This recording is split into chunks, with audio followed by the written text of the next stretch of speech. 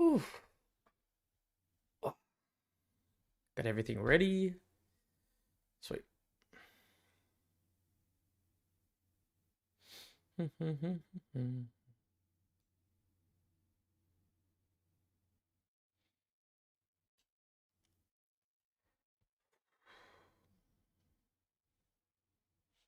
Card's still gonna take a little bit to start, I think.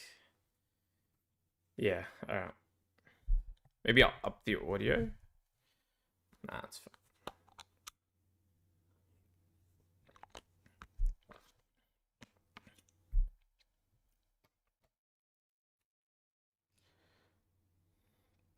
All right. Let's get into this card.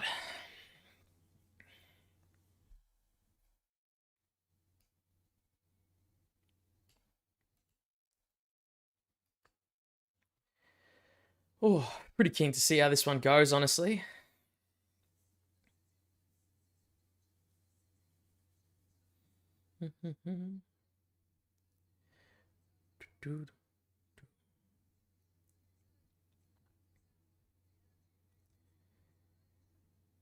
All right. I guess I can start this timer as well. How's the audio for everyone? Is it okay?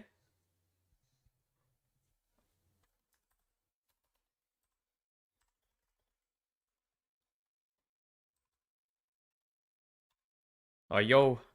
How you going, Maverick? I can see your chat.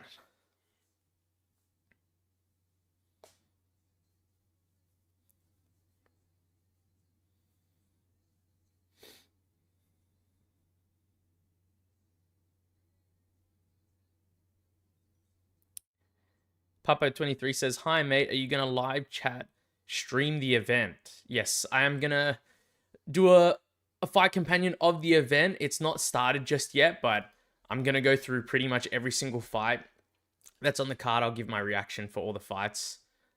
These are going to be the slides that are going to be on the card as well. So let's say Shaunna Bannon versus Sam Hughes is going to be there. I will have things like a fight clock there. So the fight clock will be underneath, and then I can start the timer as well. So everyone knows what time the fight's happening.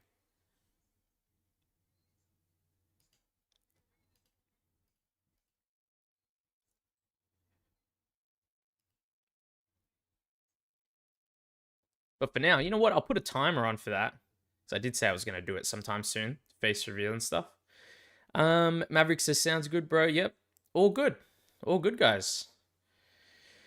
Oh, hope everyone's doing all right. Honestly, like this card's very much like not a regular card for me at all. It's currently 2 a.m. where I am, and I believe the card's probably going to finish by 7:30 a.m. when it's all said and done. Papo23 says, I'm stuck in Vietnam and I just can't get the live stream. Yeah, dude, that's fair enough. I've struggled to get the live stream a couple of times. Like when I think when I went to Vietnam, I struggled to watch a few events. I've been to Vietnam myself. And maybe even when I went to Bali as well.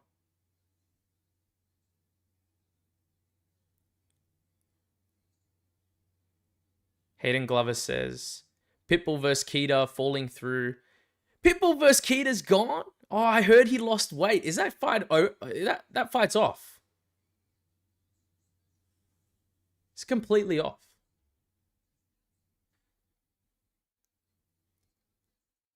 Oh my god.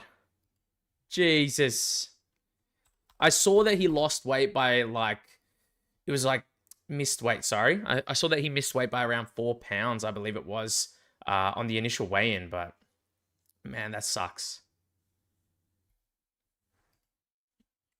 Seeing Keita.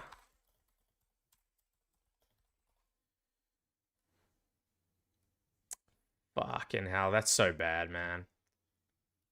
That just ruined some cards.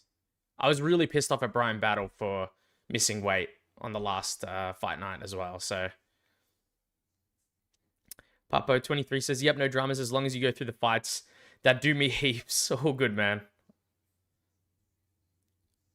I just have to remember to like switch through the fight timer. Something I always forget. I'm new to this, so.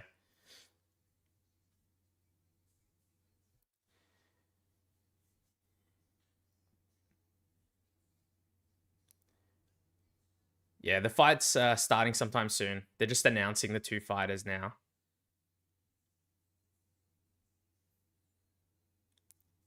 CCFC says, how are we doing? I'm doing good, man. Hope you're doing good. The fighters are just walking out now, so I'll move over to the fight. But there's a few things I was going to talk about on this card, maybe when a few more people are in here as well. But I do want to start doing more stuff for the channel in general. So I do want to, like, in the end, cover more things. I'm going to be doing Dana White's Contender Series, I think, from now on. That's something I really want to do. I might cover some of the bigger boxing events that get put out, or just some crazy events like the CJI event that took place. Like, I'm pretty sure that's pretty interesting. Chael Sonnen got submitted by Craig Jones in like 30 seconds. So I'm pretty sure people would want to hear about that. And then maybe some really good ONE FC events. Like, I just watch everything. I watch so much MMA, boxing, and everything in general. So I want to cover more things.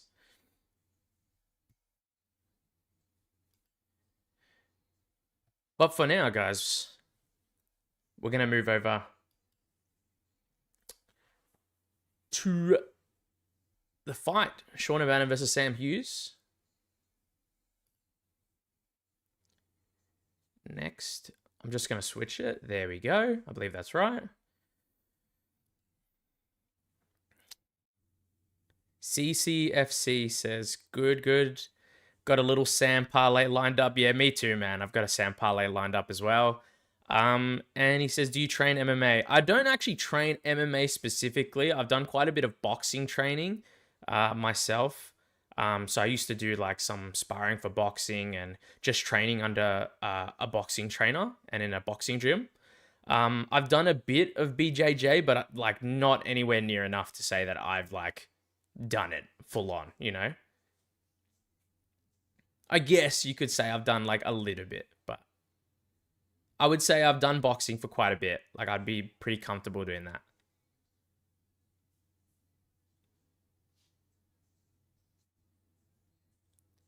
Nice, man. I see. Yeah, thanks, dude. I've always loved like combat sports though. I've watched so much. I initially got into boxing, of course, but the UFC is just insane. So many other organizations are good as well. Like, if anyone watched the one fight night that just happened yesterday, that was pretty crazy. Like, I think it was 135 was the fight night for. Every single fight was a finish. I think it was except for the main. So it was pretty crazy. It was a great fight night.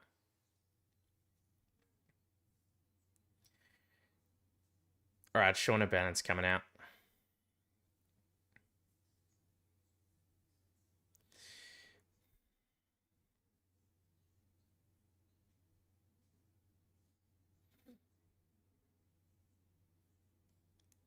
I put this countdown up, but I'm not really paying attention to it. But basically, as soon as the fight starts, guys, regardless of the countdown, I'll just put my face on the screen anyway. But yeah, this will be the first time I've put any... I haven't put any of my face in an actual video before, so I was a bit nervous at the start, but I think it'll be better for like the fight companions in general, because it's like people would like to see the reaction of the person that they're watching.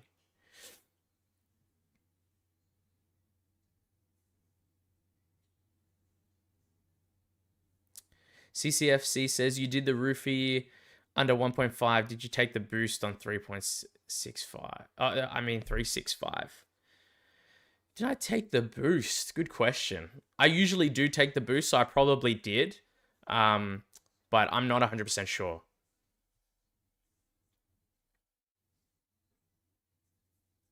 I would say there's a good chance, though. Probably 80% chance I took that boost.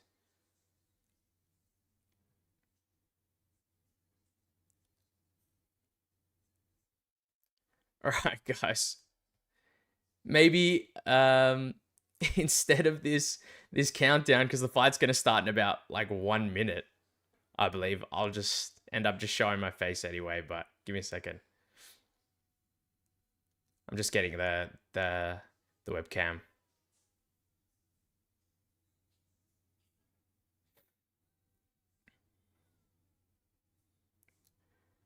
Right, I'm going to take this off. Can I turn this? Reset.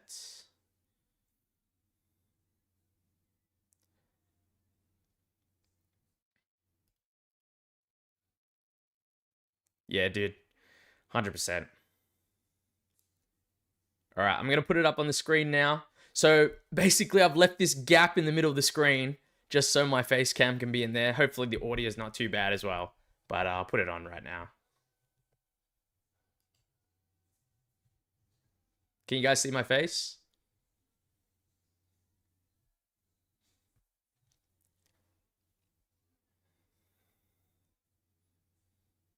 Just let me know if everything's working all right, guys.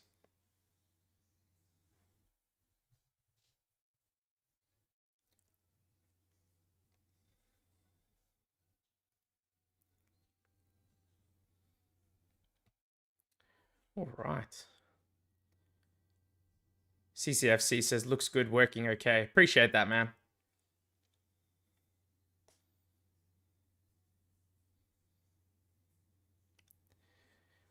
All right, we're getting started.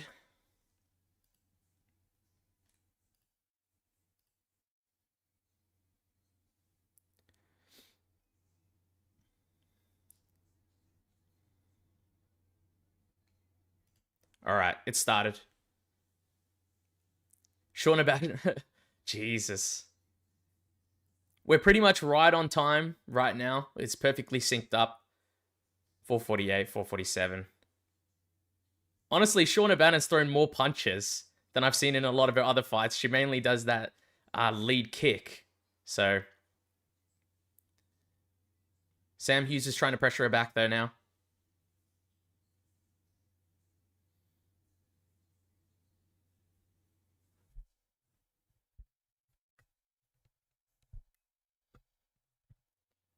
Good jabs. She's trying to clinch up. Sam Hughes lands a knee.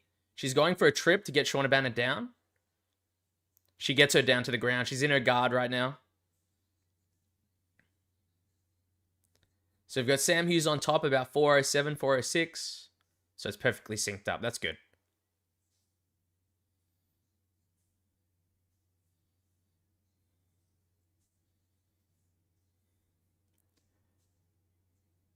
Yeah, she's just in her guard. Shaunna Bannon looks like she's trying to do something off her back. She's bringing her knee pretty high up on the shoulder. She's trying to get some sort of triangle going, but CCFC says, nice takedown. Yeah. It's always a good start, especially like establishing control for WMMA is really big in general. I feel like a lot of the time they end up leaning towards a fighter that just gets a takedown in some portion of the round. So this is pretty big. Just needs to avoid the submission off her back.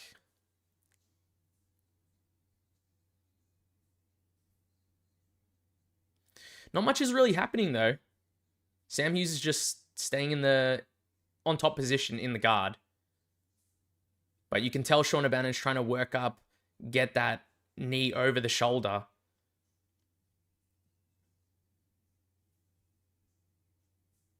All right.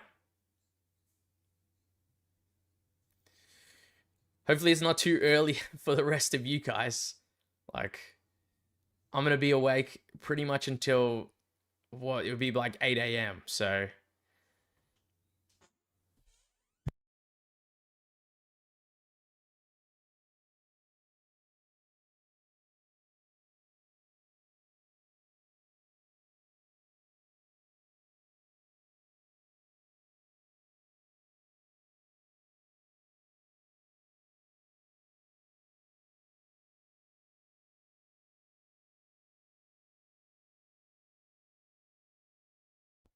sorry. It's just my partner in the room.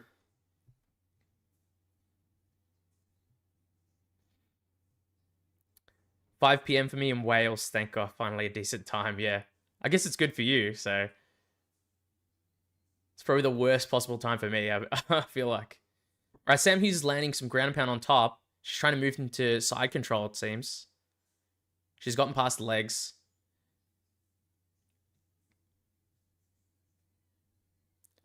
Oh, she looks like she's working for a crucifix. Has she got it? I was trying to see it. She's in the position. This is Khamzat Chimaev versus DDP right now. Big elbows.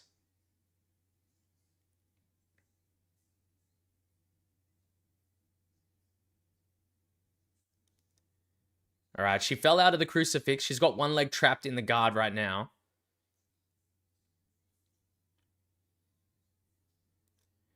Oh, she's got the back. She looks like she's trying to get the rear naked choke. She ends up on top again, though. She's trying to get some sort of mount here. She's progressing again, trying to go for the crucifix. I think she's got it again. She's really trying to get that arm controlled, though.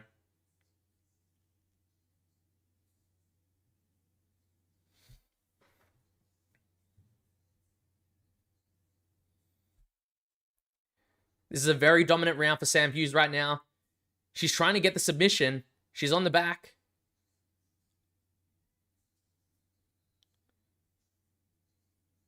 Oh, man. She's going for a few elbows. She's really trying to get that rear naked choke, but it's not working out. They're back on their feet. We've got 10 seconds left in the round. Shaunna Bannon goes for an elbow here, but she's getting tripped again. Nice elbow from Sam Hughes. The round's over, guys. A pretty clear Sam Hughes round, I feel like. All right, we'll go plus round there. Yep. And then reset clock. Pretty clear round, guys. 1-0.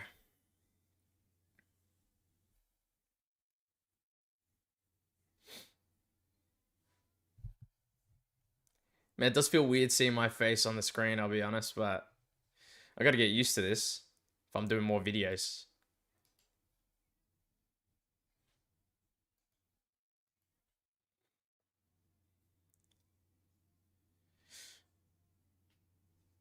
Jeez. I think a few people were trying to convince me to go Shaunna Bannon on this card, but I just couldn't do it. Like, even if she somehow gets like an upset submission, I can't justify a pick when the majority of what I've seen is just that side kick and then pretty much nothing else. So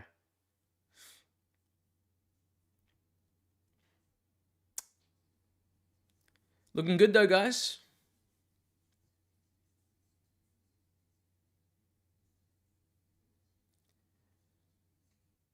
All right, she's starting off. She's trying to lead with that kick again now.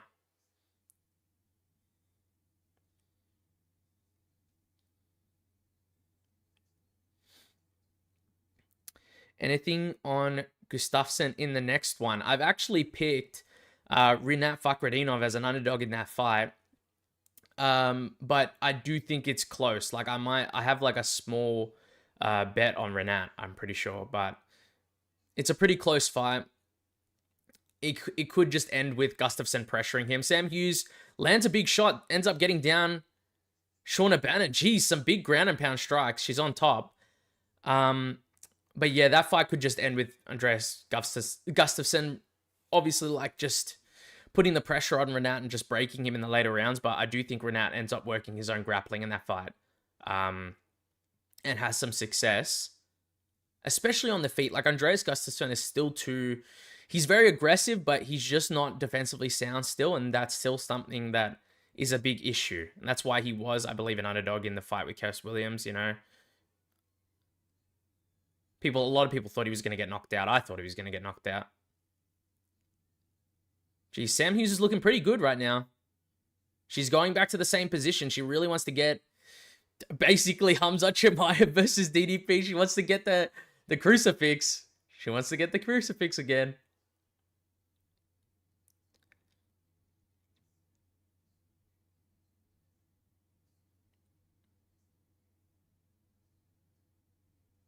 Oh, she's working for it. Landing some elbows. She almost looked like she was trying to go for an armbar there for a second, but Oh, she's got the back again. She's got the rear naked choke. Is that it? Oh my god, she's got the rear naked choke. She's tapped. Sam Hughes submission in the second round, guys. Let's go. Dude, I knew she was going to do it. She's just too good compared to Shaunna Bannon, man. Good start, guys. Very good start. Yeah. CCFC says, so glad I didn't play the over. Yeah. I think a lot of people were going like the distance on this fight, but I did think it might have gone like to decision myself. Like I'll probably edge it to decision, but Sam Hughes is pretty good compared to Shaunna Bannon, in my opinion. I thought she could have potentially got her out like TKO on the ground, but submission is still pretty good, man. Fantastic stuff.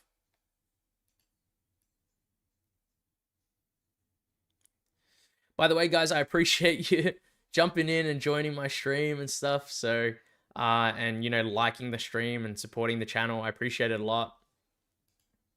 So, thanks, everyone. I appreciate it. I just wanted to say that. All right, we're going to be moving on to the next fight, which I'm a bit more keen for, but pretty sick still. All right, I can move fighters. Next. Gustafsson. Fakhretdinov, there we go. All good.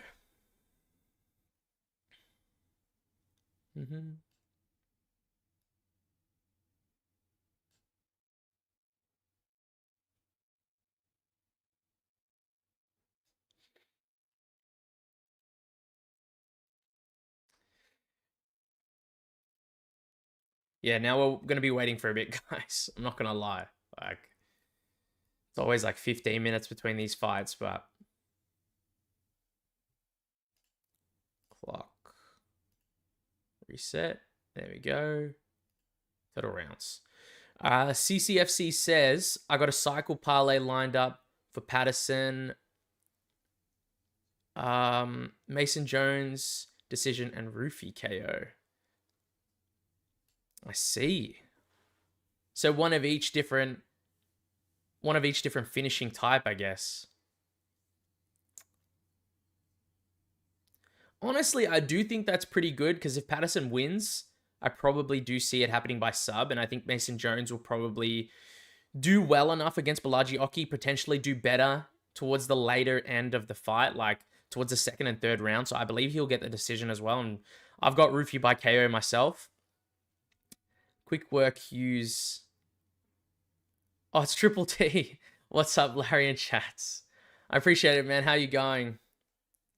I've got my face cam on now, man. So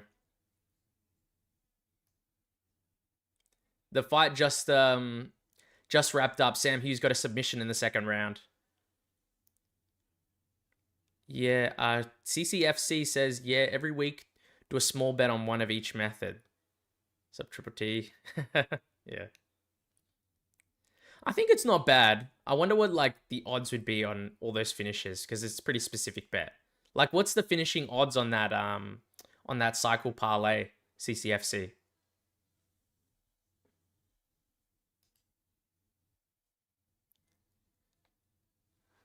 She's just talking about how coach is here, I think.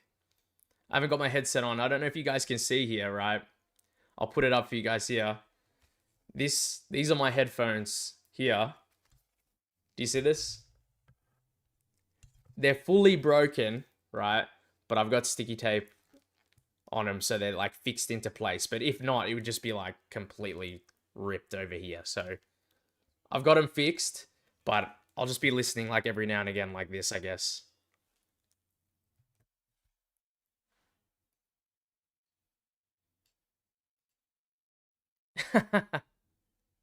They're old as me, mate.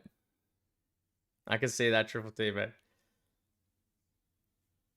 I've had them for quite a while now, and I'm just stretching them out. They're done. I'll be honest, they're pretty done.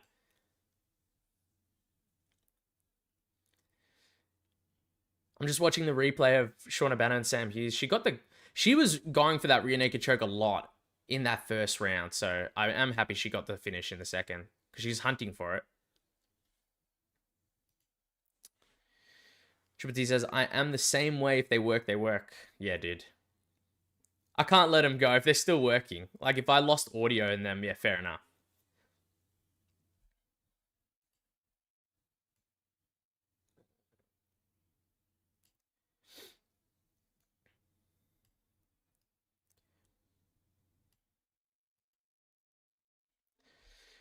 All right. I'm sure a lot of people in the next fight, though, probably have, like, Gustafsson over Rinat Fakhretdinov, yeah?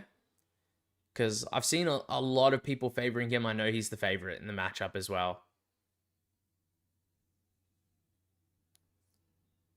Voice of Reason says, trying to balance on one leg and side kick a grappler over and over again is a sure way to get taken down. Yeah, true, dude. 100%, man. It wasn't going to work out for her too much in this fight, dude.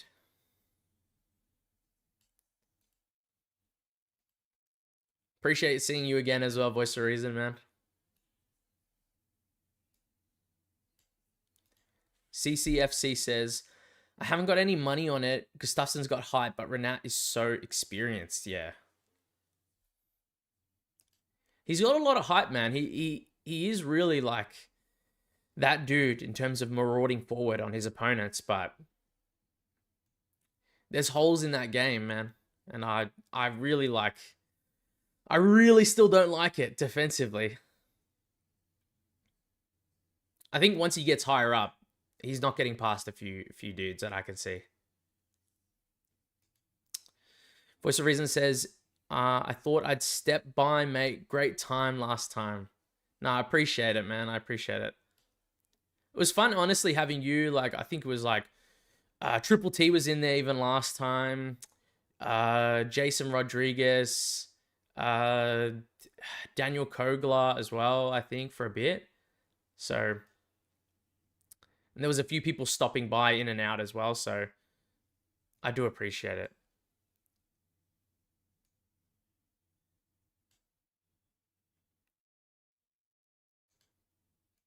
It was actually a lot of fun for me. I think that's like my main reason why I wanted to do this again and then make it a little bit better. Like have my face on screen as well. Like try to make it a bit more enjoyable for everyone, you know? So, Voice of Reason says, is Rinat really coming off like 3 robberies or are people over exaggerating? I've only seen the Leal fight. There've been very close fights. I would say the Carlos Leal one should have gone to Leal, in my opinion, but I wouldn't say it was like a full robbery. I would say it's close in the others. Like, I think maybe if Dalby did a bit more in that fight, did a bit more damage, then I could edge it to him, but I don't know. He's had tough opponents and tough fights with tough opponents for sure. Sorry, I'm just reading the messages. Okay, so it says, Leal fight was bad enough, such a bad decision, CCF says. Yeah, I do agree. I think it should have gone to Carlos Leal as well. So, Triple T says, did you have to rewatch the fights? And are you dropping a Canelo video? I'll probably drop a video sometime soon because I believe the fight is on Sunday as well, next week. So I will do a video sometime in the middle of the week just for that main event. But honestly, I'm still tossing up on who to pick. Like, I think initially I just want to lean towards that size advantage, like just that advantage from Canelo as well. And of course, he's just so good. But from a technical aspect, Crawford is a more dominant and more technical fighter, in my opinion, than a lot of fighters I've seen before. Like I think I've like talked with my own boxing coach about Crawford quite a lot myself. So it's gonna be a good one. It's gonna be a good one. I wouldn't see Crawford getting finished though. I'll tell you that. And about rewatch the fights, what were you referring to, Triple T? Like which fights to rewatch? Are you talking about like the Carlos Leal one, the Nicholas Dalby one? I did rewatch a couple of them, but it's more when I'm rewatching fights, sometimes I'm fully focused in what the fighter's doing. I'm not really focused in scoring as much anymore. It's more just like, oh, is this guy like, how is he doing in this position? And what is he taking advantage of here? What is he doing badly? You know? So I can't give you like a scoring there if that's what you're referring to.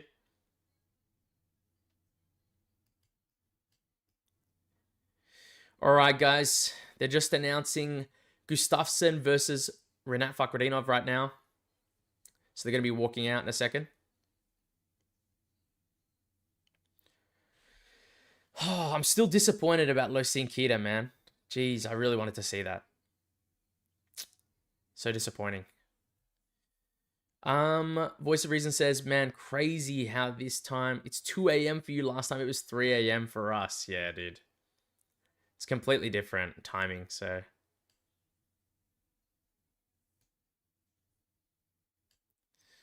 And Voice of Reason says, yeah, that was probably my most anticipated fight. Yeah, dude.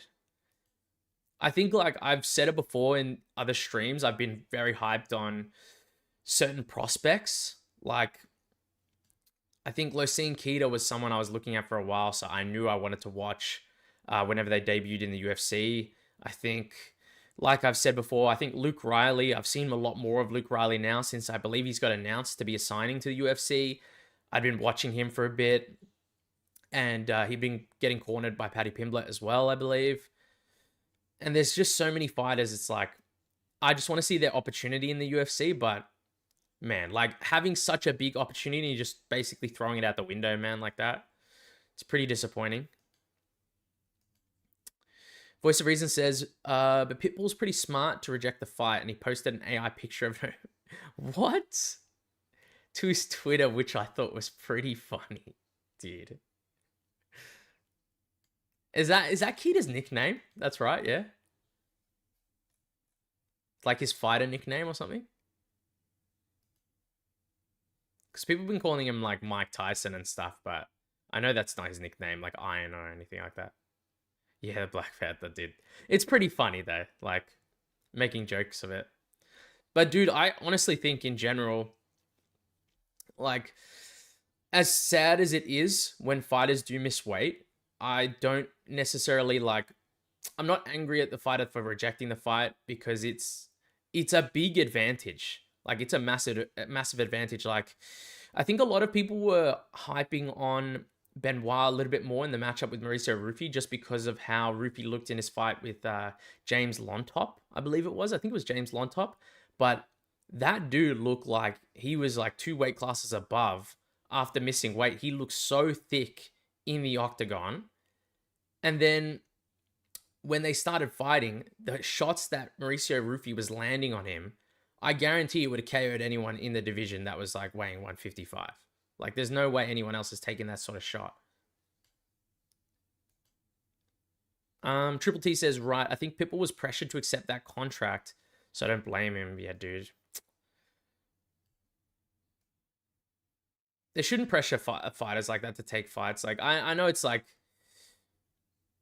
I think a lot of fighters that are not earning as much money, they would have taken that easily. But obviously, since Pitbull's made his money at this point, he's not going to be as pressured. Especially to take on someone like that, that's going to be that dangerous. You're going to give him the weight advantage as well. All right. They're just checking. Andreas Gustafsson is getting into the octagon right now. All right, so Papo23 says, I lost because I put decision stoppage. Decision stoppage. What, like a decision KO on Andreas, or?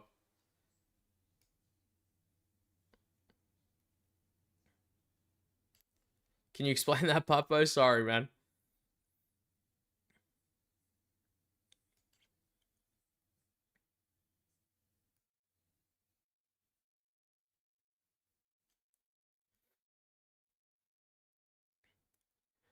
All right, I'm just trying to move this on my screen so I can make this a bit bigger.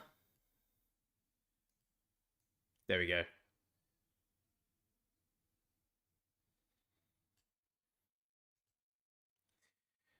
031 Maverick says Gustafsson is strong, man. Have you seen him in the weight room?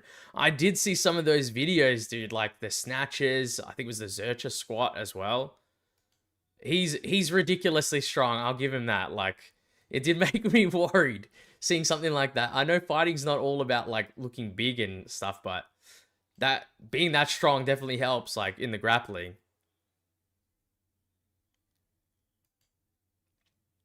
He does look mean in there, man. Like, Jesus, he's muscled.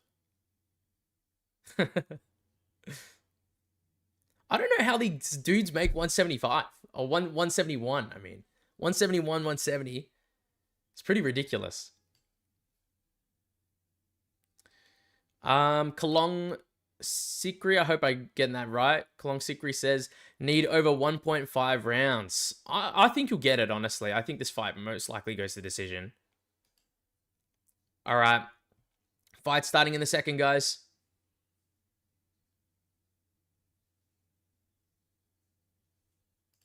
All right, I've got it. Triple T says, can you still draw on the graphic? I sure can, man. I sure can. So I'll put the lines up. Oh my God. As soon as I said that, Andreas Gustafsson is pressuring like crazy. Oh my God, what is going on? Rinat's hitting him with the uppercuts right now. This is a high-paced fight, guys. I said, dude, this guy's going to get KO'd doing this against a lot of other people, man. He'd be lucky if he doesn't get knocked out by Rinat right here. Jason Rodriguez, how you going, man? It was nice to see you, dude. Oh, man, he hit him with a nice straight left. Another nice straight left. He's backing him up now. Did he hurt him? Oh, my God. Rinat's going after him.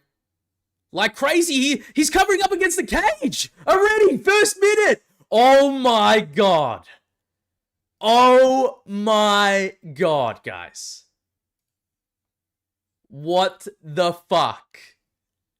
All right. I'm happy. I picked Rinat as an underdog, and I said, like, I do not like this zero defense over aggressive person who's just going to try to walk you down.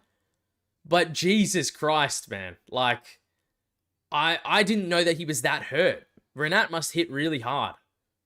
Holy shit. I feel bad for Kalong. It is finished, man. I'm sorry, dude. It finished in the first minute, man. Oh my God. I'll pause the timer. It finished at like 4... It was like 4:06 or something. He hit him with a good left hook. What's going on here? Right, he's going for jabs. It was the straight left. It hurt him for a bit. He started pressuring him back so he could tell he was hurt.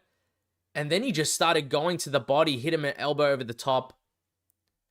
Oh, man. It was that straight left. It landed square, like flush on the nose. I'm watching the replay now. Oh, my God. Dude. Rinat's good, man. Rinat's good. Jason Rodriguez says, cash leg one. Nice job, man. And then Voice of Rhys says, damn, over 1.5 didn't hit. Yeah, it's pretty unlucky. Like, I did not see that coming in the first second, unless, like, it was a full out cold knockout. I didn't think he would crumble like that against the cage, especially. But he hit him really hard with that straight left. That's good, guys. That's one of the underdogs. I picked at least, like, 5 on this card, so I'd be happy if maybe even, like, 2 more get the win. Hopefully, so...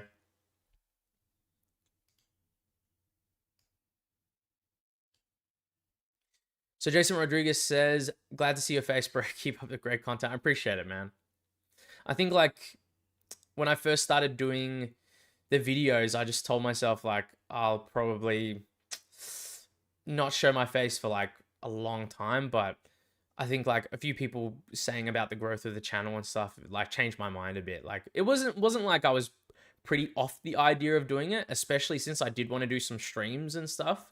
And I thought that for these types of streams where people can talk to me and stuff and they might want to see like my reaction to fights or like just like sort of try to have that the connection when you can see someone on screen, I think it's just better. Yeah.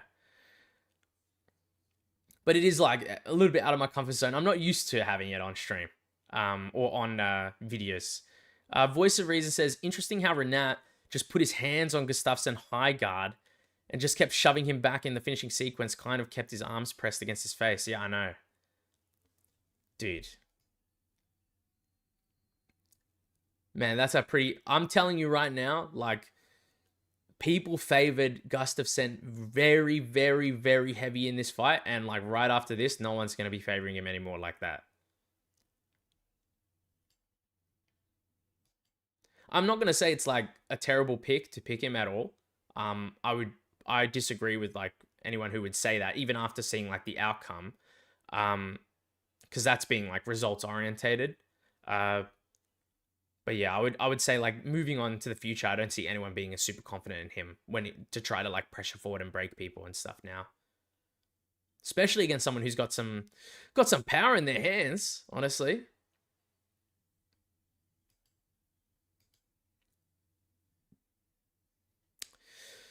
Oh, but we're 2-0 on the card so far. That's good. All right, what's the next fight? I believe I have... All right. Brad Tavares versus Robert Bryczek. Man, that's going to be... This could be another, like, upset in the first round or something, which I'm pretty worried about, because I'm pretty sure I have a bet on it in a parlay to, like, get at least over the... I think it's to go, like, 2.5 rounds or something. Or 1.5 rounds. All right, we got Rinat there. Next one. All right, perfect.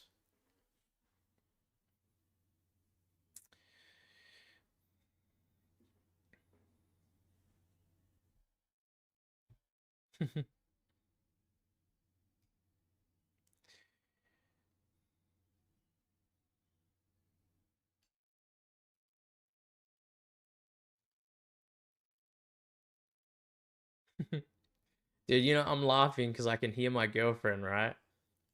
And her sleep schedule is gone, guys, as well. Like, I think she just went to the gym, like, late at night as well, so...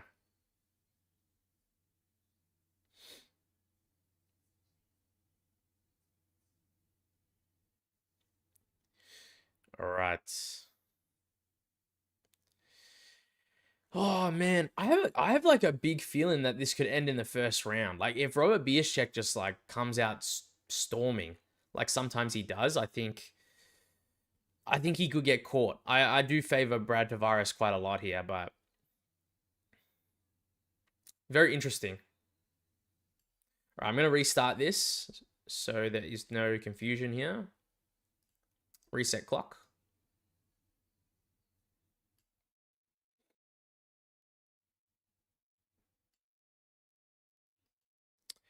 Triple T says not many people picked Rinat Fakhretdinov. Yeah, I know, man. Like, I was honestly surprised about that, just because I know people are saying, okay, like, he's had robbery fights and a lot of these fights have been close, and, like, Andreas looked like he just stomped out like Chaos Williams pretty much, like, just because he just walked him down, did so crazy against him in terms of his pressure. But and I do rate Chaos Williams. I do think he's a pretty solid dude and pretty dangerous as well. But, like, the fighters that he's versing, Rinat Fakhretdinov, that is, they're still pretty high level. Like, Nicholas Dalby's a tough dude to verse. Carlos Leal is still tough. I know that he got KO'd the way he got KO'd recently, but he's still a very tough dude. So getting a close fight with these dudes and, like, still winning and getting the win, even though, like, one of them was probably a robbery decision, it's like, you're still good. You're still really good. So, Voice of Reason says, are you favoring Tavares or are you picking against Rob? I did mention just before, yeah, I'm favoring Brad Tavares here. Just because I think if it goes the distance, which a lot of the time it probably does, I think he's just less one-dimensional and he's better, honestly, on the feet. Like, I think Robert Bryczek can be a bit one-dimensional, and it was shown in the fight with Ior Pateria. But I do think he's very fast and very dangerous early. So I think it's going to be pretty much a 50-50 in the first round. But I think as it goes longer, I probably favor Brad Tavares to win this fight.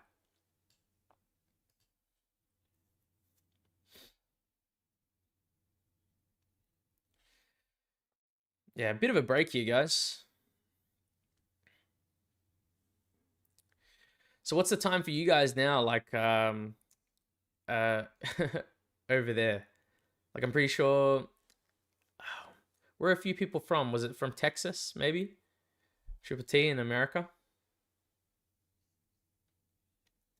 I think it should be. I'm not actually sure what the time is over there.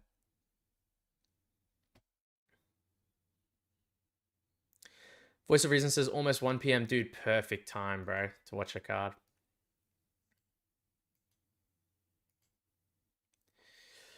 Oh. Voice of Reason says I'm from Ohio. I hope like one day I can go see like a bunch of these different states in America.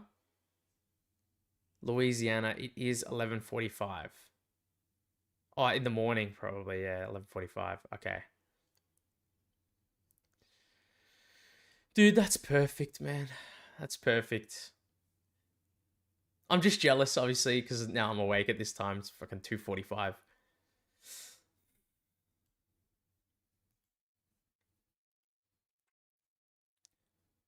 All right. I'm pretty worried about the main though. Like, so many people are just. I wouldn't say like being super negative on me or anything like that, but they're being towards the negative side because I've picked Imavov to beat Borralho, right? As an underdog, like, isn't I feel like it's crazy that Imavov's an underdog in the first place. Um, and I just I can see it happening. Like it's a close fight, but I just don't think it's crazy like some people are saying.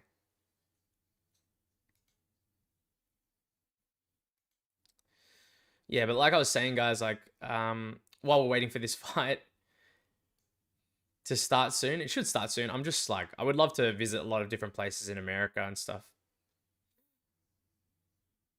I've been lucky enough to go um quite a few different places as well. Gone around a lot of places with my girlfriend as well, so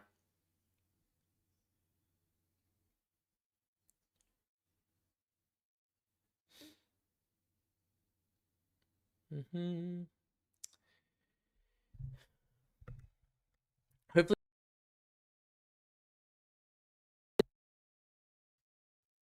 All right. I thought the audio was bugging out for a second. That's why I was saying that. All right. Robert Bierschek, he's walking out now, guys.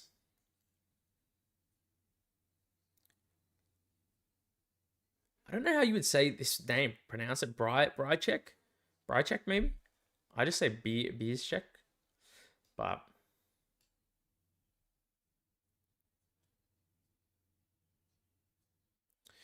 let's do this. Okay. Triple T says if you were to do a stream to catch the lunch break crowd in America, it would be from now to 2 hours time frame. Ah, okay. I see. Oh, dude. I'm going to work out a time to do a stream as well. I do want to do one more stream, actually. I would like to do 2 a week. I would like to do one for a fight night and then just one in general about maybe like weekly stuff that happens. So like maybe like weekly MMA news. Like I know obviously people saw the stuff that happened with Rampage Jackson's son as well, you know, so I think that could be topics to talk about in like a stream and like people asking questions. I think there's been a lot of MMA news actually, you know, like different fights announced, early predictions. I did put out a video not too long ago as well, so I just thought maybe like another time per week. Ideally, I would love to do a stream for the Contender Series, but it's right like it's during work time, like during work hours. I can't do it, unfortunately. Um, Papo says no on Hughes.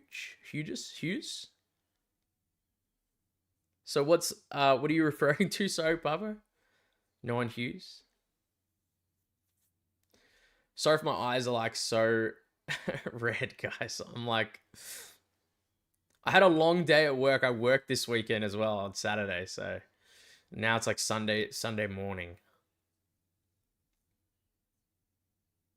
Dude, I got up at like 5:45 in the morning for work, and then I got home at like 3:45 today, PM, I think. 3:45, 4 PM. I say today, but yesterday, obviously now.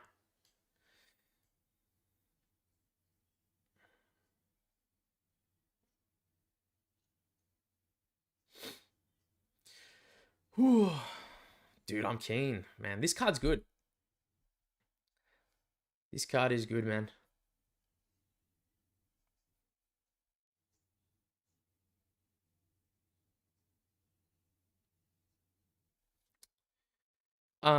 Voice of Reason says, honestly, I read that Tavares got cut like a month and a half ago. Yeah, I didn't see anything like that, man. I'm not gonna lie to you, but I've seen a few people actually just post about people getting cut from the UFC. Like, I remember when Rosenstruik got announced to get cut. I didn't believe that because I was just like, that's pretty ridiculous. I thought the guy's still looking pretty good, so. And then I ended up watching the full Dirty Boxing event and watched him get the KO in the first round, so. Hopefully he made some money there.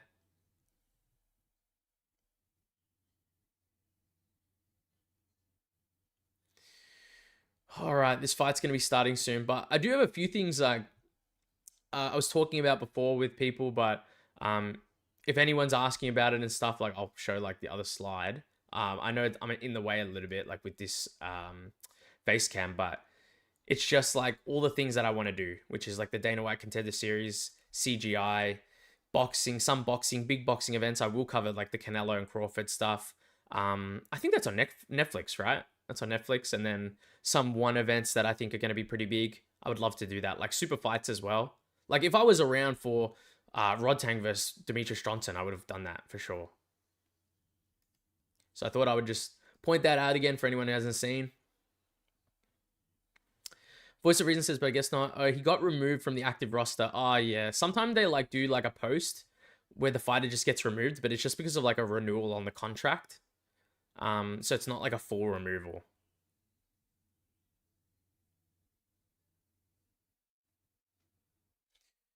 Ooh, all right, guys.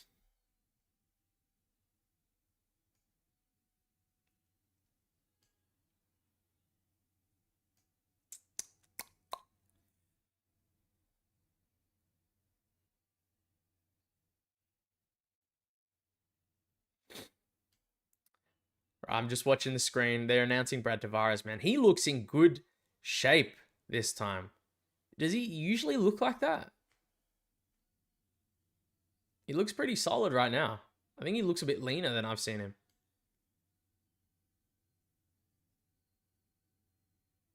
I might be going crazy though. It's 3 a.m.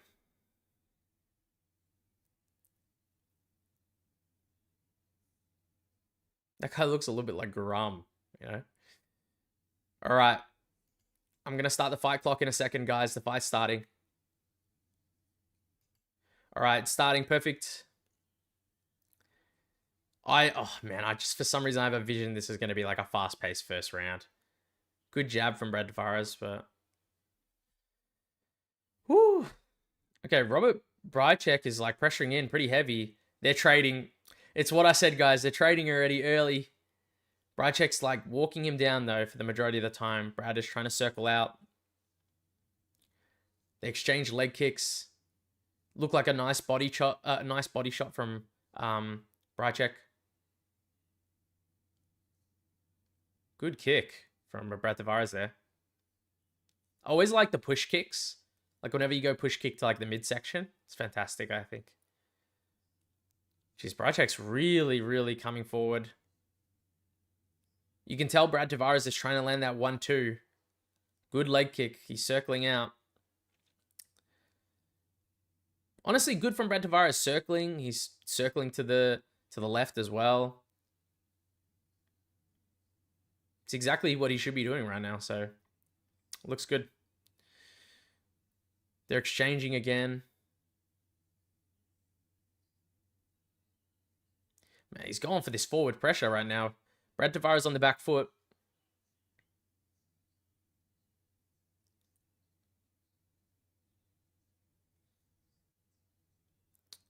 He stepped in for the 1-2 again. It didn't look like it connected.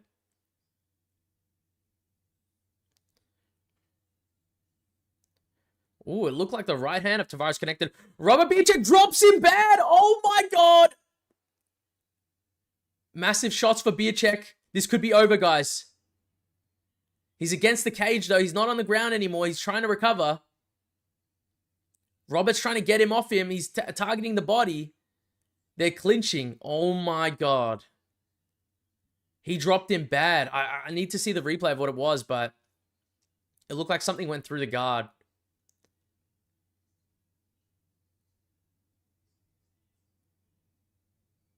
It's good that Brad Tavares is clinching up, though, now. He's trying to recover.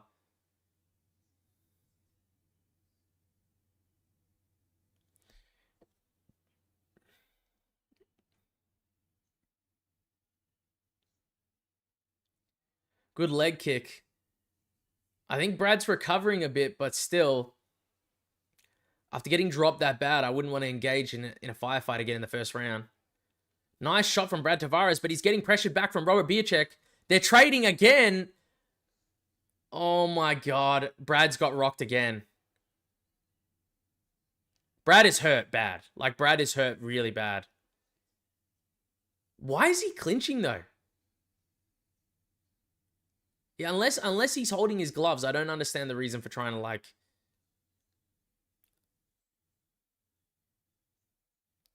So if you don't know what's happening, guys, like, Brad Tavares is on one knee. He's got one knee on the canvas against the cage. And it looks like he's holding onto the glove or the hand of Robert Bryczek, but now he's covering up.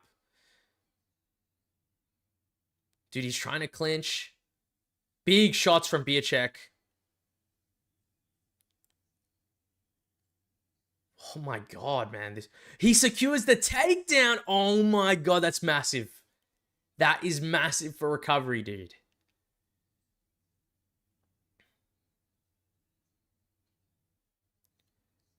Holy shit, he hurt him bad. I did say it, guys. What did I say about the first round? I said I had a feeling it was going to be like this firefight. Like, it could end in the first, but it's not over yet. Brad did secure the takedown around 2 minutes in. I believe we've got 50, 57, 56, 55 seconds left.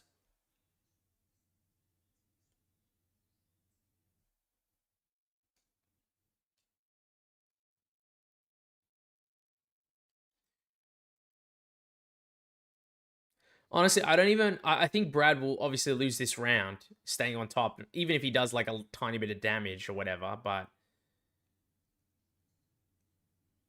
I think it's probably safe to lose the round. Like, try to recover, put your weight on him, try to make him a bit more tired.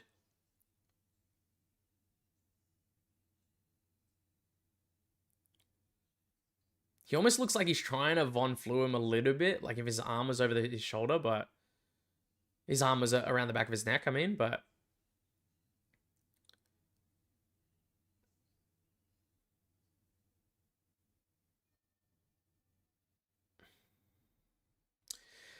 Holy shit, guys.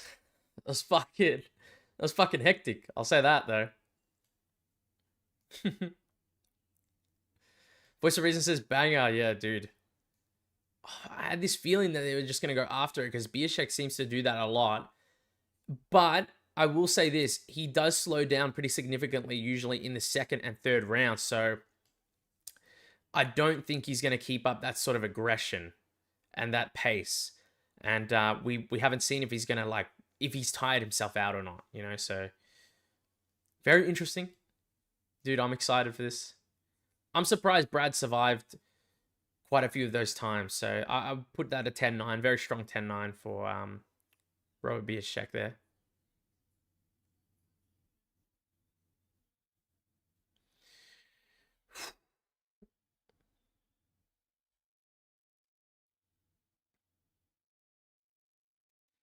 I'm not gonna lie, guys. You guys are gonna have to keep me awake later on. Like, I feel pretty good now, but man, it's gonna seep in, dude. Oh no, the clock. There we go. All right, it's the second round, guys. I'll put that up.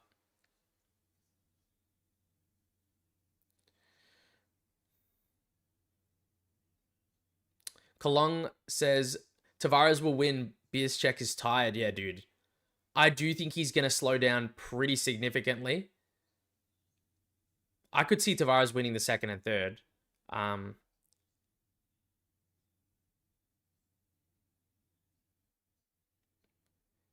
Bryczek is still pressuring forward, but it's nowhere near the same. He does look fatigued. Good calf kick there. Nice right hand from Tavares. Nice calf kick again. He wants to slow him down.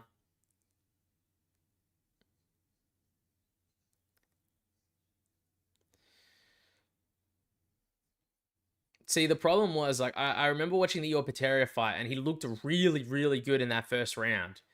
But then he just didn't do much for the second and third rounds of that fight. I think he just fully spent himself, so it could happen again here, honestly.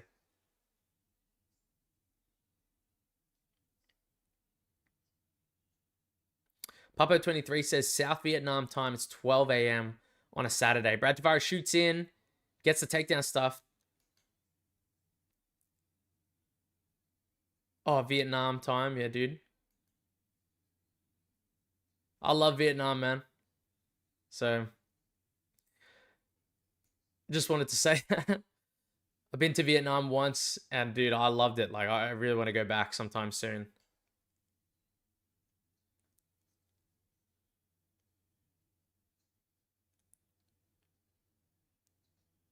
He's circling still.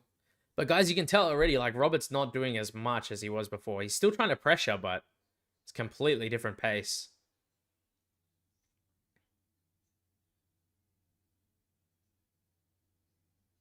Oh, nice right hand for Brad Tavares.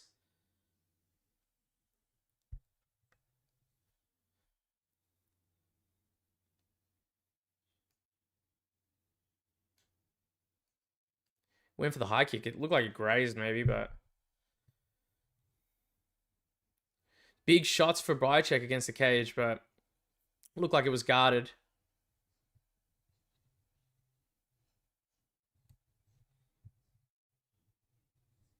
Guys, we're probably behind by 2 seconds on the fight clock on screen, but we're pretty close to the actual time here. It's 2:06, 2:05 right now. Bryczek's still pushing forward.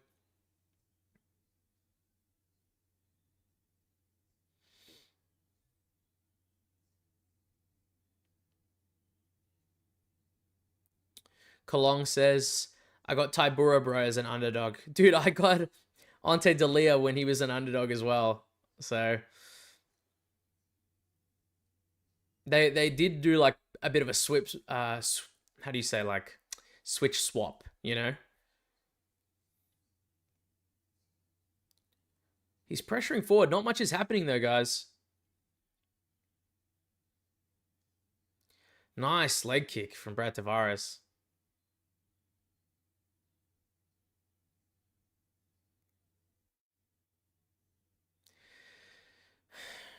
Bryczek is still like pressuring him back. He's doing the same thing again and again.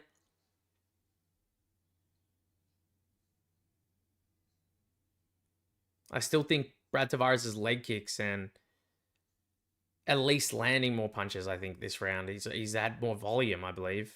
But good defense there. He's circling out. Bryczek did a good job cutting off the cage that time.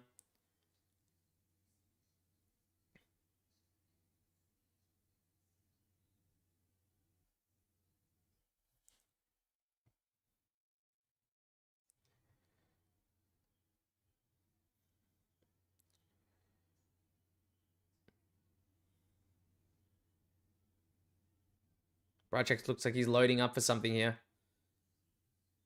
Nice. Looked like a good body shot there. Nice head kick for Brad Tavares, but 7 seconds left. Good low kick. Well, he looked like he hit Bryczek there. This one could get close, guys. All right, so if you guys can see my screen here, what I'll do is, right, give me a second. I'll put this, right? So let's go I think Brad Tavares probably got the second round. And then I'll give Bryczek the first round for sure. So it's 1-1. So I can draw that on screen at least.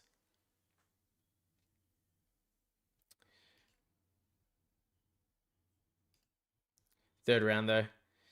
Who do you guys think won that round? I thought like probably Rob. Brad Tavares, I mean, not Rob. Brad, yeah. Papo says, I meant I lost because I bet on her by TKO decision. Oh, see.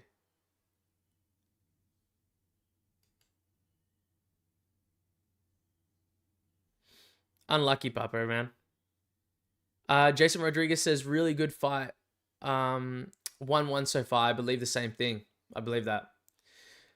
Average says, what's up, bro? Our parlay is alive.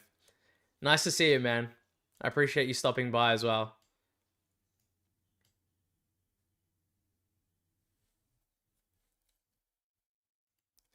Brad had me stressing in the first. Me too, dude. All right. Bryczek's pressuring a lot more.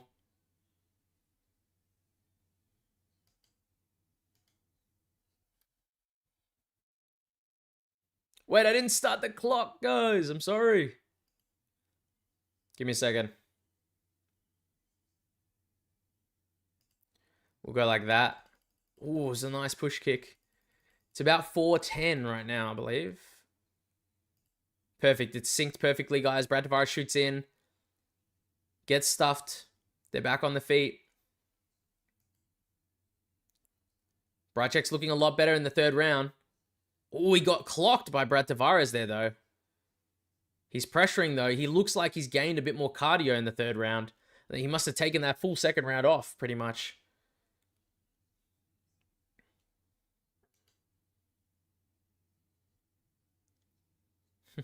Held that parlay too. Thanks. Still fighters on. Thank me later, bud. That's what they said.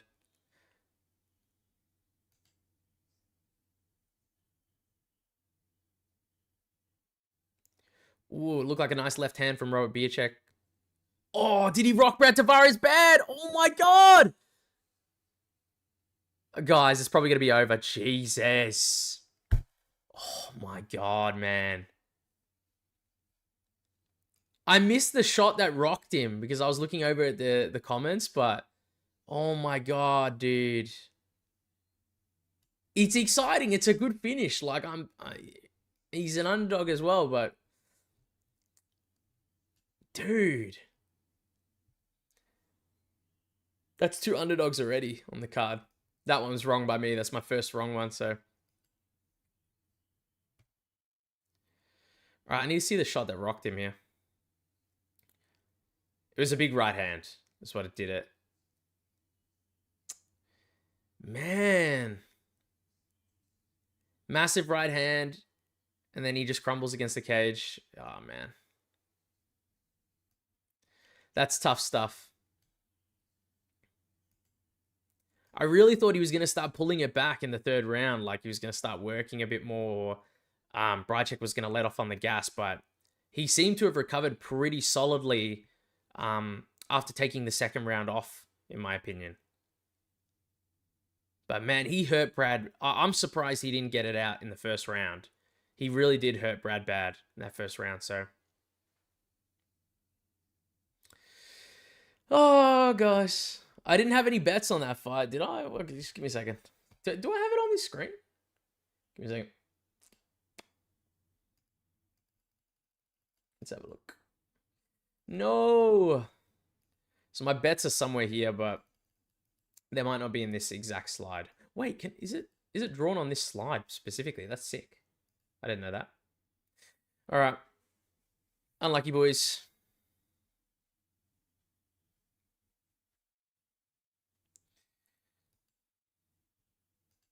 Did anyone have Bryczek by like TKO or anything like that, or?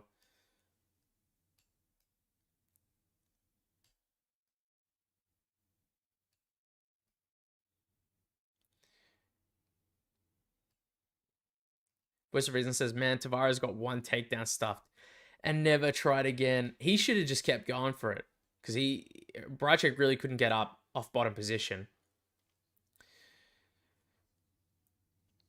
But you need to work your hands in a bit more. You know, you can't just shoot like from a bit of a distance there. All right. Without the setup at least. All right. Ooh.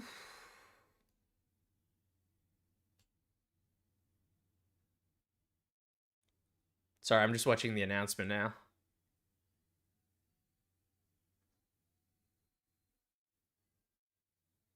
Yeah, give it to him. Very good. All right, I can change the fighters here. Patterson and Waters. All right, that's going to be an interesting one. Average says, I had a very small amount of Robert in round 1 and thought if the fight goes beyond round 2, Brad can win. I agree. So, yeah. I agree, dude. I wouldn't have put like anything in like round 3 KO or maybe KO outright would have been all right, but I thought after the first round, most of the danger would have been gone. Especially with how durable Brad is, he's pretty hard to finish. Like, who's the last guy that finished Brad Tavares on KOs? Like Gregory Rodriguez, maybe? Man, he dropped him bad in that first round.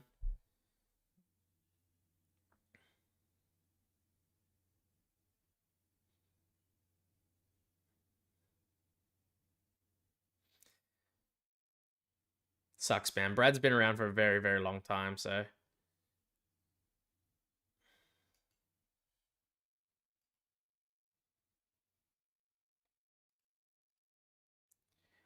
All right. Oh, I'm keen for this next fight though. Maybe it's because I've picked a pretty big underdog here, so I want to see how it plays out.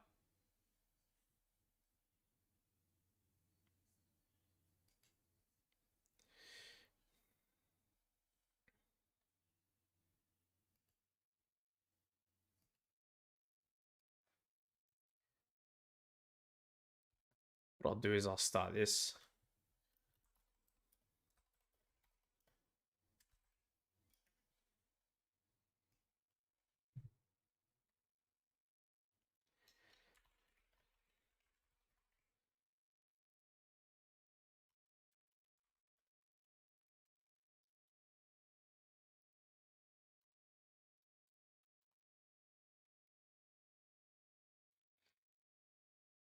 This is my first time putting a poll in now. I want to see if if that works.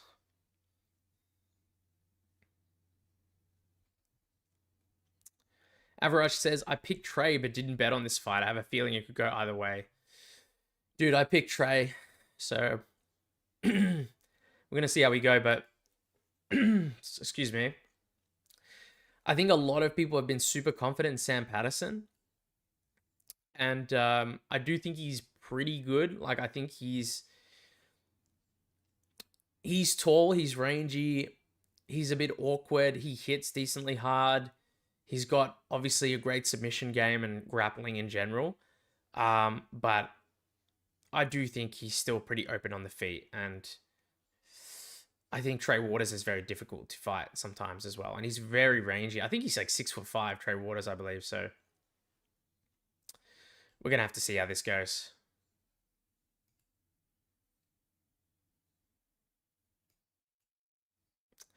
Kalong says, cursed card, man. Maybe like all the underdogs end up winning Kalong. Maybe they will win.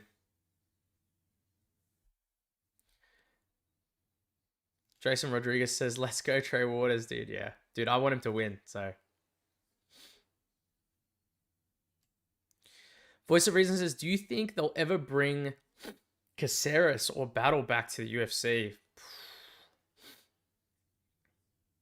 I don't think they're re-signing guys that go to the DBX. I don't know. I think there's a chance they might bring Brian Battle back, but I don't know, dude. I doubt it at this point. Like, for him to miss weight, I think he's missed weight 3 times as well. I think the UFC's like they're pretty done with him. He wasn't like the insanely exciting fighter that you like need to watch as well, Brian Battle. Like he's good, and he had like that great performance. Obviously, I think against Kevin Jusay, but it's not like the UFC is like desperate. Like they really want to take this guy after letting him go because of the weight miss.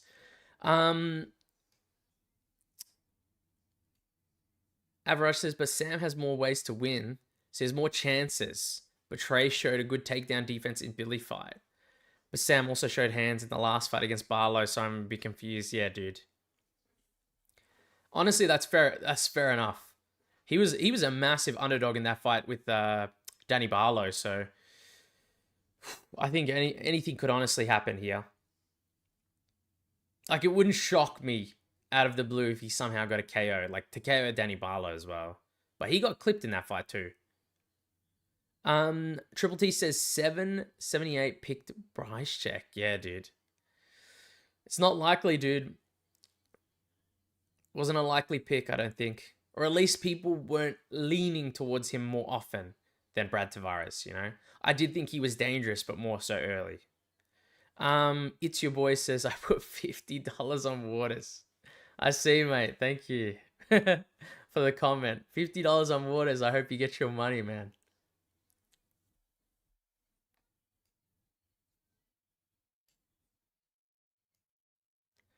He's a big underdog, but I do think he'll win, and I did pick him this time. Kalong says, up to my nerves now, I might throw my house at Paul Craig. Throw my house at Paul Craig. Oh man, if Paul Craig somehow gets a submission, it'll destroy my night. Like I'll be up until like 6 a.m. just destroyed. And then it would destroy me again, I think. Average says, bye mate, hopefully someday we will hit my parlay. I appreciate you, man. Thanks for stopping by. Have a good night if you have to go to bed or anything like that, or if you have to leave. So appreciate you, dude. Appreciate you stopping by. Voice of Reason says, throwing the house on Paul Craig is crazy, dude. Yeah. My homies came to watch, so I'm out. Peace, bro. Have fun. Thank you, dude. Take care, man.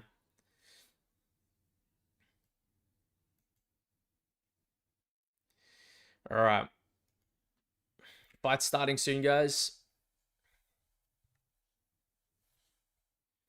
Interesting. We've got a few people picking Trey Waters as well. I assume it's because, like, obviously you guys have seen my thing as well, so you know that I'm picking Trey Waters, so...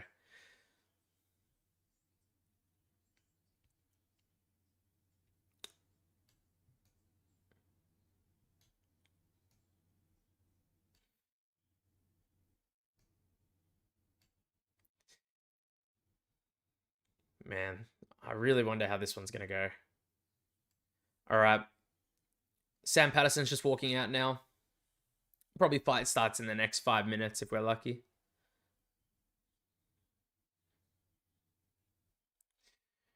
Irish Potato says, I picked him because his tattoos look better. You talking about Trey Waters? I see.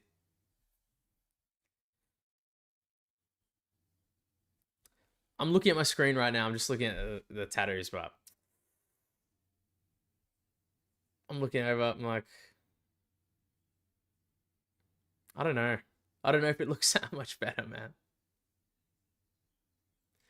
man. Voice of Reason says, my friends can't watch MMA. They always look away until they hear the crowd yell, oh, and then the guy's already out cold on the floor. So they only look after something's already happened. Yeah. I've got a few friends that pretty much don't watch at all, but I've got 2 close friends that watch like a lot. Obviously not as much as me. Like I watch a little too much, if anything. Like I'm a bit stupid with how much I watch every event, almost every single event I could possibly watch, like MMA, boxing, and stuff like that. But I have a few friends that watch a lot of UFC, and they know like everything that's happening. They know a lot of the fighters in the fight nights and pay-per-views. Kalong says, my safety parlay is Gomis and Rufy. That's not bad, honestly. I think William Gomis does well against Robert Ruchala. I wouldn't assume anything different happens. I don't think Robert Ruchala is going to just destroy him with the grappling or anything like that. Triple T says, Irish Potato. He's laughing at that. Picked him because his tattoos are better.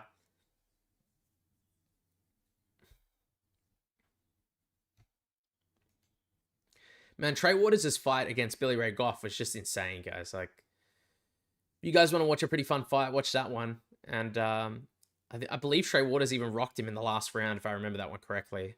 I watched that one again recently. All right, fight starting in a second, guys. I'm going to have the fight clock ready.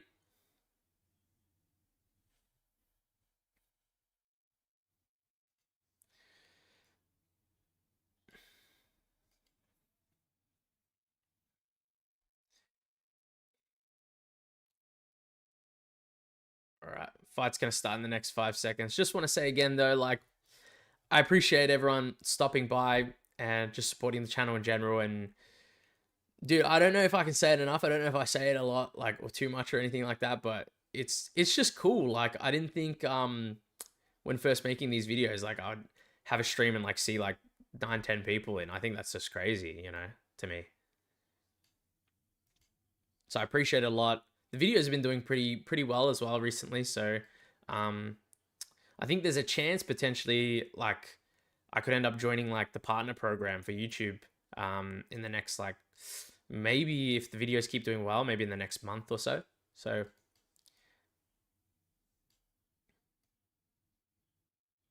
that'd be pretty cool. Like, earning a few bucks from YouTube would be pretty nice. All right, fight starting in a second, guys. I've started the fight clock. Clint Perez says, greetings from Cape Town, bro. I appreciate it, man.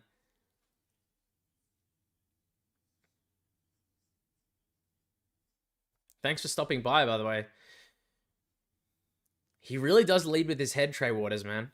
Triple C says, good luck. Hopefully that is soon. I appreciate it, man. Yeah, 4:34. Fight clock's pretty much spot on. Nice jab exchange. I believe Sam Patterson has the reach advantage just slightly against Trey Waters. Nice leg kick from Trey Waters.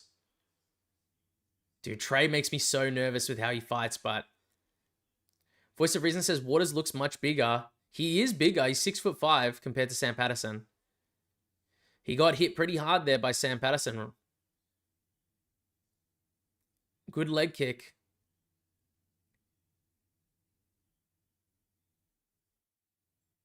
All 3 fights have been finishes so far. This is the 4th fight on the card. Hopefully my volume's okay, guys. I had to reset a few things, so Sam Patterson looked like he went for a back fist there. Didn't hit. I think they've both cracked each other a fair amount. Like, Sam Patterson's nose looks red already. Trey Waters is, I think he's bleeding.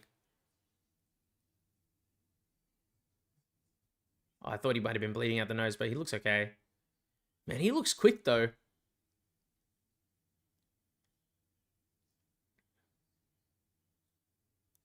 Those low kicks are looking pretty good for Trey Waters right now. Sam Patterson's trying to land his jab.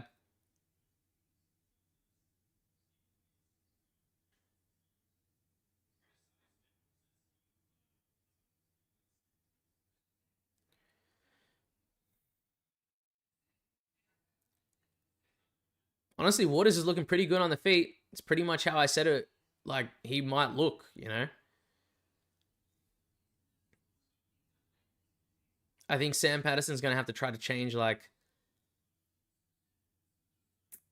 change the game plan. Maybe even try to mix in that takedown sometime soon, but you never know. Anything can happen. He's got a pretty hard-hitting right hand. Nice shots from Trey Waters. Ooh, good jab from Trey Waters. It looked like Sam Patterson went for the low kick there. Trey Waters got the jab off.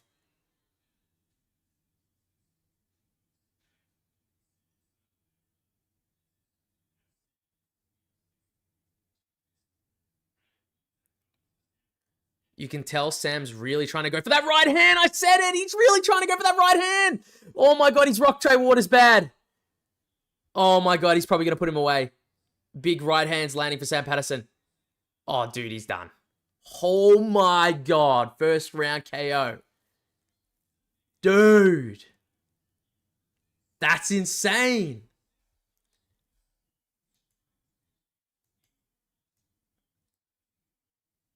Oh my god.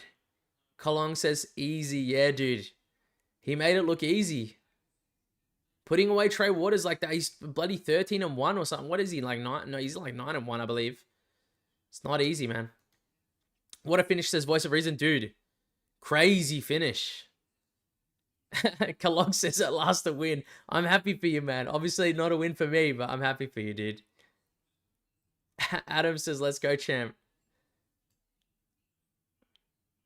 Holy... I said it right before he did it. I was like, he looks like he's looking for that right hand. And as I said it, he just fired this right hand down. Rock Trey Waters over the top. But he seemed like he was looking for it for the majority of the fight.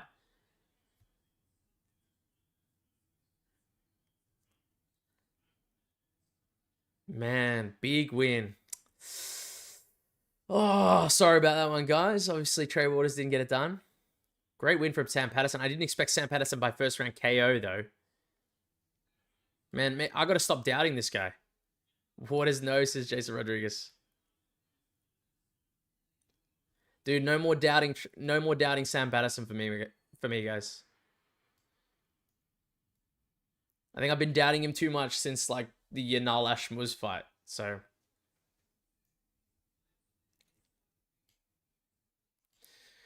oh man, what a finish. This card's been insane so far.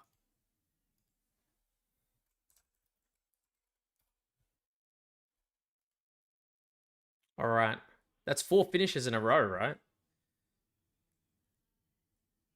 Jesus Christ. 2 first round finishes, 1 in the second and 1 in the third.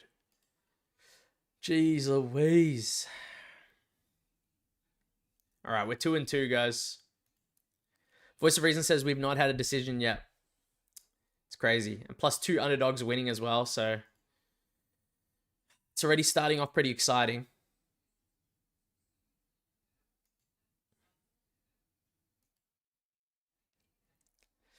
All right. Jeez. I'm going to try to figure out maybe a way I could still put my bets on screen. It's just like, obviously I'm experimenting. It's only my first stream with the face cam as well, so. Man, Trey Waters, unlucky, dude.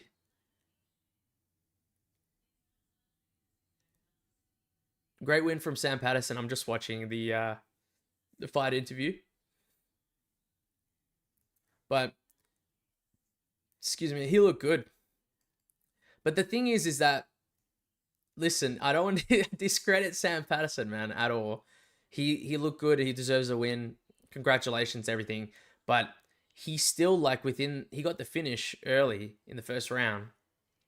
He still got a cut over his face. Like, the guy's still getting cracked by shots. He's still getting hit. And it is a concern, I think. Like, moving forward into harder matchups and stuff.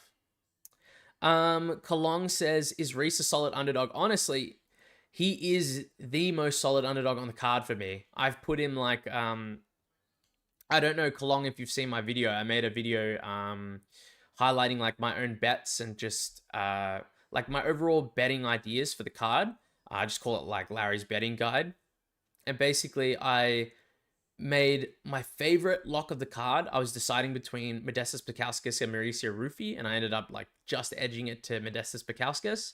And then my underdog lock of the card, I picked Rhys McKee just because I thought that I honestly just think he's so good in this matchup. He's got a lot of advantages in this matchup against Axel Sola.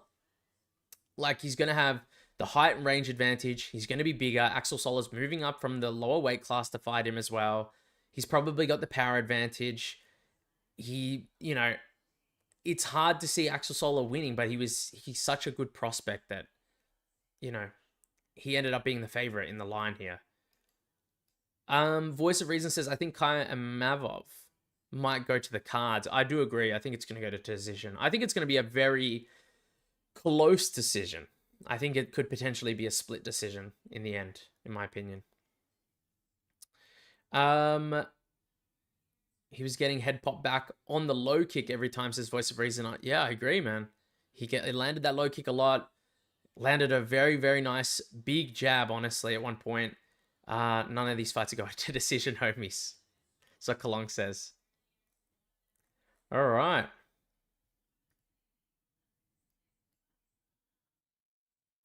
Great win, honestly, from Sam Patterson here.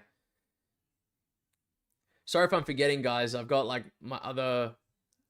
If you can't see, like, here's the main screen here in front of me. So this is where I'm watching everything. Um, I've got like my window here. Like I'm trying to move my eyes over, but moving it here. I've got like, how do you say?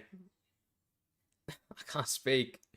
I've got the screen where I watch the UFC here, right? But on the same screen, I have the YouTube chat as well here, and I've got like how I changed the um like the fight clock and the face cam if I wanted to turn it off.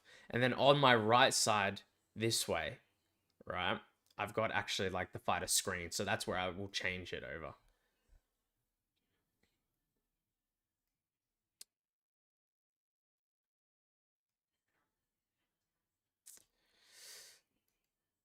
It's showing highlights of BSD right now for the UFC, but I'm so worried he's gonna get KO'd and it's gonna be like an actual disaster KO, like a flatline KO. So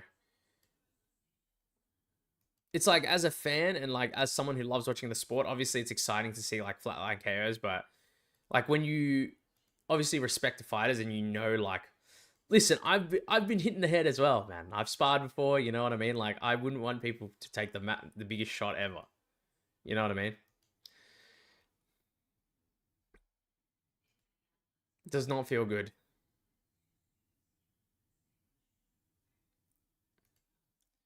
I'll put up a poll for the next fight. Wait, I can't do that? Unless I end it. Okay, there we go.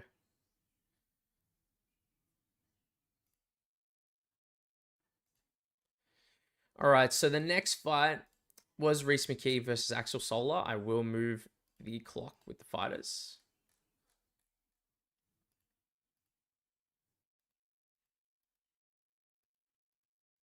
Wait, do I not have this? Oh, no.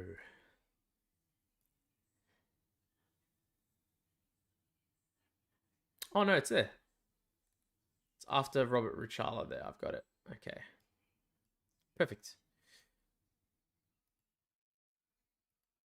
Yeah, if you guys have like any questions for me, just feel free to ask them. Like I'm keen to like answer any questions just about like maybe even like the channel, any different events, anything like that, like that you guys are curious about. Like probably now's the best time because like I said, I'm only gonna do the streams once a week for now. I'm trying to find another day to do them, but and probably one of the best times for you guys. Like I want to try to do it because a lot of people that watch the cards end up being from America, so I do want to like cater to that a little bit.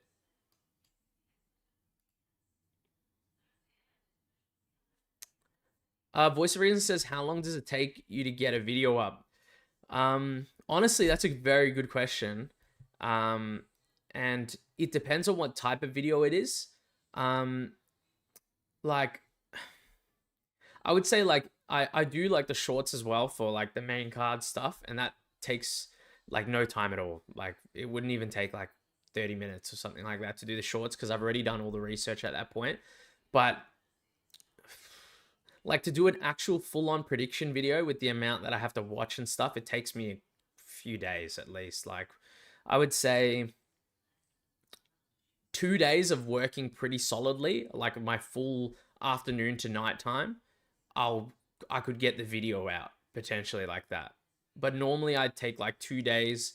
I've done it fully, like I'll record this, I'll do the script recorded and everything like that, and then on the third day I'll edit it and post it. So it does take me a while. Um yeah, so around 2-3 days to do the prediction videos. They take me the longest by far out of any video I've made. Um Irish Potato says favorite fighter. I know a lot of people probably know this already. My favorite fighter is Max Holloway. He was like a big reason why I ended up watching more UFC in general. Um, so I'm very happy with like things that he's done in his career at this point. Like following him now, like the past, I think it's been like 6-7 years now. consistently following like his career and stuff. So I'm very happy. Obviously, I was sad when he lost to Topuria. I was sad when he lost to Volk, but now I'm a big fan of Volk as well. Yeah, like I would say Max Holloway is number one. I would say Yuri is probably very close to being my favorite fighter as well. Like I just love Yuri. I like his personality and stuff as well. But yeah, I would say maybe those two. I was a big fan of Gaethje for a while just because of his fight style too. Like I thought it might have been a close fight with Tony Ferguson when they first got announced. I was like, oh man, this might be a close one or something like that, you know, depending like what happens here, guys.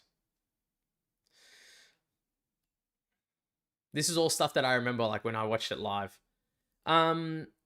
Voice of Reason says, well, thanks for putting the work in. It shows for sure. I appreciate it, man. Like, I like, it's not, I'll say I enjoy when I post the video and I enjoy like communicating with people in the comments and I enjoy like the feedback and the live stream and stuff. Like, I enjoy the community aspect.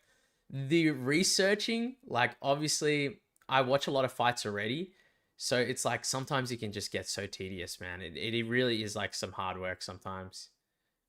But listen, I would take, if I could do that as my job, man, like, dude, I would take that easy. There's no complaints.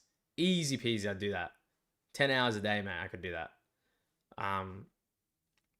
But yeah, like it does get a bit tedious sometimes, especially when I've watched like the same fight again. Like I know I'm like, oh, I've seen this fight before, but maybe I should watch it again just so I can really figure out like if this guy did this or did that in this fight.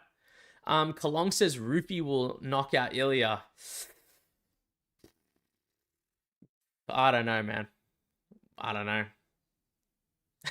I can't agree with you, man. I feel like Ilya's just, unless he shows me he can get fully rocked like bad from a regular punch. Like I know he got rocked, he got dropped by Jai Herbert, obviously, but it was a head kick, you know.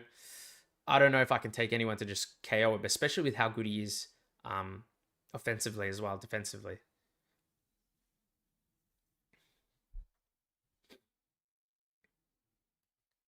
Oh, yeah, I'll keep moving these slides. There we go. We got McKee, and then we've got Sola. What's the reason says, what are some of the most blatant robberies you've seen over the years? Oh, dude. Easy. Easy, guys. Everyone knows what I'm going to say. I'm pretty sure, like, it's John Jones versus Dominic Reyes by far. Like, I think that was one of the worst ones I've seen. Like, just in terms of, like, the high profileness of the fight itself. Like, I remember watching it live. I've watched, like I said, I've been watching for a while. I remember watching it live and I was just thinking, oh my, like, we've got a new champ. Like, this guy pretty much just took the whole first half of this fight off. Like, he lost the first 3 rounds very, very clearly, you know? John ended up winning, like, the last 4. I think he won 4 and 5. And I was like, okay, Dominic Reyes wins 3 rounds. And I think there was a 49-46 scorecard as well or something like that. I need to go back and check, but I'm pretty sure it was a unanimous decision. And I just was pretty disgusted with that. I've said that was probably the worst robbery I've seen. Kalong says Fernandes fight cancelled. Is it? I think Fernandes' fight with Fares Siam is cancelled because Fares, unfortunately, I think his grandma passed away, so he was doing had to go to a funeral, I believe, or something like that. So he's taking time off. But Fernandes is still fighting. Who's he fighting? Harry Hardwick. Yeah, this guy on screen. So I don't think the fight's off.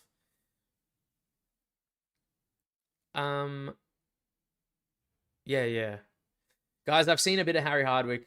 I've watched a bit of Harry Hardwick, guys. All right. I'm worried for him because I think honestly he could do very well in a few matchups in the UFC, but this doesn't seem like one of them. Honestly, I honestly could have put a bet on Kaue Fernandes in this one. He could prove me wrong though with his pace, but Jason Rodriguez says Fernandes by KO. I agree, man. I think he could get KO here. And Triple T says, I thought Tabao beat Habib, but not the worst robbery. Yeah, I heard a lot about that as well. I think that was a big point of contention about Habib's career was that Gleison Tibau could have arguably got the decision as well. I think a lot of people pointed out like he got like taken down a lot in certain fights as well, Habib. So, but I'm not sure. I personally like if I had to give my opinion on that, I would need to like watch the fight back again. But I have heard that a lot. Okay. So what am I doing? Previous. Okay. I'm just trying to get this fight clock ready, guys.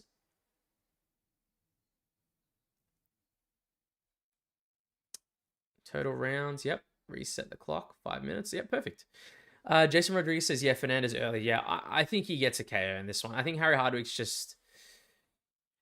He's good, right? But it's just like what you see with a lot of dudes. It's like what I said with the Andreas Gustafsson. It's like he's a bit more to the extreme, if I had to say. But it's similar to even what I said when I picked Lerone Murphy to beat Aaron Pico. It's just you can't pressure higher level guys the way they do on the regional scene because they don't punish the pressuring as much. Like you can pressure in, but dude, the guy's gonna crack you. Like if he has good timing, he's gonna crack you at some point. Voice of Reason says the one that made me the most angry, admittedly, was the close fight against Aldo versus Zahabi. Aldo's been robbed many times, man. I remember watching his fight with Marlon Moraes. I thought he won that fight. I thought he won even the Mario Batista one, and then honestly, the Zahabi one was like he got beaten up bad in the last round, I believe. But Aldo could have potentially gotten so many decisions that he's lost in his career. I think even Jared Gordon versus Paddy Pimblett was a pretty bad robbery, in my opinion. I thought like Paddy lost that fight pretty clearly, in my opinion. I thought Jared Gordon has been robbed many times in his career. I've been thinking about making a video, like, obviously this video is probably going to get no views if I made it, but I thought about making a video, like, with Jared Gordon being the most underrated fighter, one of the most underrated fighters, because the dude's, like, has some very good wins, and he's arguably been robbed in at least, like, 3 of his fights as well, and his career could have been way different if he got that Paddy win.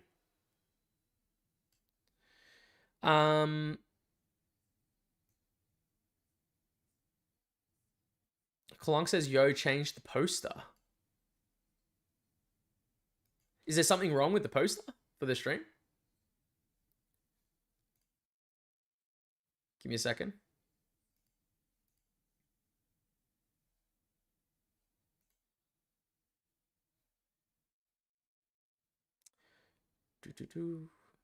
Dude, guys, I'm new to streaming, so I cannot figure out how to do things.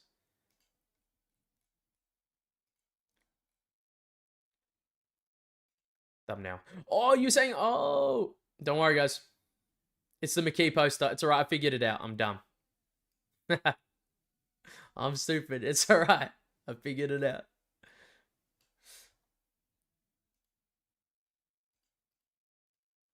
Where is this font? There it is.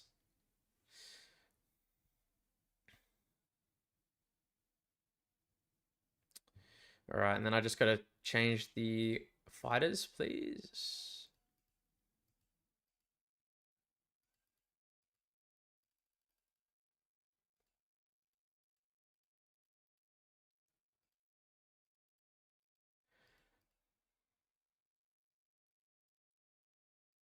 Fight's starting in a second. I'm just about to click it. I've got it right now. Perfect. I appreciate you letting me know, by the way, Kalong, for changing the poster, brother. Sometimes I can get distracted by the comments and stuff. All right, fight's on.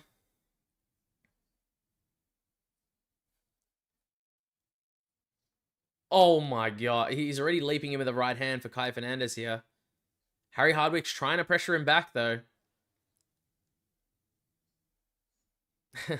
Kalong says, you'll get used to it. Thanks, man. And then says Jason, yes, sir, let's get it. I appreciate it, man.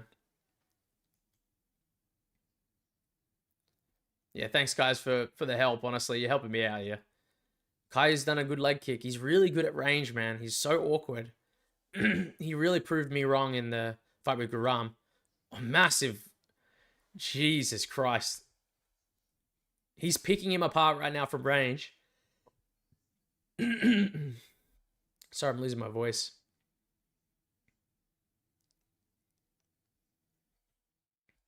He's getting a bit lax here. They're clinching up a little bit. Nice body kick from Kaue.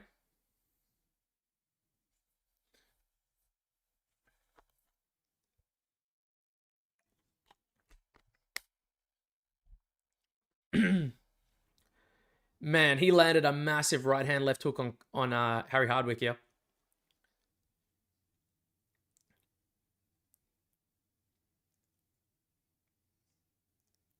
Jeez, Harry's having a hard time getting in at range right now.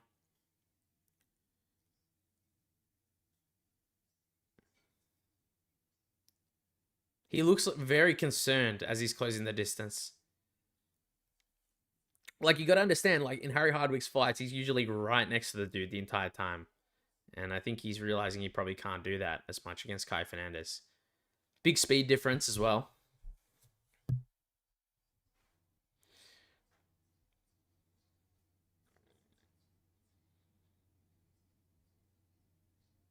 You know, I still think Fernandes wins this by KO, and I don't think Harry Hardwick's being KO'd. He hurt his leg. He's wobbled him already. Oh, he's hurt with the calf kicks, guys. He's wobbled on both legs. This is going to be a first round TKO. Kaue Fernandes is like saying, what's up? He's got his hands like this. What's up, guys? Massive head kick, but it is blocked. Can we fight a bit smart, Kaue Fernandes? The guy's wobbled on both legs. Can we possibly kick the legs, please? Yeah, dude. He's got to kick it maybe a couple more times. Dude, Hardwick is basically walking towards him in a fully squared off stance. Like, so he's done right now. He just needs to land a couple more leg kicks. Spinning back fist for Kaue Fernandes. Hardwick went to the ground. Kaue's not going to follow you there, mate. You're going to have to get up. I feel bad for Hardwick because this is a short notice fight as well. Dude, Hardwick looks so bad right now. Oh, man. Just show him some mercy. Leg kick him so the fight's over. He did a full barrel roll. It's over, guys. Come on. Call it off, Ferbdean. Thank you, man. Jesus. Oh, my God. Great win. Exactly right, Triple T. I see you said you can't stand, you can't fight. Of course, dude. Fight's over, guys, by the way. First round TKO. Leg kicks. Dude. I feel bad for Hardwick, right? But this is upper weight class. Short notice. You know what I mean? Against a very tough opponent that you know, if you were in his way, like, you're too, I don't know. He's too small in general as well. He shouldn't be. He looks small, like, in term for his weight class, because I believe Harry Hardwick fights a featherweight. And moving up to lightweight to fight this dude, he just looked tiny, man. Voice of Reason says, man, that sucks for Hardwick. He showed heart at least. Yeah, you can obviously tell, like, listen, if you guys take shots, like, I think people give so much shit to fighters and stuff, right? Like, maybe it's because I've done a little bit, like, of boxing and stuff. Like, dude, I've been lightly touched to the body sometimes, like, you know, light sparring, and that shit fucking hurts still. You know what I mean? Like, it really does get you, like, a delayed hurt. So, like, when you see dudes take massive shots to the body and they're not reacting in a massive fight, like, dude, that guy's tough as fuck, you know?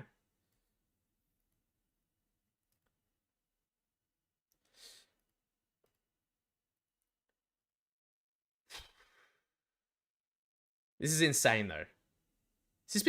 This is all finishes, right? Holy fuck, 5 finishes in a row. All right, so we've got Sam Hughes, so that's what we got correct, right? Rinat Fakhretdinov, that's correct. We lost the Robert Biacek one because we picked Brad Tavares. We lost the Trey Waters underdog pick. Sam Patterson wins. But we get the Kaue Fernandes, so that's pretty good. I honestly had Kaue Fernandes as a massive underdog pick against Siam. I picked him to win. So I really wanted to see that fight over this one. This one felt a bit disappointing in terms of like what I was expecting. I wanted that Siam fight. Kalong says, I swear to God, if Modestus loses this fight, it's alright, man. I'll be pissed as well. It's alright. I'll be upset.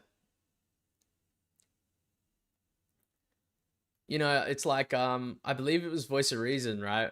Left a comment on my YouTube, but it's like, I know like my name's like Liv and Larry and stuff, but I'm generally pretty chill most of the time. So, you won't really see me upset too much unless, listen, if you guys saw me when Ilya knocked out Charles Oliveira, maybe you'd probably see the worst possible version, I think, there. Because I was devastated, dude, when that happened.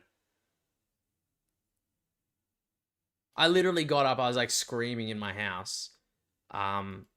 Lucky I was by myself, right? So, all right. Kalong says, God, yeah, he's just correcting himself. Sam plus Fernandes plus Modestus is my risky parlay. I see. So you just need Modestus. What's the payout on that? Like, do you know what it is? Like plus something? So Triple T says, am I the only one who picked Tybura? I don't know, man. I think a lot of people obviously picked Tybura because, you know, I initially wanted to lean towards him because, you know, I usually do favor the guys that have had success and had continued success in the UFC. But I think it's like, it might be a stylistic thing, is why people are leaning more towards Ante Delija as well, since people have like seen his fights too in other organizations. But I think it's just because he's probably going to be the stronger guy on the feet, and he probably has a better chance of getting the KO as well, you know. But I think in the chat, mate, maybe you're like the only one. 2.993 odds. I see.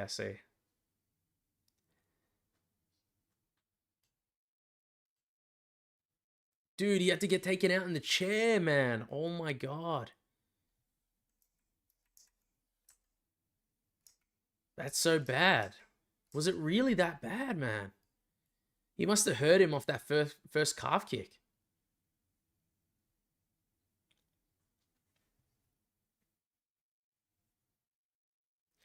I'll be honest, like, you know, obviously, you know, I want to get these picks right, but if these people keep getting these finishes, this can, like, I can go to bed earlier, you know what I mean? So I'm having fun, but at the same, it's 4 a.m., guys. It's 3:53 in the morning right now, you know? Jason Rodriguez says, gotta feel sorry for Hardwick. Dude, yeah, 100%. I feel bad for him. I wish he had a different opponent. I wish he had more time. He's good. He can do well against certain guys in the UFC. I don't think he'll be top level, but I do think he can do well.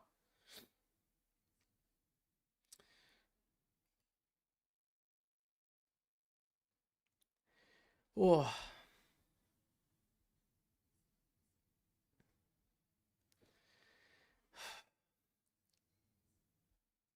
Hey, is it today's gonna be Sunday, right? Like where I live. Is it Father's Day for you guys like this coming day, like today, or is it like tomorrow or something, or because it's Father's Day for me tomorrow, I believe.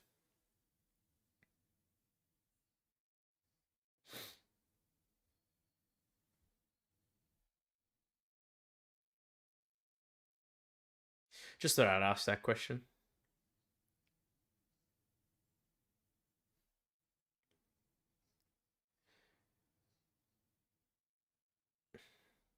Because I know I got to go out for like Father's Day lunch and stuff afterwards.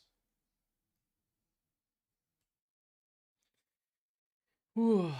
which is gonna suck. I have like no sleep.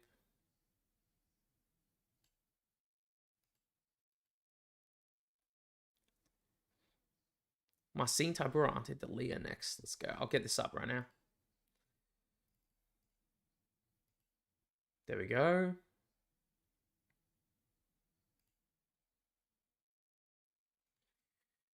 Oh.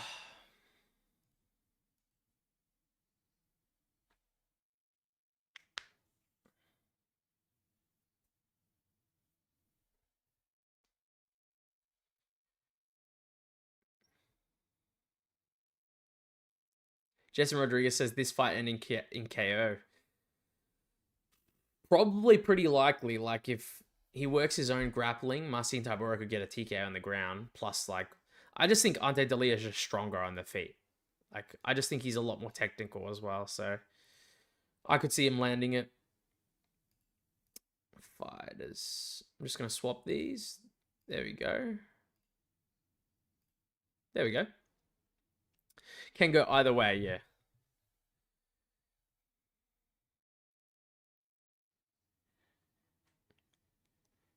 Just waiting, guys. They're just showing highlights of like Borralho and stuff right now.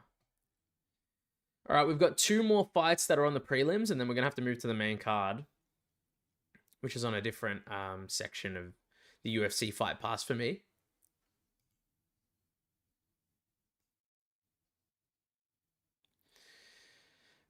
Man, thanks, guys. I think we've pretty consistently had around like between like 8 to 12 people in here at a time. So I appreciate you guys like stopping by, obviously like liking the stream, liking the videos.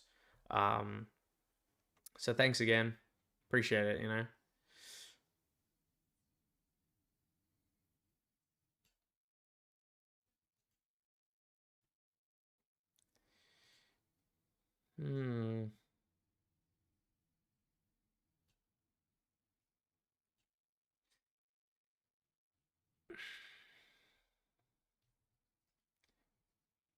You got Tybura says Kalong.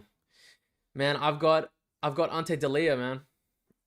But it's close. Like, no wonder the odds have been like flipping. Like, they just keep flip-flopping, you know? So this is a close one.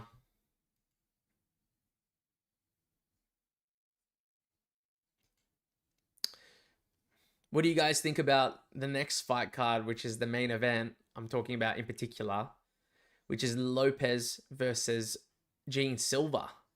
So we've got 2 fighting nerds on this card, but we've got another fighting nerd on the next card as well.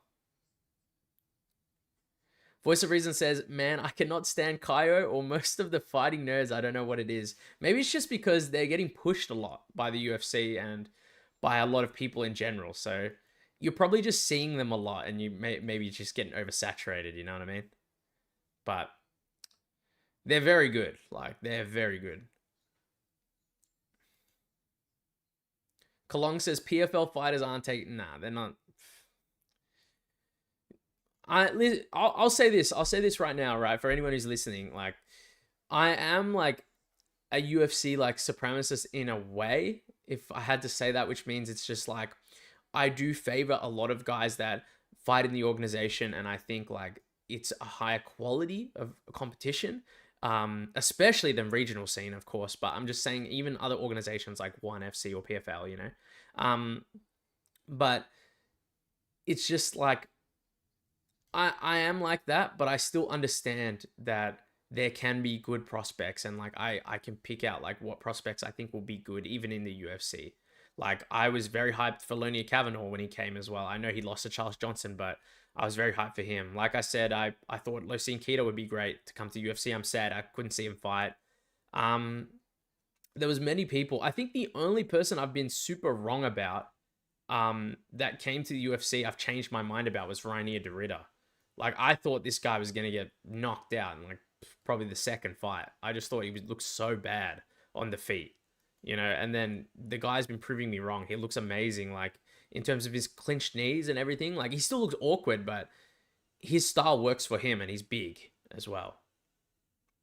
Voice of Reason says, Triple T says, hit the like button. I appreciate that, man. Yeah, hit the like on the stream.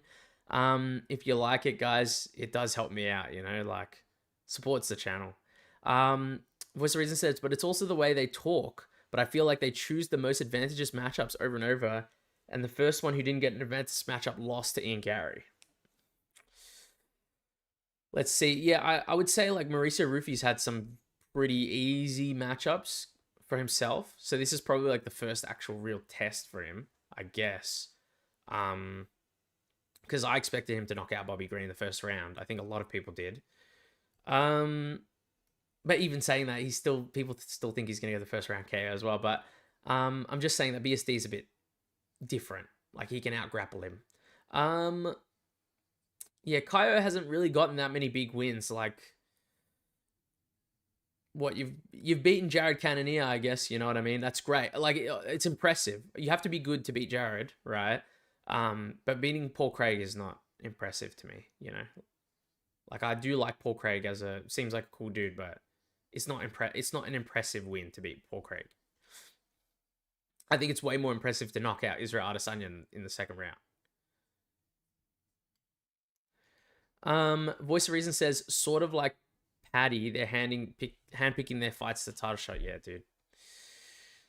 He shouldn't get a title shot off fighting Michael Chandler, you know. And they tried to do that face off. It was pretty cringe, you know.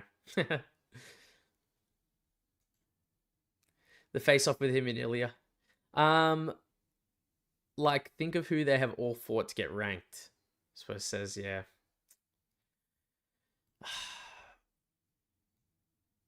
Yeah, Carlos had a pretty clean run up.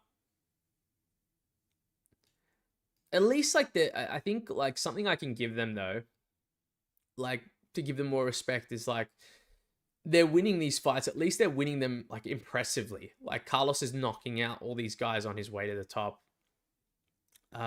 Gene Silva is doing the same thing. He's, like, starching these dudes. Like, he's doing what is expected of him, in a way. You know what I mean? Like, he's starching them. And I do think, like, talking about Gene Silva versus Diego Lopez, I do think Gene Silva beats Diego Lopez. And I'll be honest, guys, I'm not going to lie to you. If you're listening to this, I do think Gene Silva beats Volkanovski as well at this point. I honestly would pick him to beat Volk if they fought. I would need to obviously do more fight tape, but it's just Volk's not as fast as he used to be. I favor Volk in so many matchups, man. Like, but you know, he's getting up there, and Gene Silva's so dangerous. He's so quick as well. Unless Volk like somehow takes him down multiple times or controls him. I don't know.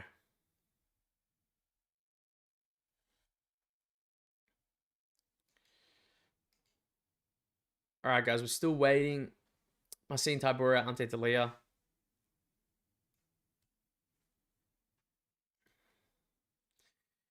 Ooh.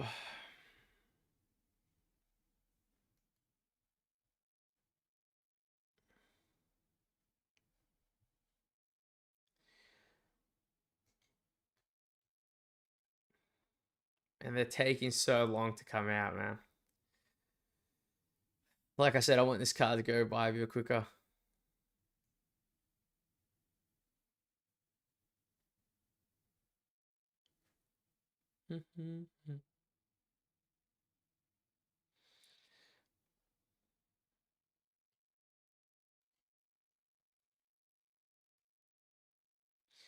All right, I think they just started up the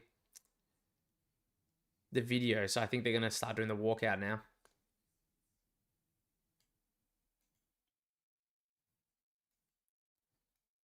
I was gonna ask you. I think a few of you do this, right? But do you guys watch like, I think Kalong is like, he said that he wasn't watching the actual card, but he was just finding out what's happening through the stream.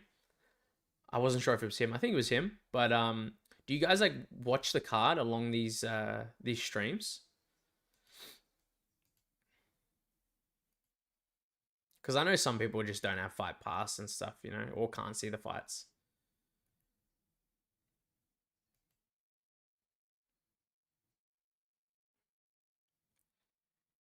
Man, that looked like a big win from Tybura. I'm watching the replay, but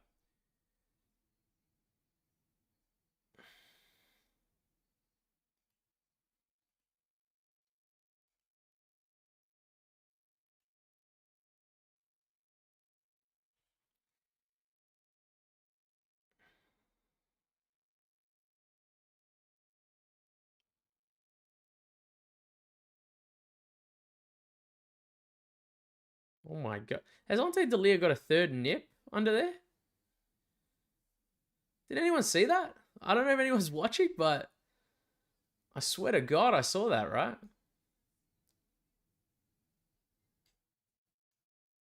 How have I not noticed that before?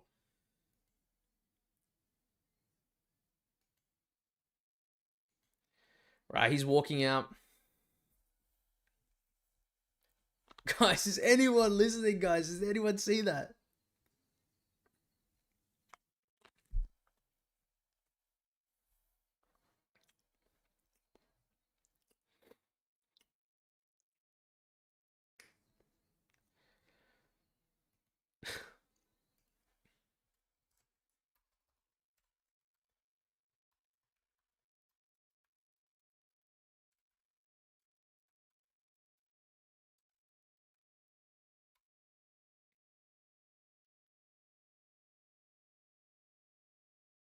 I wonder how rare that is. Triple T says he's watching on SBN. I see. There's Tom Aspinall. There's our champ right there.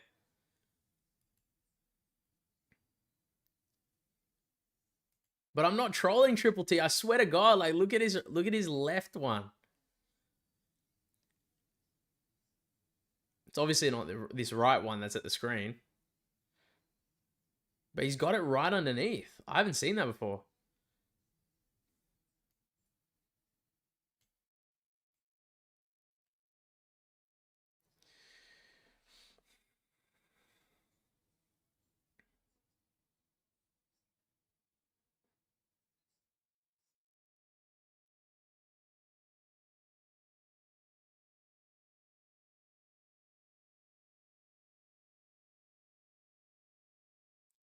All right.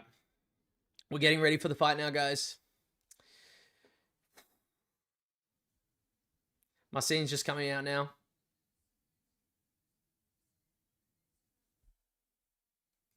Triple T says he just saw it. Yeah, dude. I'm telling you, I noticed that straight off the rip. I can't believe I haven't noticed it in other fights, but...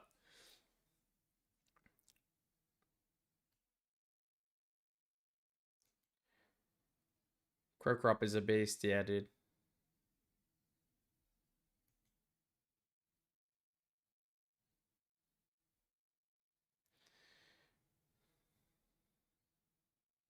I think they were showing Tom Aspinall. I'm not listening to the stream, so I can't hear anything, but I assume it's because I believe Ante Delija has been training with Tom Aspinall, so I think that's why they perhaps were showing him on the screen, but...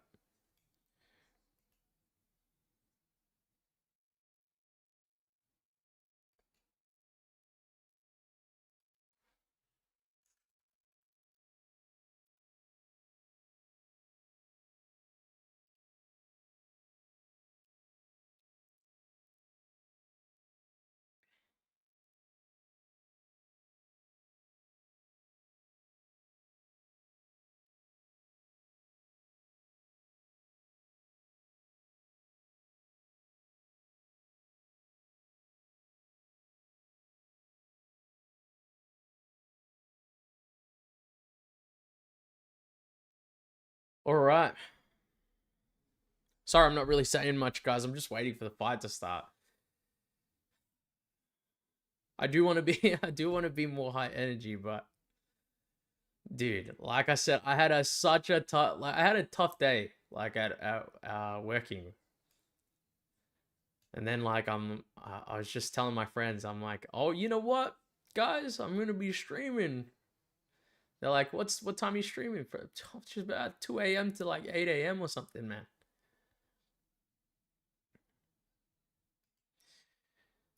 Well, I'm pretty sure we're like a good portion of the way through. It's like 10 past 4 in the morning. This fight is ending by KO, says Jason Rodriguez.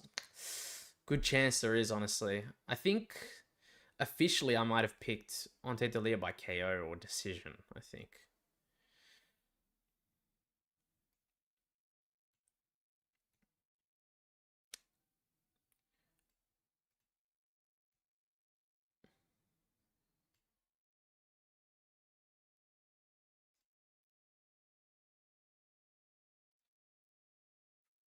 It's cool to see all the Croatian like fans and stuff out there. I think that's awesome.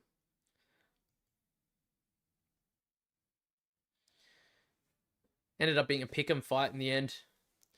All right, guys, we're getting started. It's about got about 10 seconds left. They're just announcing Tybura now.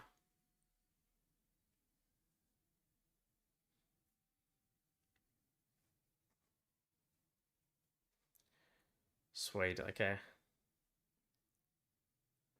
All right. I'm going to be starting the fight clock in a second.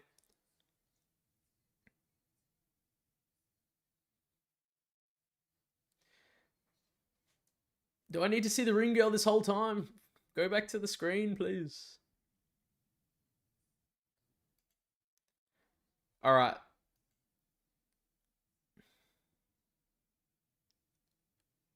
Okay, we're starting off very close. Ante Delia's really trying to pressure him down. Okay, Ante Delia's just gone crazy. He's trying to finish him in the first 10 seconds of this fight. He's pushing forward, very strong. They've clinched up now. Marcin's got him against the cage. Dude, crazy first 10 seconds, can I just say. He was pushing the pace like insanely crazy, man. It's like an Andreas Gustafsson.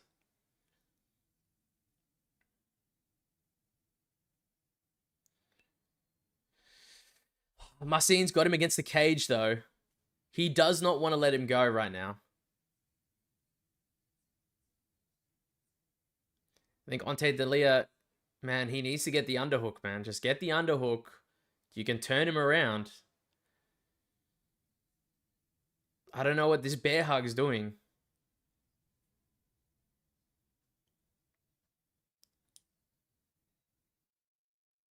Yeah, Tybura is trying to get his hands locked now. Finally, we get the underhook. Can stop him from locking his hands.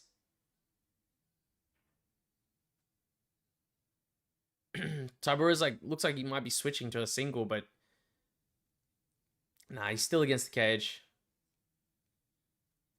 There, Delia's turning it around. Break away, Delija. Break away. There we go.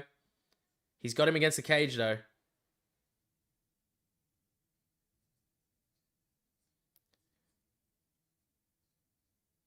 Oh, man. The way this is going, man. This is a high-paced first round.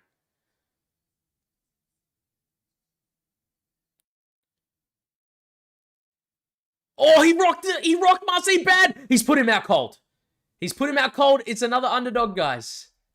We've got him. Oh, well, maybe Marcin got changed to an underdog, but I got him as an underdog. I'm telling you now.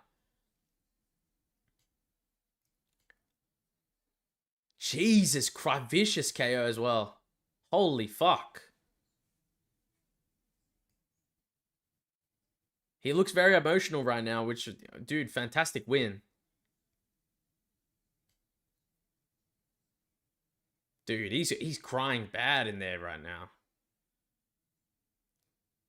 I'm happy. Dude, I'm ecstatic. Marcin looks so bad on the feet early. Like, he looked like he was like, okay, we need to clinch this shit up right now or else it's over. And as soon as he didn't get the clinch, Ante Delija, like I said, he's just that much better on the feet. But he put him out bad, I'm pretty sure. I didn't get to see the last few punches because we were... Jeez. He faked the right hand, went left. It looked like almost a left hook uppercut. Yeah, faked the right hand. I got the high guard, completely fucking rocked him. Nah, put him out. Fucking hell. Jesus, guys. Ooh. I'm going to have to see how this betting guide's doing because that's... I believe that's 2 underdogs because I bet on Rinat and... bet on Rinat and Delija now. But...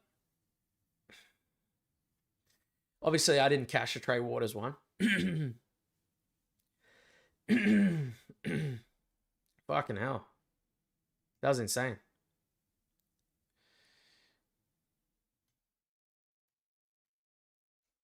Guys, can I just say that... can I just say that we have not gone to decision yet? Can I say that?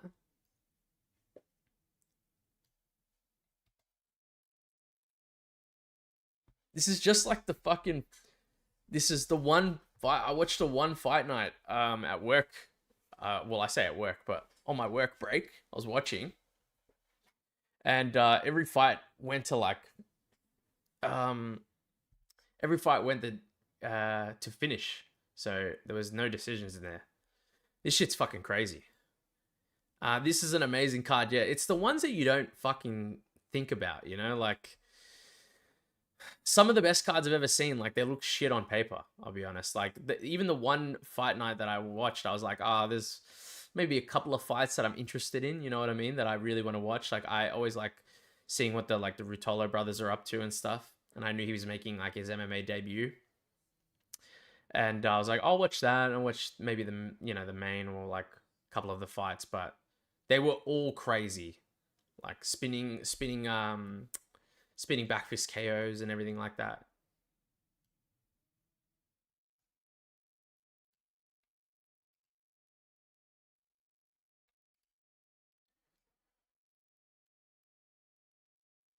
Dude, he's really emotional after the win. Oumar Sy finna get a KO too, says Triple T. If you've got a bet on him by KO, man, I hope he does. I have him by submission though. Personally, I think he gets in my opinion, I think he gets a rear naked choke. That's what I think.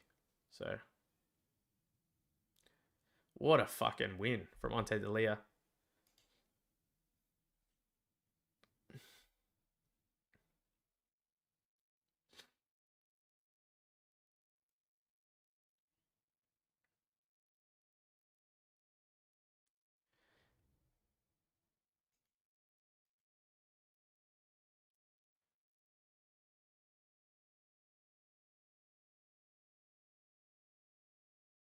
Just watching the interview, guys, but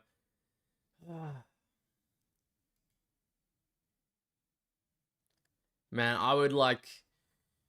You don't know how badly I'd love to go to one of these events like one day. You know, like most of these events, fucking obviously like the majority of them in America, but there's a chance I might go to the Perth one. It's pretty far, but we'll see.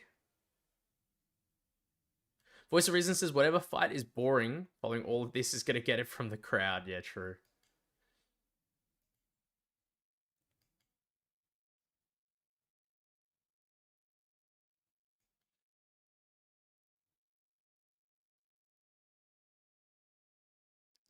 Dude, vicious like shovel uppercut. I don't know what that was, but looked like a mix between a hook and an uppercut there.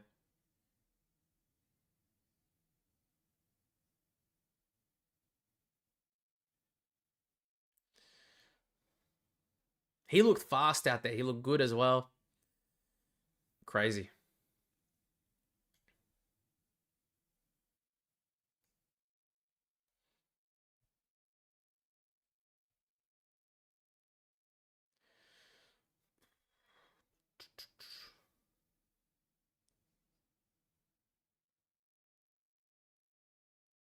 I see. Sorry, I'm just watching the interview, guys, but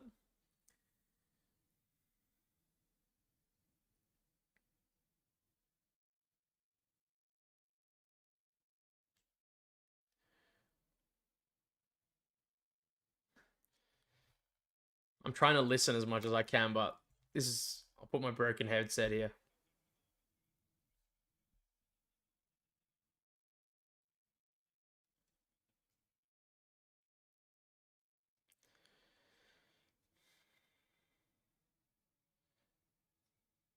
Jesus.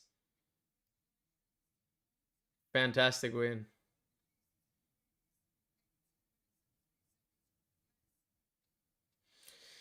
Oh.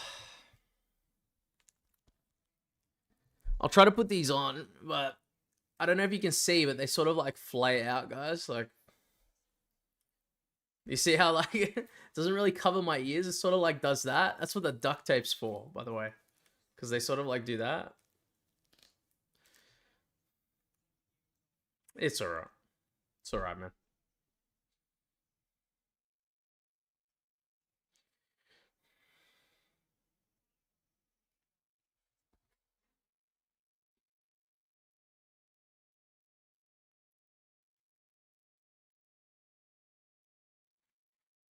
Ooh. All right, we got the last fight on the card. It's going to be Oumar Sy versus Brendson Ribeiro. Mm-hmm.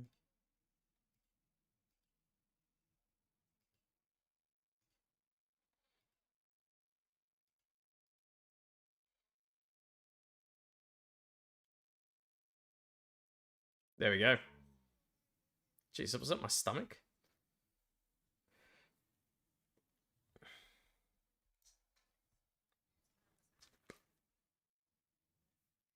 I don't know if anyone heard that. That was my stomach. Oh.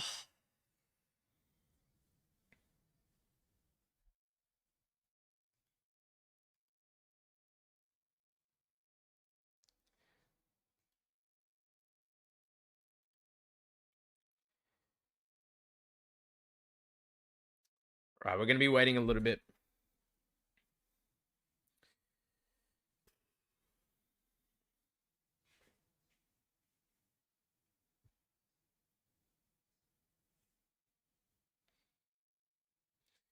Triple T says, I didn't bet it, but plus 420 for Imavov KO seems good. I was just looking.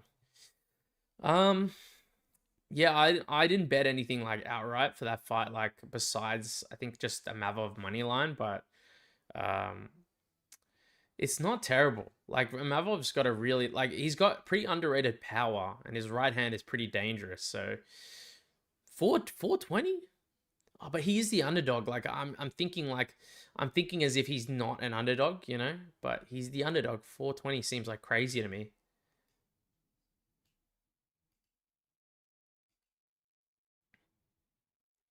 I would have never had Imavov as an underdog if I made these odds.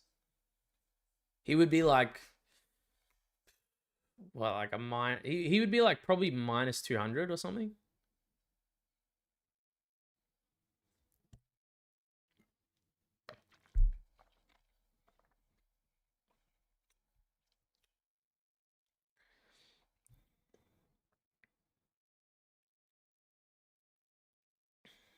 All right.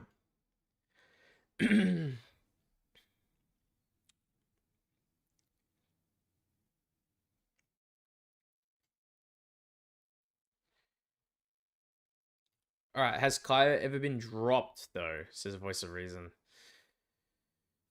Good question. I know he's been. I think he's been wobbled. I think in the Jared fight he took a lot of damage as well. Um, I'd have to search up like his record and everything. Like I said, like listen, I do a lot of research. I don't have the best memory though. Too good, but that's why my scripts help me out. You know, like me writing like all the information down.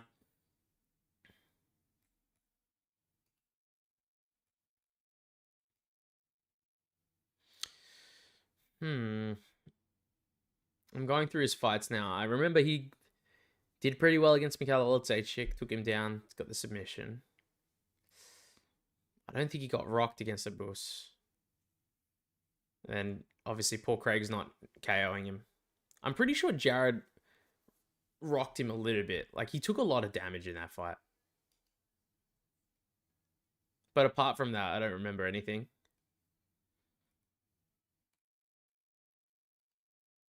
Anything that would stand out to me, at least.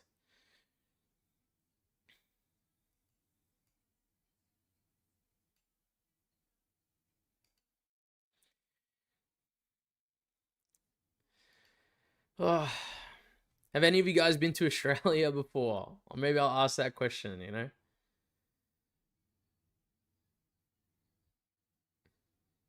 I just want to know, like, what you guys think in general. Like, you know, when you hear, like, people from Australia or something. I think, like, there's a couple of big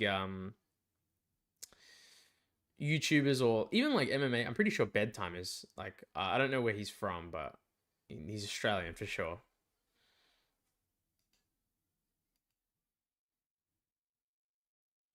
Triple T says Imavov finished Izzy, so I think it's possible. Yeah, for sure. I do.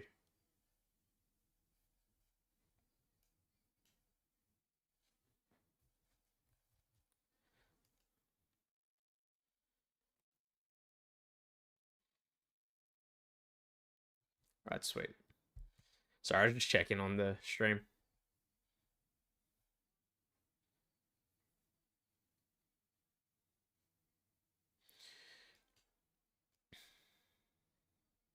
Yeah, let me know, guys, like what you think. Triple T says I don't travel much. I've never been there. Looks cool. Yeah, dude. Listen, there's a lot that there's a lot you can do here, but I think maybe it's just because I live here and shit, but I think like I prefer traveling like overseas and stuff.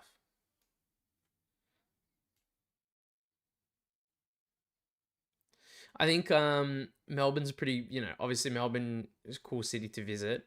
I live in Melbourne myself, but like I went to Sydney and I enjoyed it a lot. So like I'd probably recommend that as well.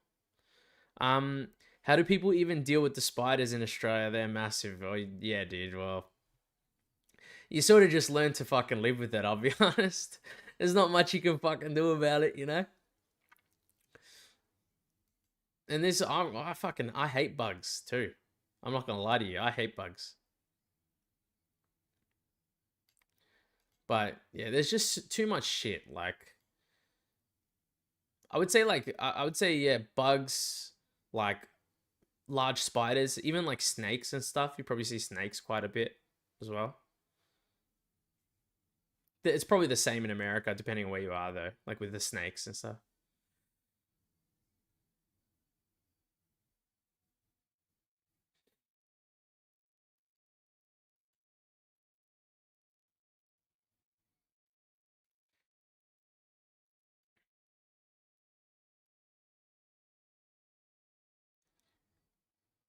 Voice of Reason says Florida is probably where you get the similar ecosystem. Yeah, lots of bugs, critters, and animals here. Says Triple T, and then says Michael Sarah says, "Wow, man, you look straight out of City Kickboxing. Gold Coast is very similar to Miami. Felt like I went there. Straight out of me, I look at straight out of City Kickboxing. Yeah, I don't know.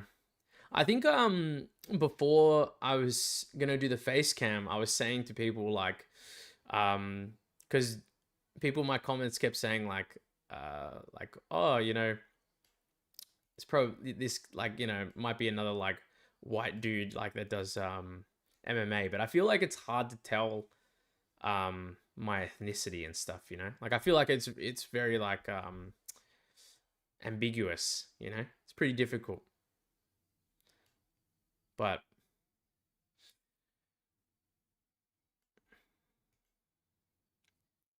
trying to yeah, my family loves Gold Coast. Like, just to talk about that a bit more, like we used to go there on holidays all the time. Um,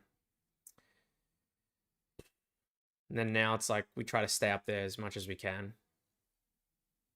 Probably like towards the end of the year and stuff. So, um, Michael Sarah says definitely kind of like Robert Whitaker. You could tell. Appreciate it, man. That's a good compliment. I love Bobby Knuckles. So, Voice of Reason says you do have somewhat of a similar facial structure to Rob. Yeah. Maybe it's because of like the way my facial hair grows in as well. He grows like the same thing too. You know.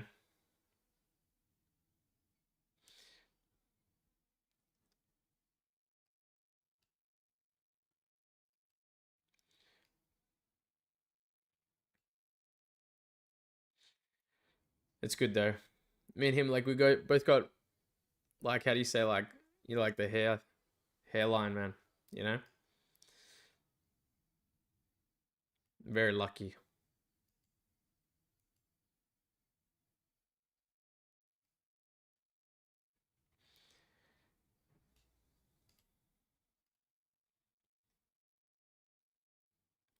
Wait, this Omar sci-fi is not on the main card, right? I'm pretty sure it's on the prelims. We're still waiting.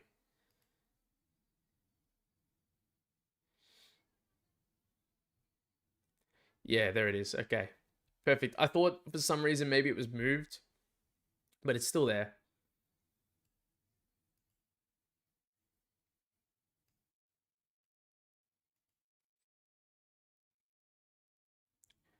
Triple T says you're younger than the UFC, right? Then the UFC? When did the UFC... Give me a second. When did the UFC? Probably, right?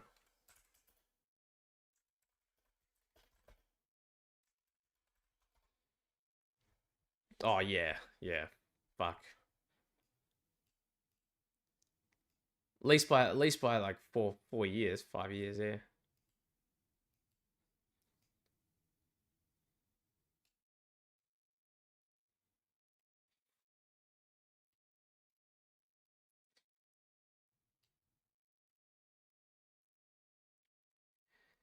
We're getting there though. We're in the late 20s, so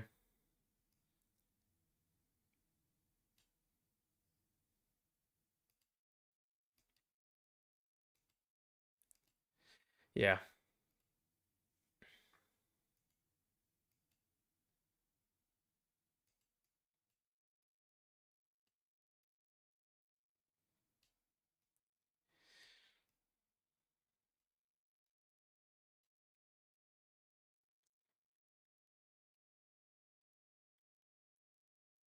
Yeah, man. If Sai disappoints again, Omar C or Sai, oh man. I think like let's say he goes out there and he gives like a barn burner, right? And he just gets flatlined or something by Ribeiro, then it's like I'd be disappointed, obviously, because he realistically should get an easy win, but I wouldn't hate him, you know. But if he goes out there, gives a stinker, and then loses, like when he was doing against Alonso Menafield a bit, then Triple T says he's dead to me, Lamau. If Omar Sy loses, yeah, fair enough, man. Fair enough.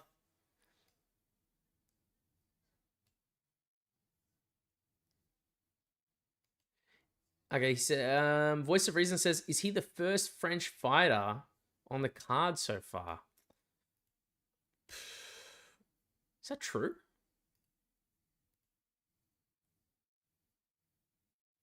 Trey Waters, Rob Bishek. Yeah, I guess so, yeah. Yeah, yeah.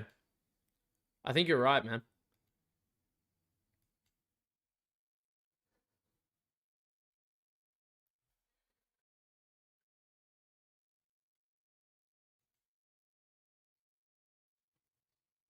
Man, some of these KOs from Ribeiro are just vicious. I'm watching you. Triple T said, what would the Frenchie parlay be? Well, you got to put Gomis for sure. Like, the thing is that I'm so wary about Omar Sy. It's like he should win, but it's like I don't know if I want to put him in a parlay. But let me look this. Okay.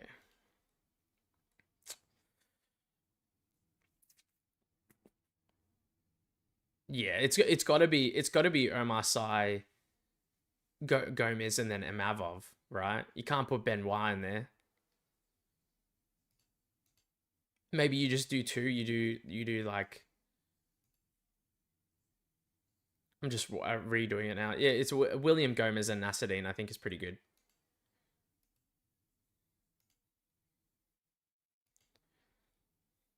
But yeah, man, maybe I'm just being overly cautious. Like Omar Sy should win this, guys. He should win this fight. All right. Could just be going crazy here.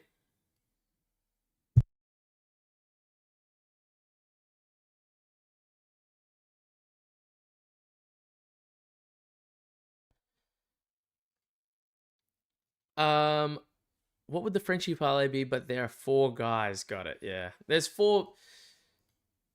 There's four, but I. Well, Bolaji Oki's French, right? But no, he's not French, right?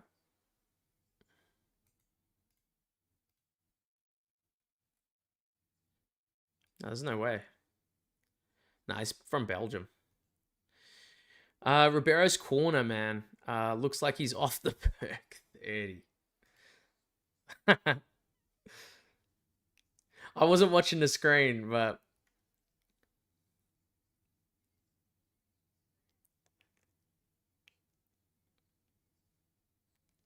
fucking hell. You make me laugh, man.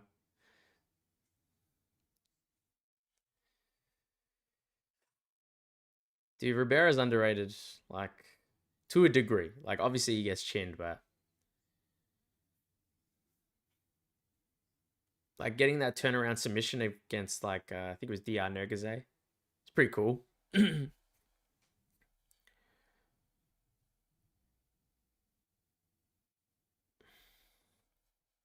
I want to hear how these fans are going.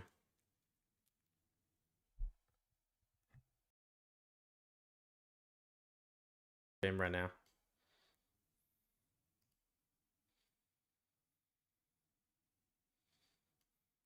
All right, so fight's starting soon, guys. He's just taking the walk to the octagon.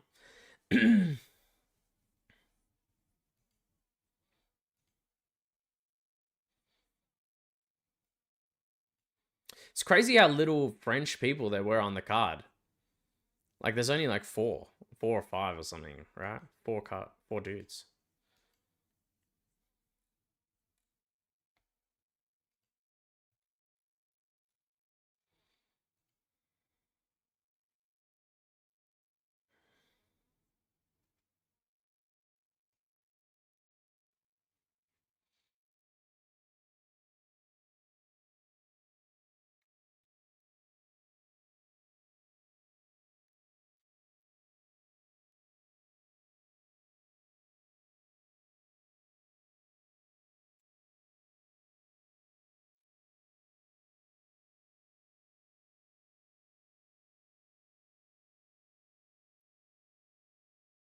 Man,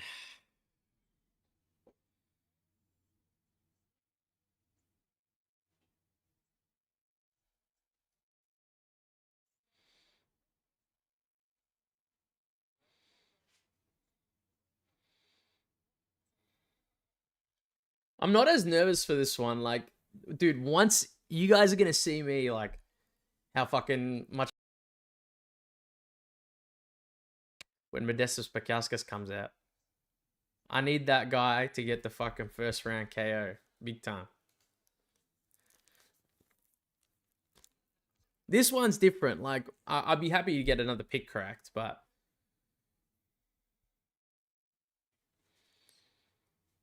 I hope he wins for you guys because I think a few people's got the bet on him. I'll Voice of Reason says Ribeiro is just big and strong and swings hard at air, and that kind of intimidated Sai and made him tentative last time out. Seems like he gets in his own head a little bit. Oh, like against Menefield, yeah. He's so rangy. He's big. He's strong. He's well rounded. Like he just needs to be confident in himself.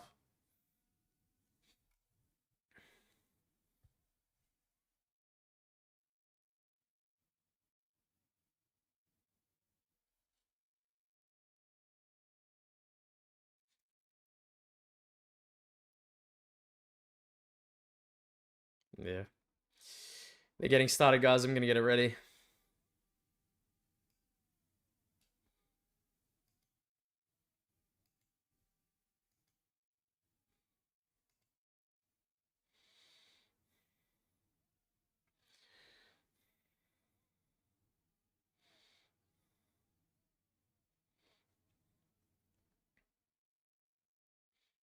Dude, he closes a minus 650 favorite. Is that fucking serious?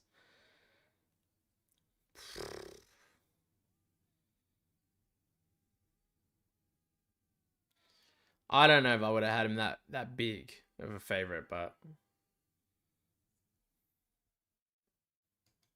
that's pretty fucking ridiculous.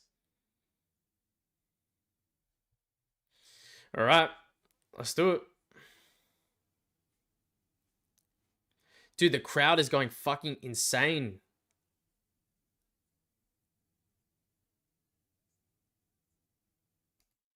All right, 5 o'clock started. They're getting going. Dude, if Ribeiro gets this upset at like fucking KO, it's gonna completely silence the crowd like big time.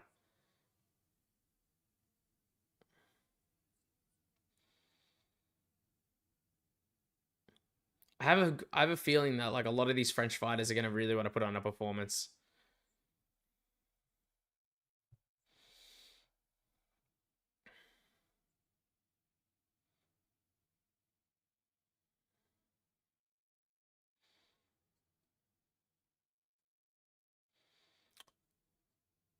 Brendson looks bigger than I thought he'd look, honestly. Not from a muscle standpoint, just height. He's tall. Oh, he wobbled him with a jab. What the fuck? Okay, he goes for the takedown. What? He's trying to jump a guillotine, but he's already off to the side.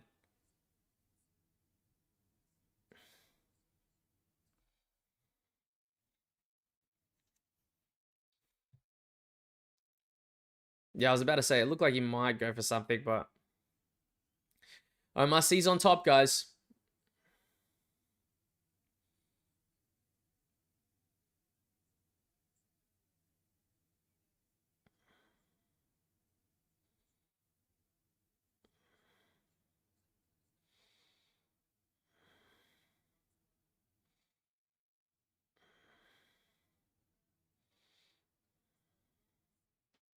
Yeah. He's in the guard of Ribeiro right now. Just on top. Not much is happening, but he is stacking him. He's going for some ground and pound strikes, but I wouldn't say much is landing right now. Good elbows from Ribeiro on bottom position.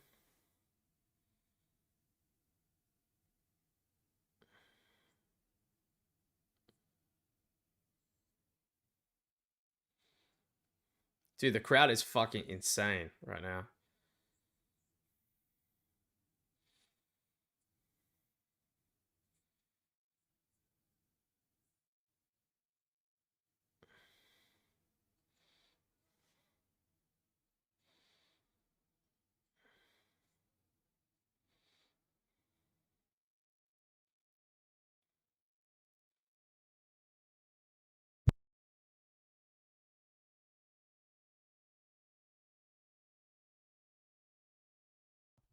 Oh, he's going for some ground and pound strikes.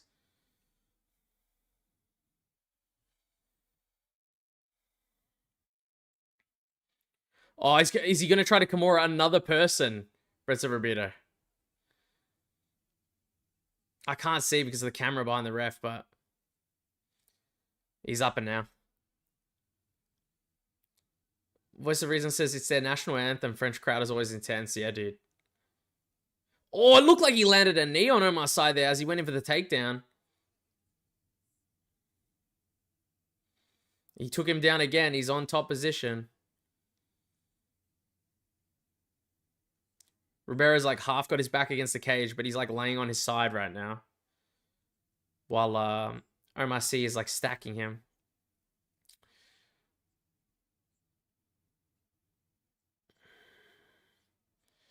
If I were Oumar Sy, I'd be just be trying to do as much damage as I can right now with a minute left.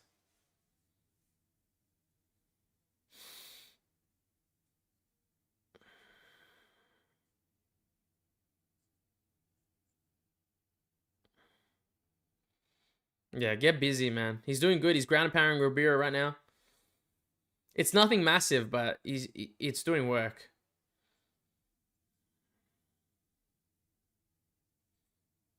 He's stacking him. He's trying to get onto back.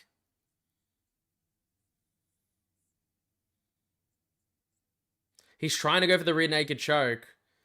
But Ribeiro's like, he's defending very well right now. Ooh, nice elbows on Ribeiro. I think he rocked him as he put him out.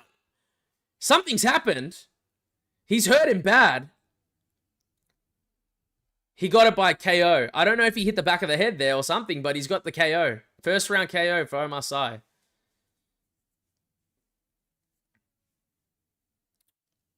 I'm pretty sure Triple T said he had a bet on KO for Oumar Sy, or if I'm not mistaken.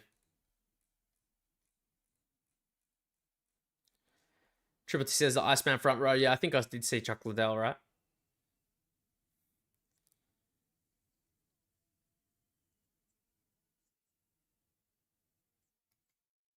Dude, congratulations, man. If you had a bet on him.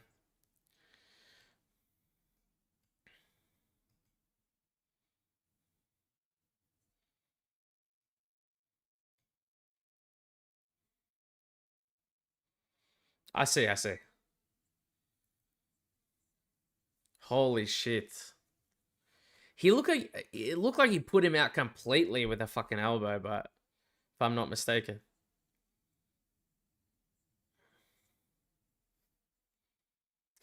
It's crazy. I thought you'd get a rear naked. That was my prediction, but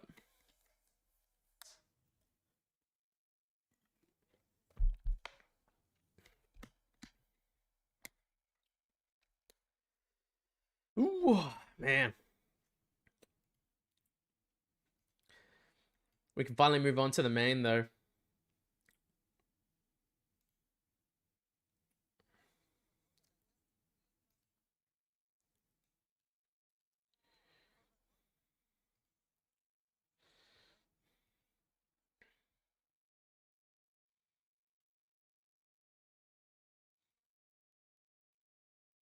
Fighters. Yep.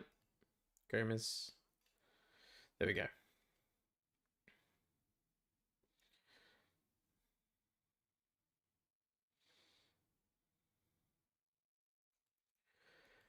Oh my god. Fucking every finish. It's been a finish every time. 1, 2, 3, 4, 5, 6, 7. Holy shit.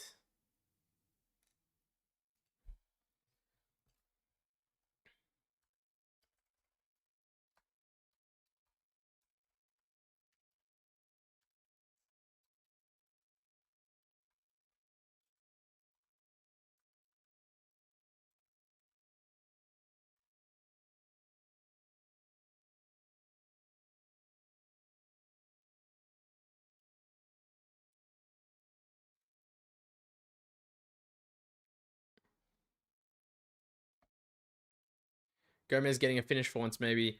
I honestly, voice of reason, like I honestly think he's due for one. I'll be honest. Like I really was trying to lean towards a KO in this fight, but he is very much a point fighter, like stay on the outside, so you never know. But I think the way that Robert Ruchala comes in, I could see him getting finished. It's like a similar thing. He might be a bit better than a Harry Hardwick, maybe, but I could see a similar thing happening. But these are where the big bets are coming in. I've got a bet on. Actually, I got a massive bet on William Gomis and Sam Hughes. So if William Gomis wins this fight, that cashes for me. And then my second massive bet is on Modestas Bukauskas and Mauricio Rufy. So, in my opinion, first decision of the night is next, says Triple C. Probably, dude. It wouldn't surprise me. So, oh man, I'm feeling it. Oh, good card. Feeling it. It'll be alright. You can wait it out.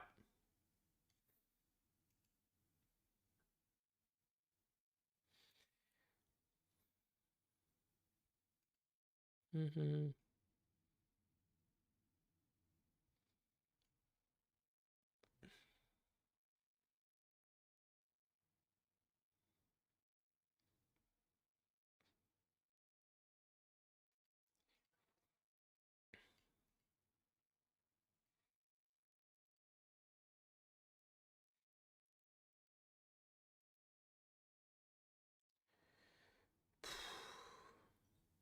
Alright.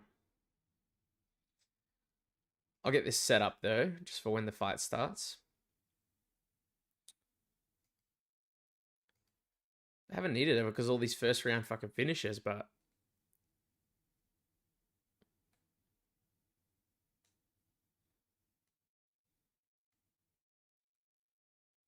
think there's been 5 first round finishes, I believe.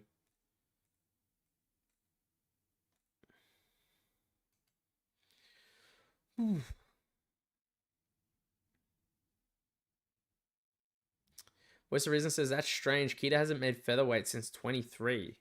Just looked into it a little bit more. He should have debuted at lightweight instead, yeah. I have no idea, dude.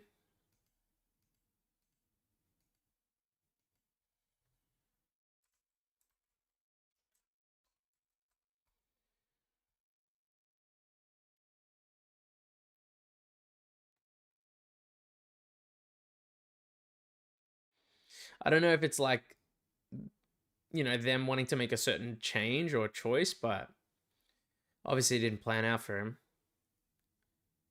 He's quite big as well, so.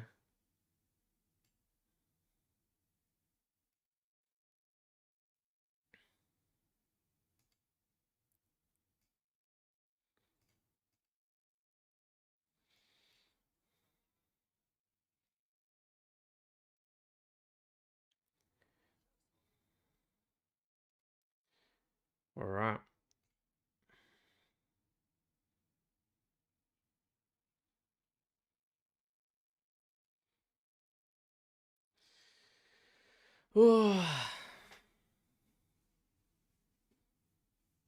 We are waiting for this to start, guys. I think it's going to take a bit to get this to start because they probably didn't expect it to come at this time, for the main to start at this time. I think the main starting time is 5, so they might delay it slightly.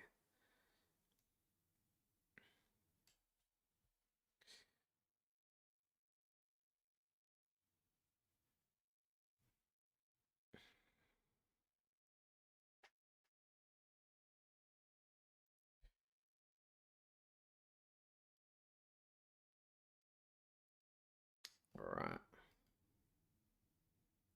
Yeah, intermission. Maybe it's probably a good time. I mean, I'll go have a to the bathroom during this time. So I try to stay here. Maybe I'll do this, have this on here. So say,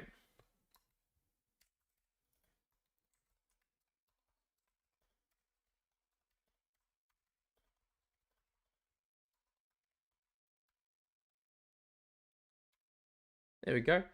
So I'll just put this on screen. But I'll be right back, guys. Just give me like 5 minutes and I'll be right back.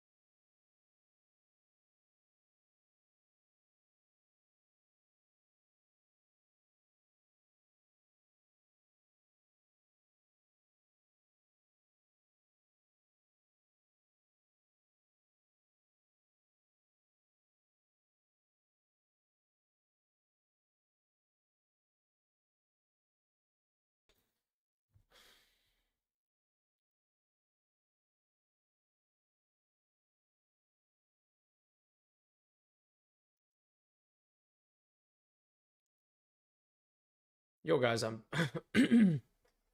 I'm back now. Give me a second.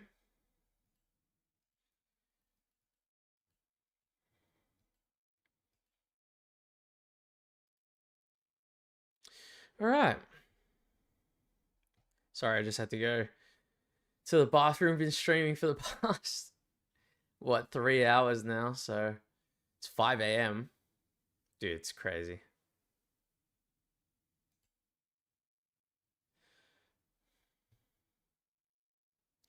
All right, am I missing anything? Fight hasn't started, right? All right, nah, perfect.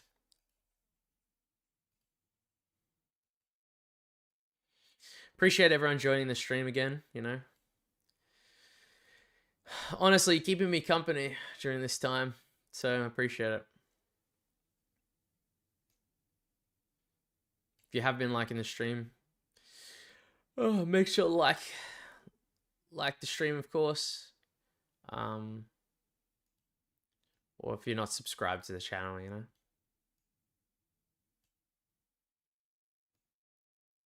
Oh, we had like 20 people in here for a second, huh? Crazy.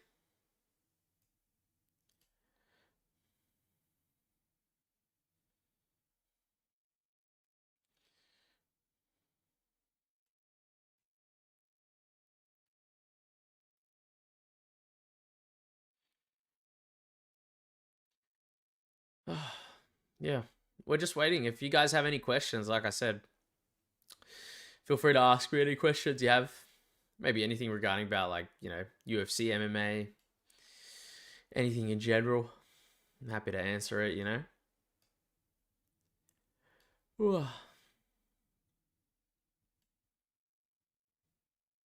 Hopefully my mic audio is not too bad as well, so.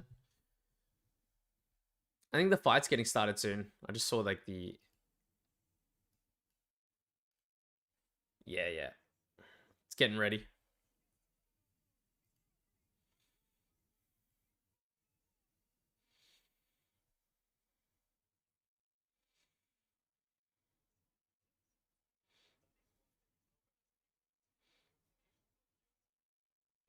Yeah.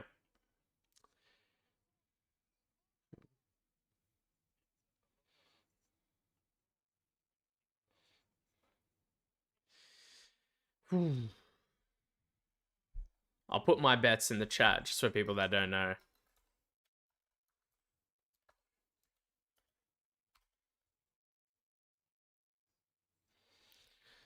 Triple T says, do you watch Formula One? I do not, man. I don't really know much about Formula One. Racing and stuff in general. I'm not gonna like pretend I know anything, I'll be honest. I remember when I was a kid and I was very, very like skinny and stuff, people used to say that I look like what's that guy's name?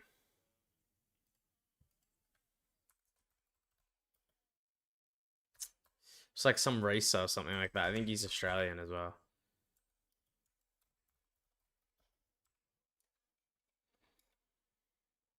It's like Daniel Ricciardo, I think.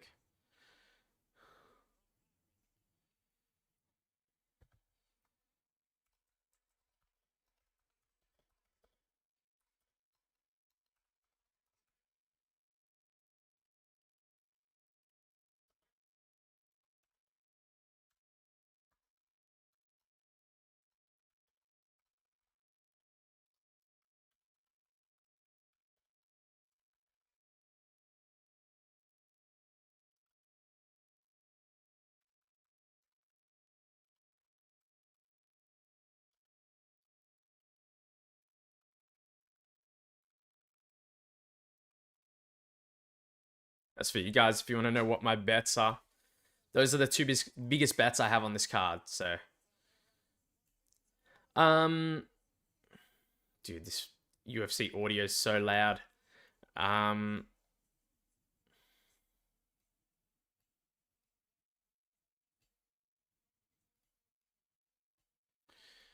me read the thing. Yeah. Okay, so it says Cody Garbrandt eye sword tattoo or Kaue free spirit neck tattoo, bro. Fucking neither of them, I'll be honest. They're both. I hate both of them, man. Like those tattoos. I had to pick one for myself, if I'm lucky, mate. Fucking neither, man. They're so bad. Like, I really wouldn't want one on my neck either, so... I guess not the face. I guess the free spirit tattoo, if I had to pick one. Just because I don't want to do the face. Voice of Reason says, or last option, Jamal Hill gloves tattoo. I'll go, you know what? I'll go the gloves because at least that's on my chest. No one can see that. You know what I mean? Easy peasy, I reckon. That one. There's pretty much no debate, I'll be honest. No debate with that.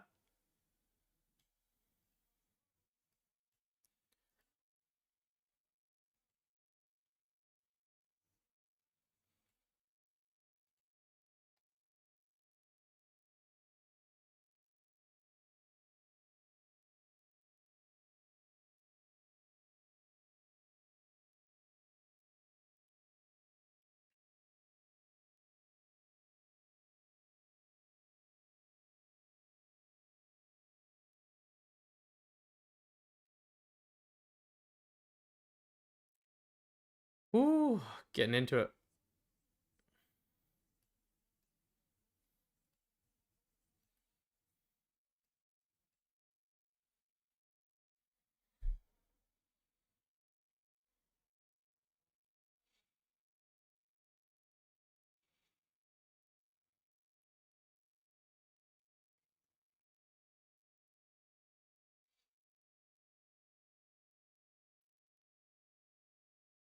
Let's do this. Fight's not starting soon yet, guys. If anyone wanted to know.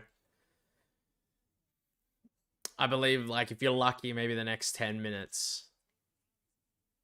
So we've got a bit of time to wait.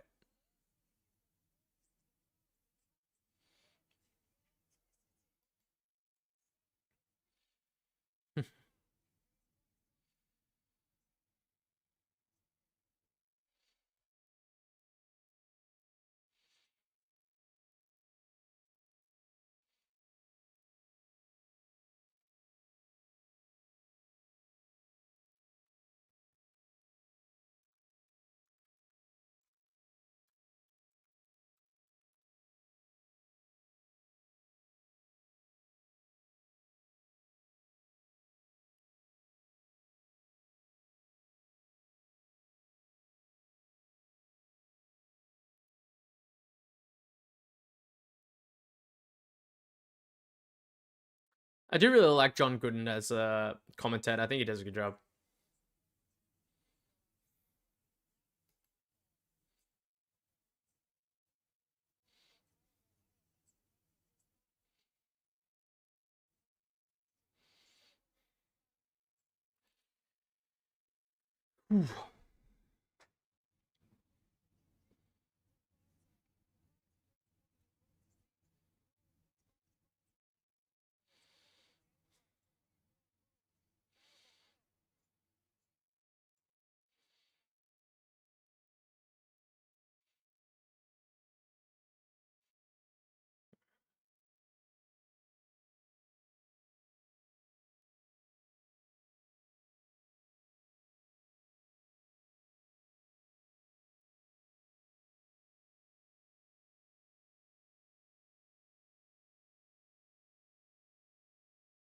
Good.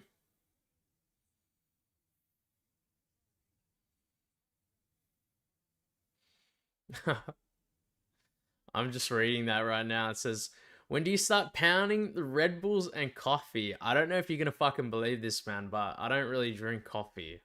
Or I don't think I've even had... I think maybe I've had a Red Bull like twice in my life or something. Maybe when I was going out drinking, you know?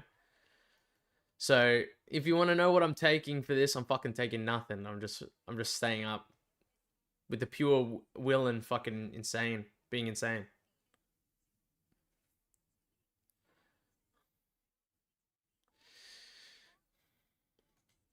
I'll be honest, I probably should take something though because I'm gonna be fucking exhausted as soon as it hits 7:30, you know?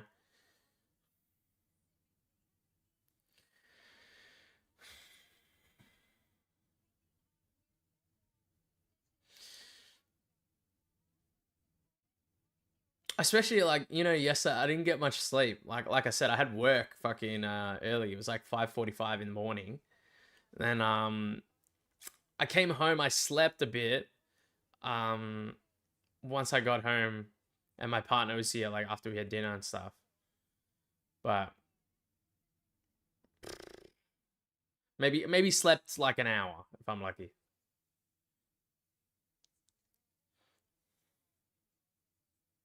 Dude, I'm only drinking like fucking. I think my stomach is so off because I'm drinking just fucking juice, and I think it's got plus fiber in it or something like that because it's destroying me right now.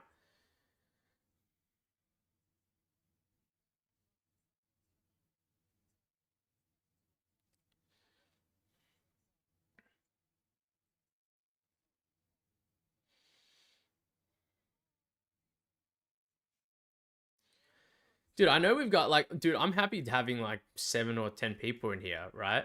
But when did we have like fucking 30 people in? Was this when I went to the bathroom or something? When the fuck? When did that happen?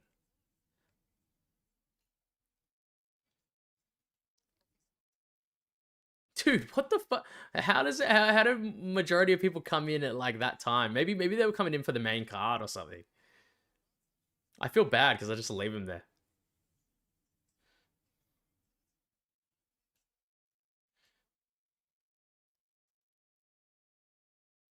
Yeah, I was just looking at the stream because I can see it on my left side, and it was just like, yeah, like continuous, and then there's just a massive spike in people, and I was like, what? I didn't see that.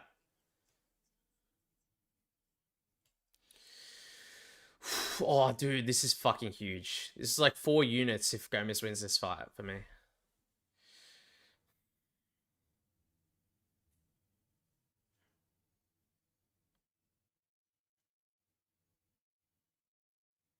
I don't mind the full sleeve.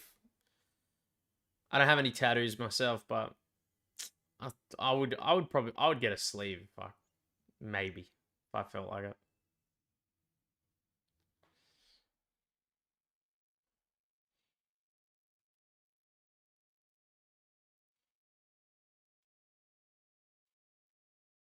Hmm.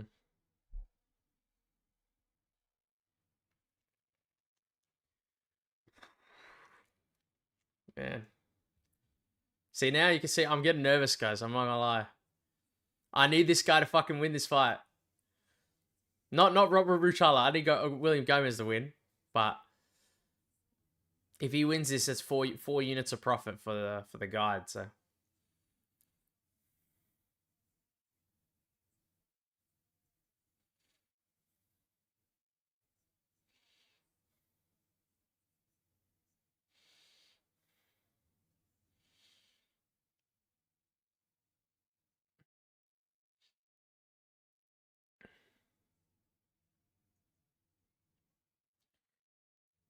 we're waiting for them to start now. They're gonna go crazy when William Gomez does his walkout.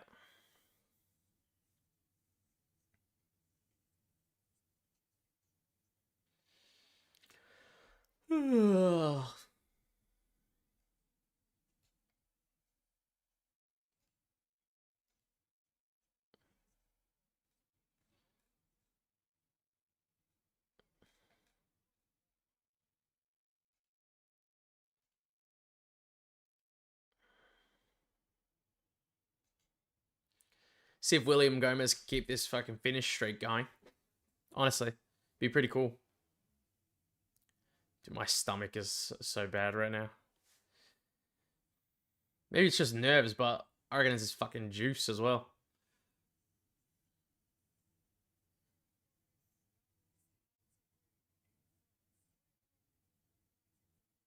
Yep. Fight should start in the next like 2 minutes or so. If anyone wanted to know.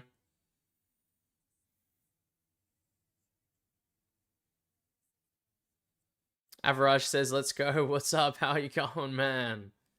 How you going, dude? Yeah, not bad so far. Like, I think I didn't get the Trey Waters one. I can see that you said, like, how you doing on bets. I didn't get the Trey Waters one, but I've gotten Rinat Fakhretdinov as an underdog and Ante Delija as an underdog in bets. And if William Gomis wins this fight, that's like my biggest cash by far. It would be like 4 units of profit if he wins, because I had like a massive bet on him and Sam Hughes in a parlay. Majority of my bets are like on the last few fights, I think.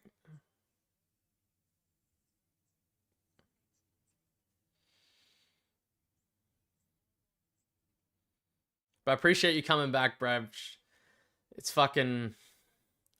Dude, it's 5:15 in the morning right now. I'm pretty fucking tired, I'm not gonna lie. Average says, thanks for the anti-bet. I picked him because of you, otherwise I was gonna bet Tybura. Nah, it's alright, man. I'm happy, like, you know... I'm happy, like, my advice goes well, you know what I mean? Like, for people, especially if they, like, follow my stuff, you know? Because I do, like, try to think it through as much as I can. Like, I watch, like, all this fucking tape. Like, initially, on my initial pick, I wanted to pick Tybura as well. Just because I favor a lot of UFC guys, but I just thought the striking was too good for Ante Delija. Average says, haha, in my country, it's 1 a.m. That's still, you know, I would still be tired at 1, but fuck, it's 5, bro. I'm tired. I'm tired AF. Appreciate you joining, by the way, at 1 a.m. So. Alright, fight should start in a couple of minutes, I'm pretty sure. Gomis is just running around the octagon. They're going to start announcing their names.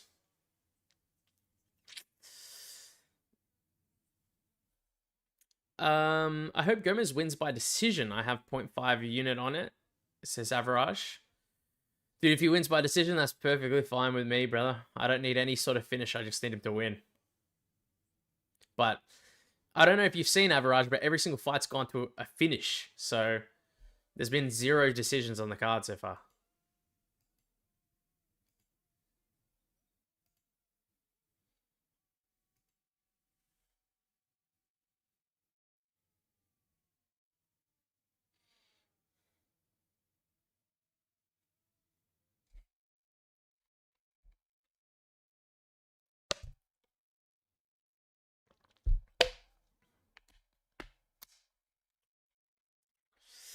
Woo! I'm fucking nervous. I'm fucking nervous, man. I need this fucking guy to win. Dude, I'll give it to Robert Ruchala. He looks fucking confident, man. He doesn't seem worried at all. Could be like, you're trying to big yourself up a bit, but...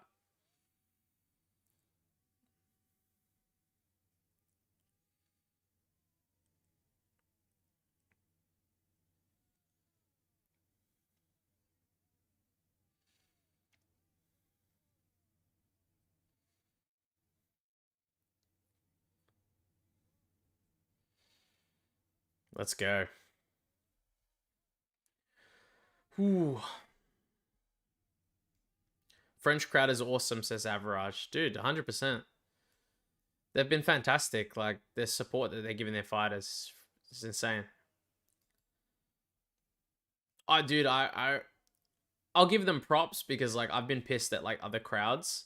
Especially, like, when I saw, like, the Brazil crowd, like, what they were doing to, like, Glover Teixeira, like, when he retired and stuff. I was pretty annoyed. Thought they could have showed him, like, more respect, you know? Jeez, it started already. It went off rip. I didn't start the fight clock, but we're about a few seconds in, guys. There we go. I'm pretty much synced.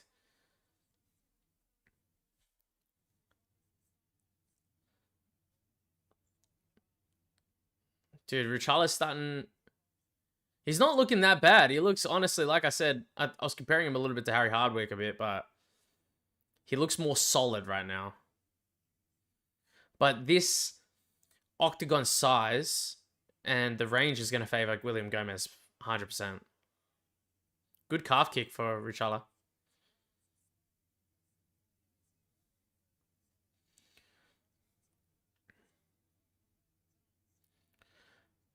Dude, I said in my video though, I'll see how many spinning back fists Ruchala does because he loves that shit.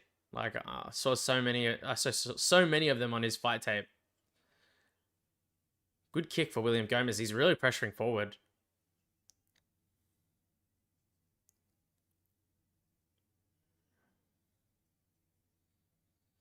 William Gomis is pressuring forward. Nice low kick. Ruchala's returning his own kick. Another low kick.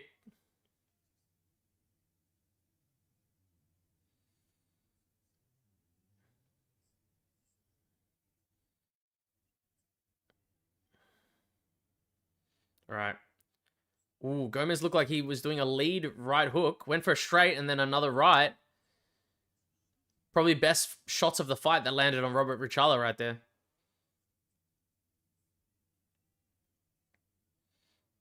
I think it was more of a grazing shot from Ruchala that landed in return. Nice lead right hand for Ruchala. Nice body kick for William Gomis.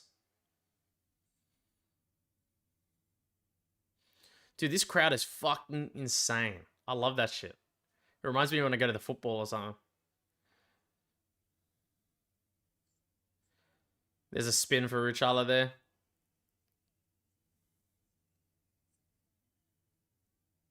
They're clinching up. Ruchala's going to try to take him down.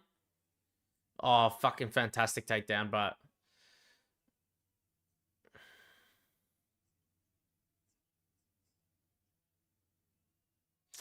This is looking bad for William Gomis because he's gonna need to get his knees inside. Oh, he's trying to go out the bottom, but be careful of a front choke. Nice job getting up to your feet, William Gomis, man. Fucking fantastic.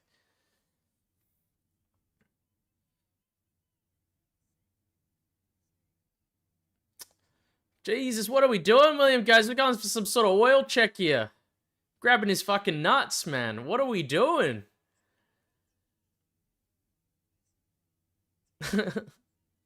I don't know what was going on there, guys, but...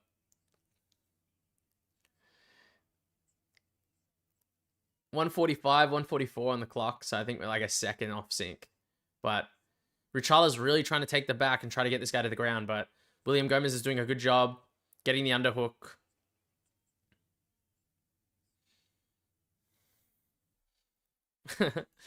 Voice of Reason says the song isn't the anthem. Actually, I wonder what it is. Giving him a free prostate check. What the fuck? True. Good job. Oh, what a body kick to Ruchala right there from William Gomis. I think it honestly hurt Ruchala there a bit. That was probably the hardest shot of this round so far. Is Ruchala going for a spin again?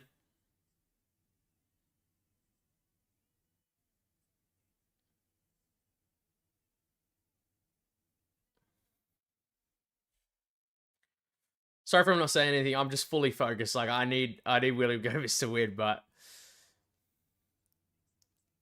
Robert Ruchala's trying to get in. I still think William Gomis is doing better in this round overall. Like he did get him down, but he recovered pretty well, got back up, looked better in the clinch. Another big midsection. I think Ruchala might have landed a big right hand, but I'm not sure.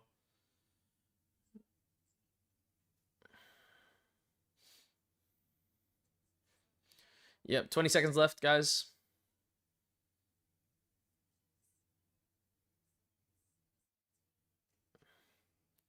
William Gomis is trying to break. Oh, big elbow from William Gomis, I think, on the break. 5 seconds left. Nice body kick. Looked like he might have hurt Ruchala a little bit. Yeah, I'd give Ruchala, not Ruchala, I'd give William Gomis that round. I'll give William Gomis the 1 here. Oh, wait. You can't see it because it's like my face cam, right? Oh, you can see it. Let's give William Gomis the 1, right? And then I'll also give him a smiley face because I need him to win. All right. So this is what we give him. So we give him the first round.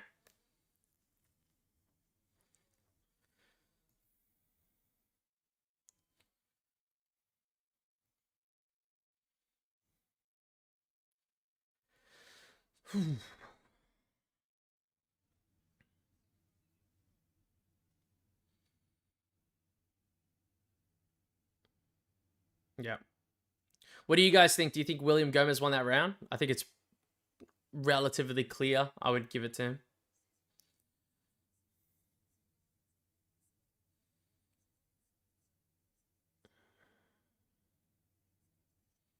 Nice. He's pressuring good. Jeez, William Gomis is landing. Because they're in opposite stances, that kick, the rear kick to the body and the head is so good. And someone like William Gomis who kicks really well, it's working fantastic right here. Gomis won the first, yeah. I agree. Voice of reason, I agree. Oh, what a knee to the body from William Gomis.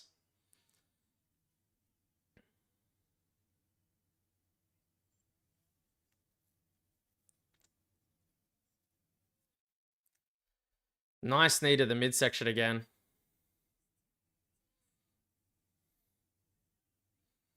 William Gomis looks good. He's pressuring Ruchala back a little bit. Oh, he landed a big right hand over the left. Ruchala's pointing down to the ground. He wants to scrap, I guess. Nice body kick for Ruchala. Big right hand for Gomis. Sort of made Ruchala do some sort of backwards roll. I don't know what was going on. It was like, you know, watching Justin Gaethje or Tony Ferguson roll away from fucking... who was it? Like Anthony Pettis or something.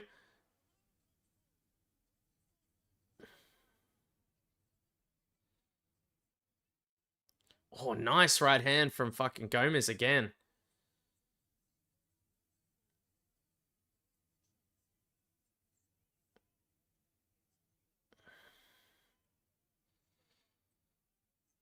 Good takedown for Ruchala, but he got it stuffed. Oh, what an elbow for Gomis. They're clinching right now, but Gomis is looking pretty good. Ruchala's got his hand in front. He's trying to stop the knee, but Gomis is doing a really good job. He needs to get the underhook. Ruchala's trying to get his twisted to get the trip. Oh, he got it. Ruchala's on top of Gomis right now. It's not looking good.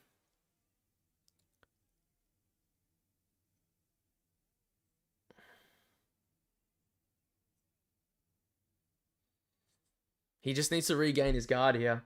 I wasn't sure if...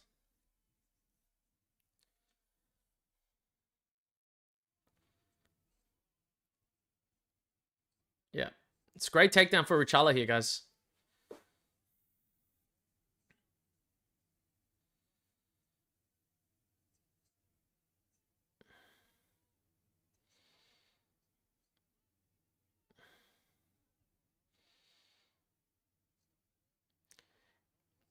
He needs to get that other leg inside. He's got to get the hook in.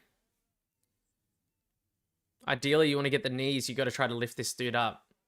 At least your feet on the hips or something. He's trying.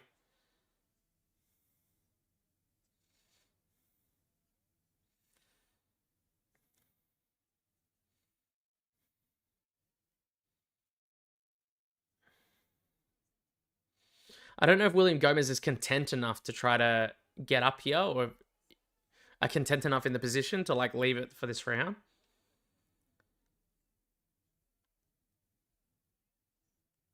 Oh, he's almost got him full mount. Good job from William Gomis.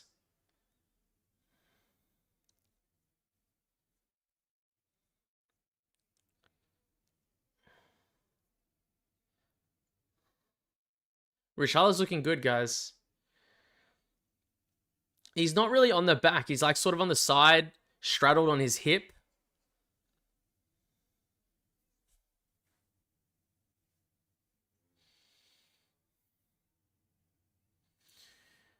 I think William Gomis is about to get out here. All right, he's back to his feet. They're clinching against the cage. Ruchala's trying to drag him down again. He's trying to wrap his... Yeah. William Gomis looked fantastic in this round overall, and then he gets taken down, and there's been some stuff from Ruchala, but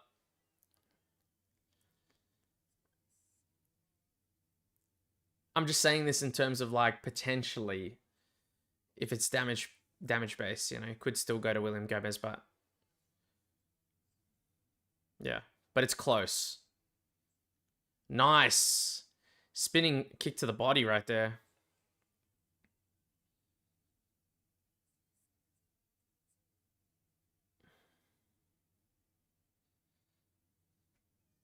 Yeah, it's honestly, it's a close round. I'm not sure.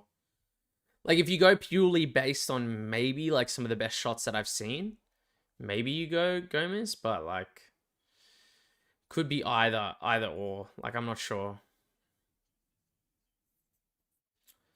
I don't know if I put it, maybe I'll put it in like the middle or something, like somewhere here.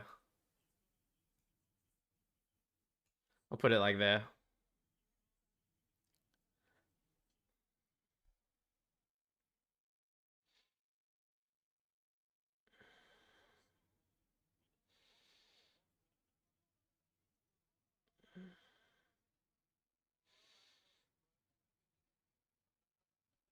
I think Ruchala's corner thinks that he lost the second round. They want him to like push it this last round. All right. This might be the first fight to go to decision, guys. Third round here.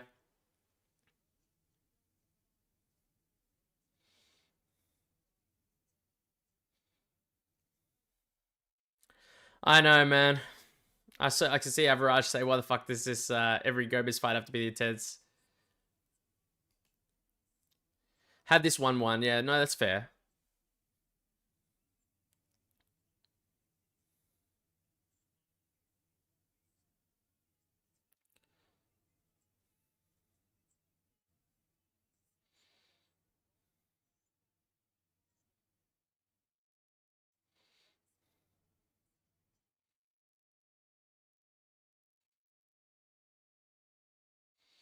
Gomez, why'd you do that, man? It's fucking. I guess it was a bad eye poke, yeah.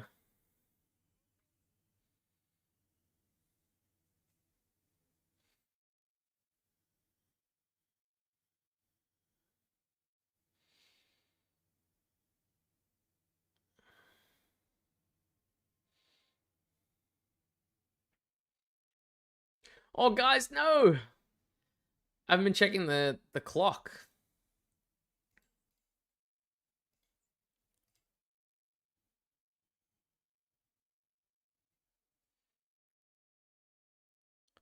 Kalong, it might be 1-1 right now. Potentially 2-0 to William Gomez, but it's probably 1-1.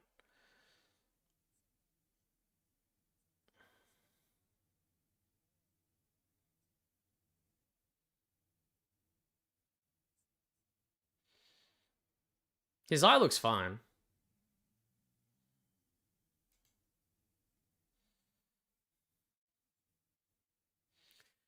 Voice of Reason says, I'd say 1-1 as well, but it's close. So they could give Gomez the hometown advantage. I agree. Like, it was a close round. It's a close round.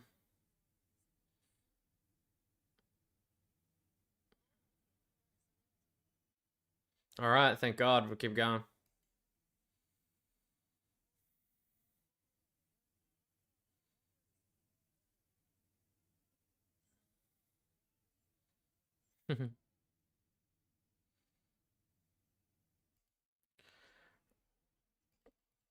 All right, we're starting it. I'm trying to get this clock ready. All right, it's pretty much synced up. They're trading shots right now in the middle. Great fight so far in the middle here. Voice of Reason said that shit was deliberate Manel Cap type shit. Dude, Manel Cap pissed me off so much watching his fucking fight with Asel Mabayev. Wasn't even funny. Robbery to Gomez, please, says Kalong. Dude, I need it. I need it bad, man. William Gomez cannot get taken down this round. Like, he needs to definitively win this round. Ooh, he's going for it. They're scrapping. Spinning back kick for Ruchala.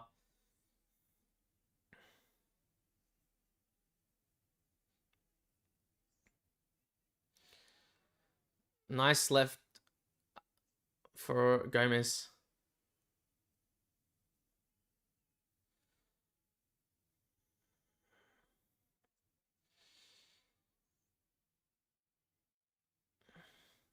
Ruchala's looking a lot better than I thought he would, though. Like, this fight's been very, very good.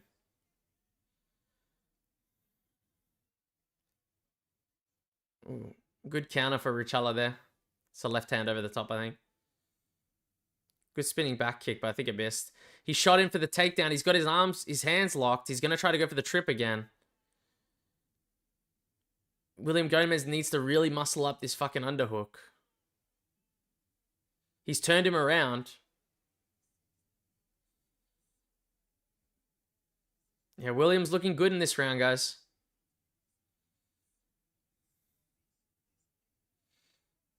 Kalong says, never ever taking Gomis again. In my parlay, always tense, dude. Yeah, fucking, I don't know. I don't know if I'd do it, I'll be honest again. Live odds have Gomis at minus 1950, so I'm pretty sure that the fucking judges must have given him the round. There's no way. Like, maybe I'm not seeing it, but, like, I thought Ruchala could have got that fucking second round. Like a lot of people here. All right, we've got 2 minutes left. William Gomis, it's either 2-0 to William Gomis or 1-1. And he's looking very, very good in this third round. Yeah. These kicks, man. He needs to keep these kicks up. Just keep the output. Ruchala slowed down quite a bit towards the end of this third. Nice kicks to the leg. Ruchala tried to go for a takedown. Nice left hook over the top. He stuffed the takedown straight out of the clinch into a left hook. Nice.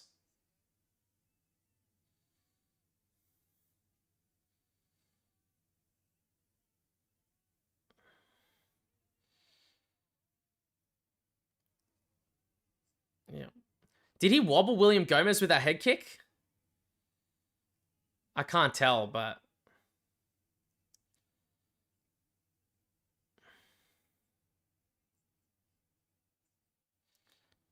He's still throwing, though.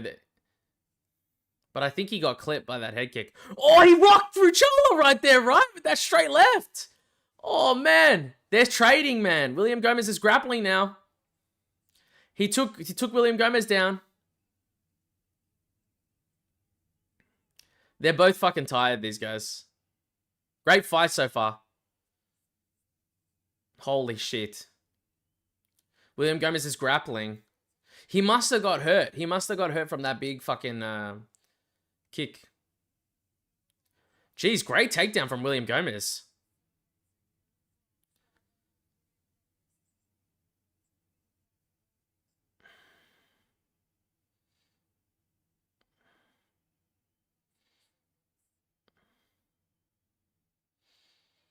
Yeah.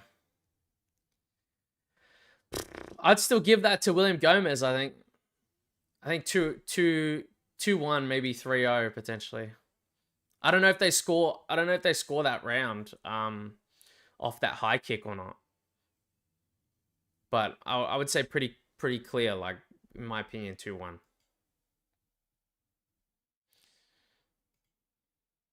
Yeah, I think so. I think it's a win, Average. Oh, hopefully. Hopefully there's nothing going on here.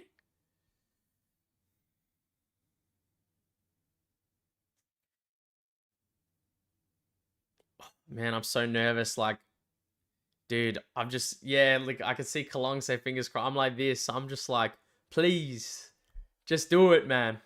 I have this is 4 units. I had 2 units on a parlay between Sam Hughes and William Gomis. So, this is fucking huge, this win.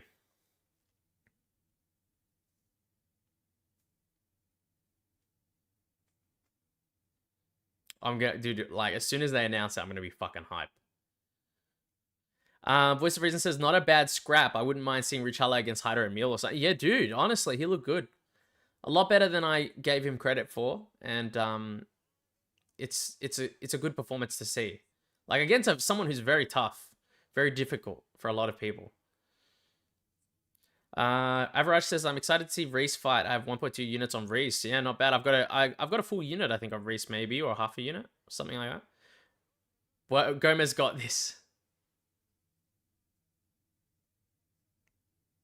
30-27. 30-27 and 229-28. It's got to be Gomez, yeah. Yeah. Jeez. Yeah. Let's fucking go. Let's go, guys. That's so fucking huge. That's so huge. Dude, I was nervous. Like I was like, oh, you know, he rocked him at the end of the third and fucking like, dude. Who had William Gomis by decision? Who was that? Was that Triple T maybe?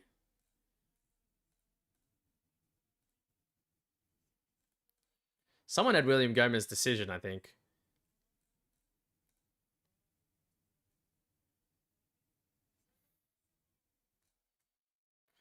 Oh, Average had it. I see. Fucking thank you though. Thanks, guys. I can see good win from Voice of Reason. I appreciate it, man. Yeah, nice job, Average, by decision, dude.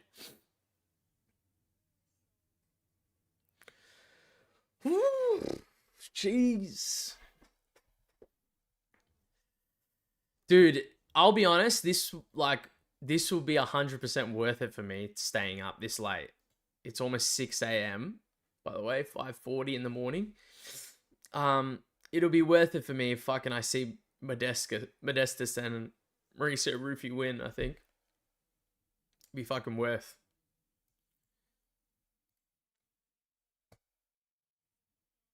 But dude, I'm feeling it, man. I'm fucking tired. I just have to power through though. There's only like 5 fights though.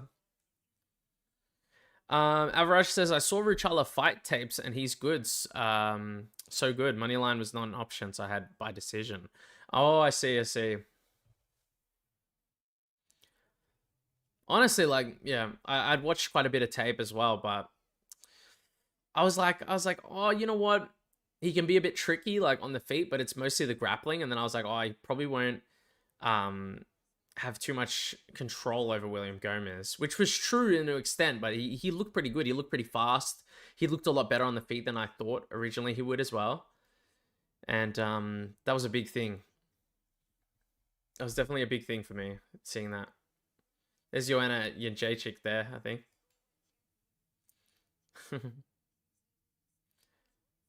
I don't know who Jelly Roll is, but there's Chuck Liddell behind him, you know?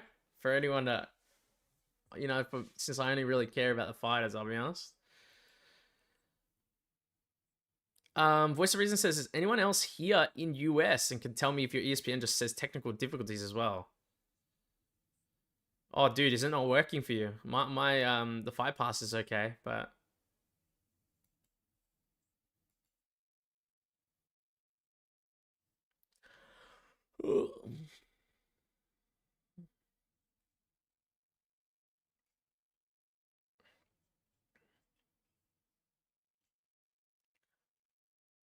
all right. We've got the next fight. I'll give this yes. Unlucky. He did very good. I give you.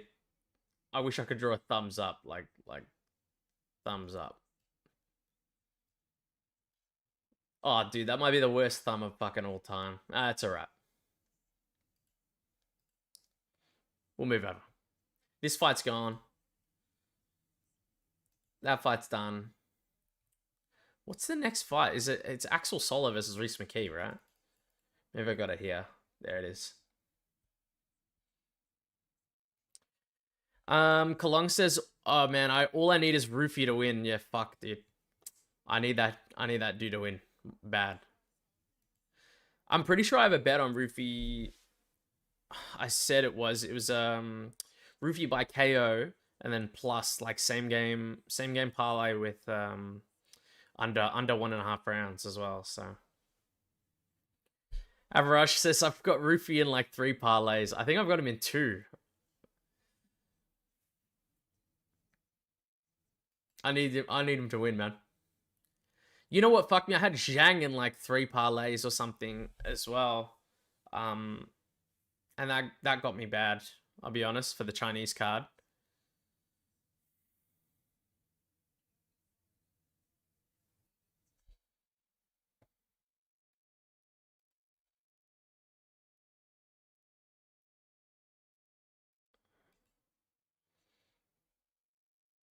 All right, we're gonna fix this up.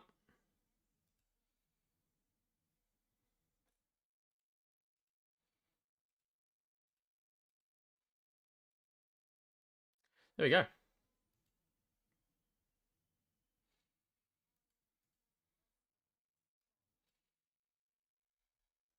But what I don't understand, why is Rhys McKee coming out? Yeah, why is he coming out first? Like, shouldn't Sola come out first? Like, you're debuting, isn't it? Shouldn't always be like the dude who's like ranked higher in the organization.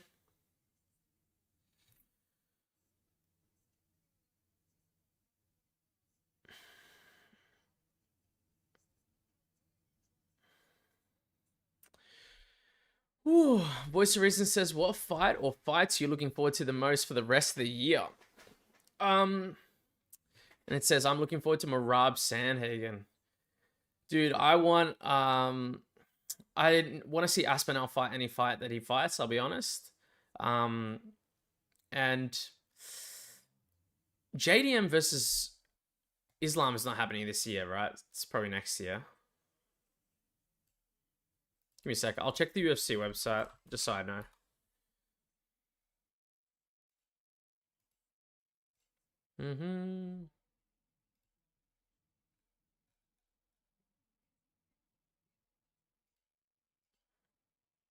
It's not loading on the website, but...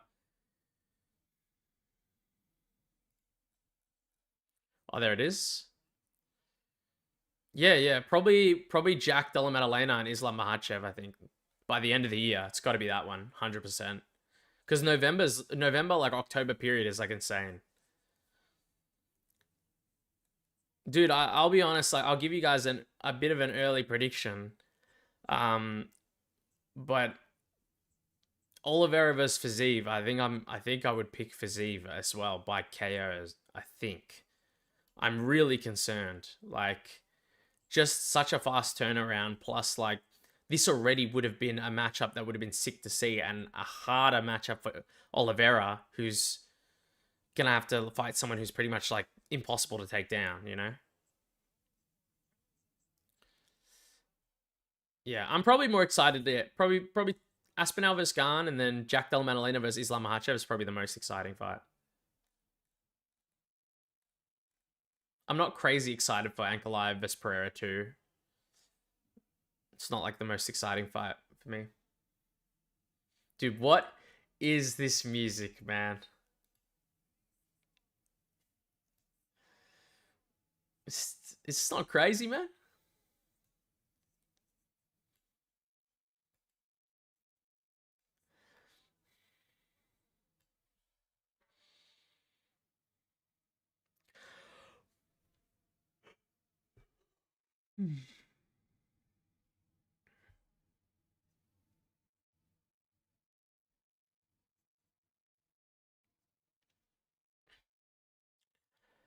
Kalong says, throw all your properties and belongings on Wei Li. Dude, I'm not gonna lie to you, Kalong, bro. Like, I think I did. If you go have a look at my channel, I did an early predictions on the new fights that were announced. So like JDM versus Islam. I did a prediction on Valentina versus Wei Li as well. Carlos Prates versus Leon Edwards. And I think I would lean towards Valentina because if it ends up staying on the feet, I think Wei Li has had a lot of trouble with people, in my opinion. I think like they're both done a good job like grappling at this point in their careers, but I think like Valentina is like being pretty underestimated with how good she is on the feet and how difficult she is. Plus, she's bigger as well. She's moving up a weight class. Whaley is. Let's have a look. BSD can't even get a win with Moicano. I don't know why I'm so worried. It says Kalong, yeah. And then Voice of Reason says, I don't know, Whaley is one of my favorite fighters, but it's gonna be hard a fight for her. I agree, yeah. Val is big. They're not that crazy different in size, but she's bigger, you know? She's going to have that range advantage as well.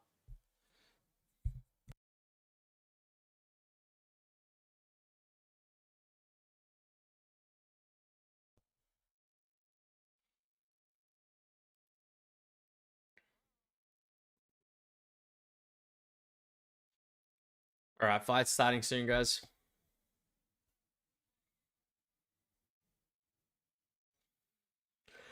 I don't know if you can see it in my eyes, guys, but they're gone. I apologize.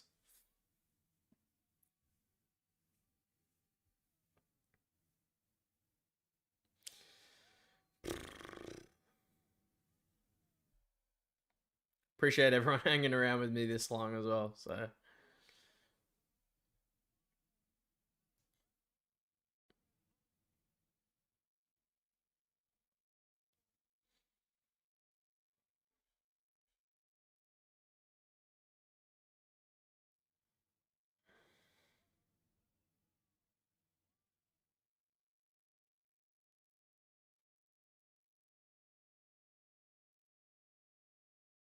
dude, you know what? Sola looks bigger than I thought. Like,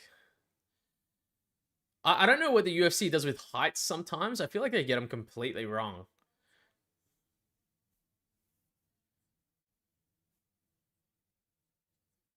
I don't know if you guys have seen that for any other thing, but sometimes like I've noticed some dude like looks completely taller than another dude. They're listed like the same height or something. Rhys is still bigger though.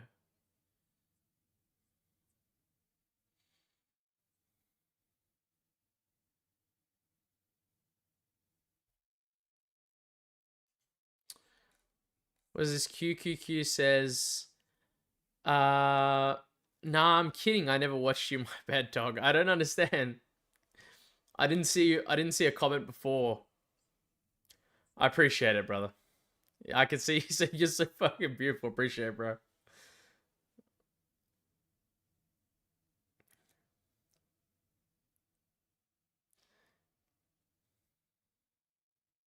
It's my first time doing face cam, so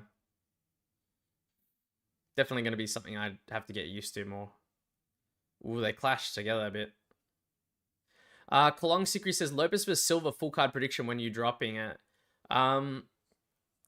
Listen, I'll be honest. I always hope to drop it by Monday. Which for you, oh my god, he just cracked McKee with a massive straight. I'm sorry, right? I always hope to drop it by Monday, which for you guys it's probably Sunday, right? In America. Oh, massive right hand for McKee as well. He looked like he wobbled Axel Sola. But I'm gonna be exhausted, and I've got like a Father's Day as well to see my family and stuff.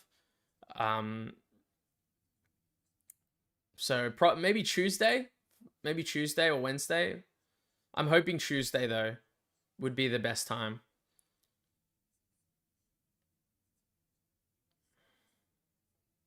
CCFC. Hey man, like back in the chat, appreciate it. Holy fuck, straight left hand for Axel Sola. Bet, and he says how the bet's going. Sorry, I'm so distracted. I keep watching the fight, but the bets are going pretty good. Like we just cashed probably our biggest bet for the card, which was the parlay between Gomis and Sam Hughes.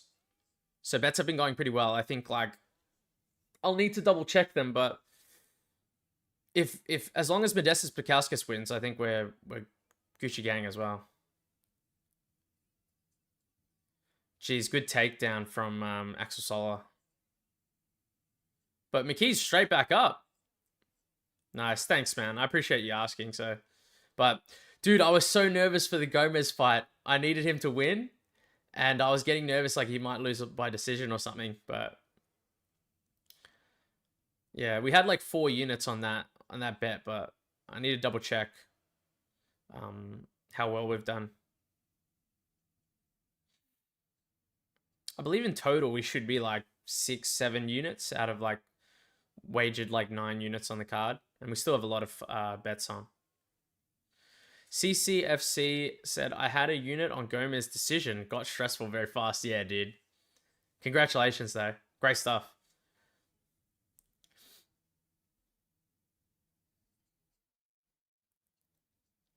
Jeez.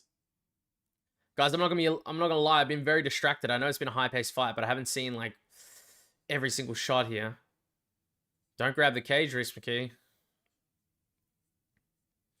This is what I was mostly worried about, if like Sola could press him up, try to take him down and stuff, but I really felt like it was going to stay on the feet the majority of the time.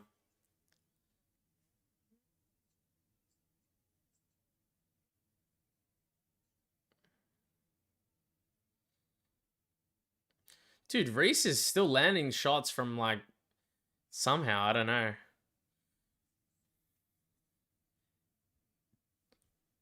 Excuse me.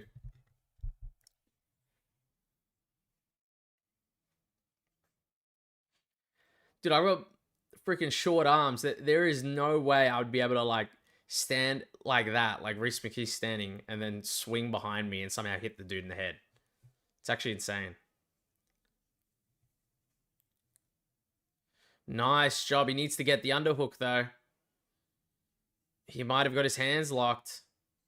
Oh, he's got the other underhook. Fantastic from Rhys McKee. Jeez, he's bleeding bad out of that nose though.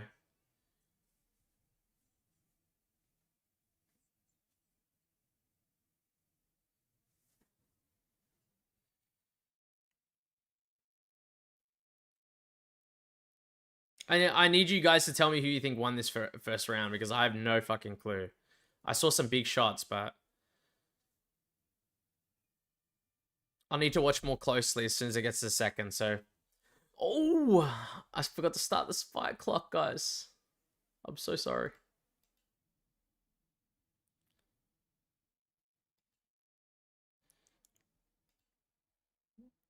All right, I'll make sure to start it for the second round here.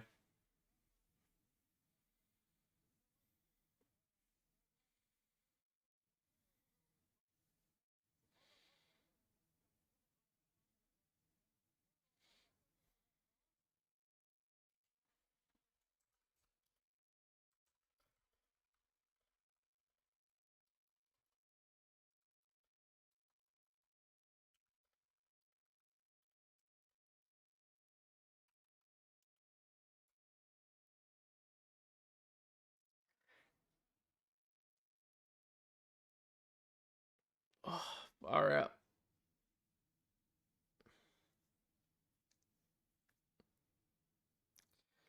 Sola looking good out there so far, but he slowed down when he got off the fence.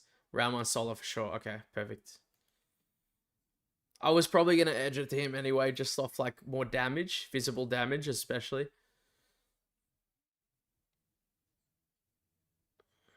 Thanks for letting me know, Voice of Reason. I appreciate it.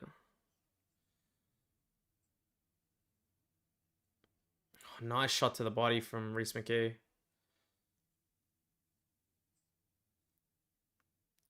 Dude, these guys are scrapping though. Fights have been really good on this card. Like, even though William Gomis went to decision, I thought the fight was good, and Ruchala had a great performance as well.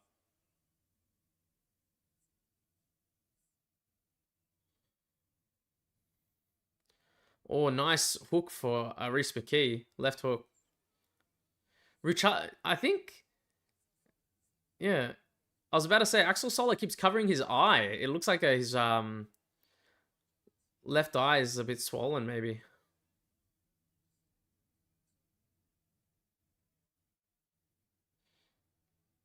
Rhys is trying to get in close.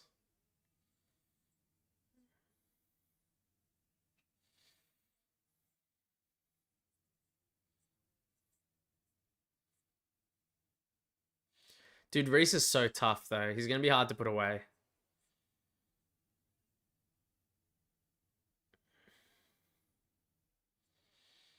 Rhys is going just at distance, a lot of jabs. Yeah, it was just a right hook, it looked like. Caught him right in the eye.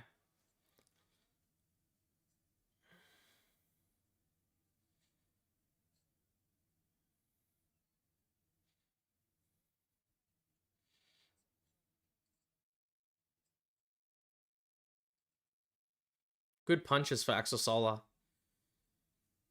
I think it was like a 3-4 punch combo, but he landed the last two. It was great. McKee's trying to pressure him. He's landed a big right hook. Nice right shot to the body there.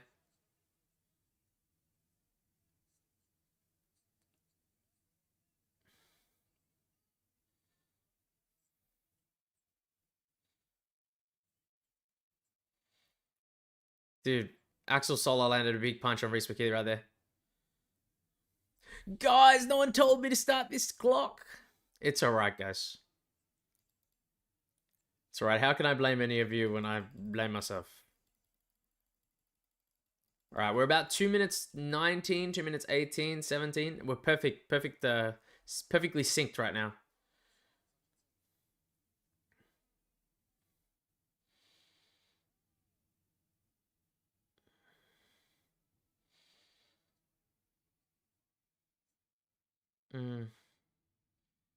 I agree with Paul Felder. I can hear him say about the knees, especially when they've got like the Thai plum, you know. Try to go knees up the middle, especially for someone who's got long legs and everything. Ooh, Rhys looked like he went for a lead, like he went for an elbow there.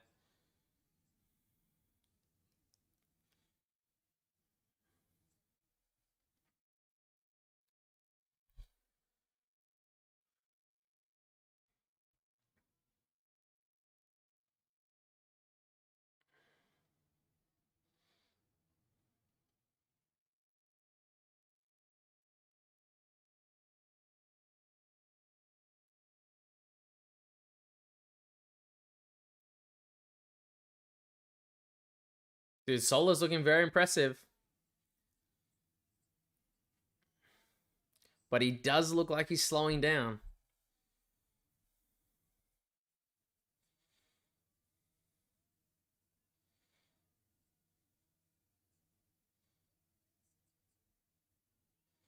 Ooh, Rhys started adding in some combos there.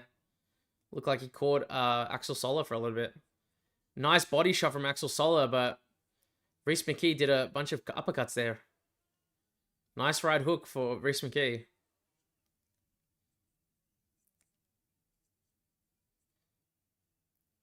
Well, he's trying to go for some sort of ninja choke, but he just brought himself to the ground there. They're back up. Nice elbow for Rhys McKee. He's trying to go for his own ninja choke now.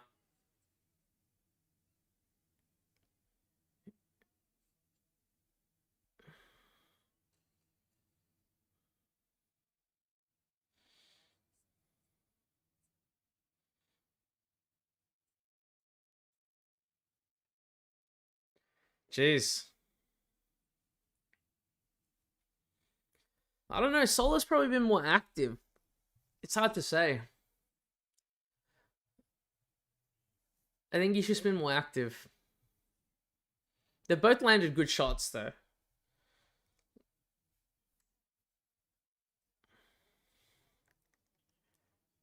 I have a feeling this is going to be one of those ones where you're going to be surprised at some scorecards.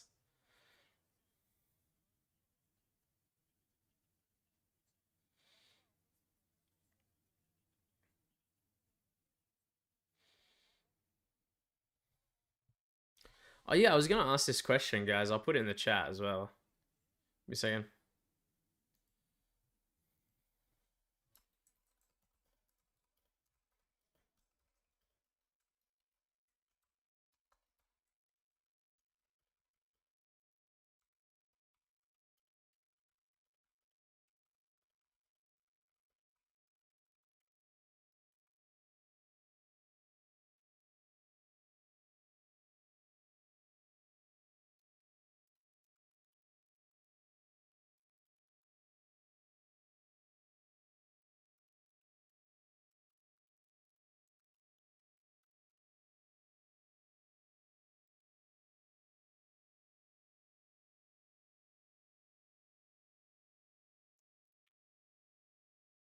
Rhys is pressuring.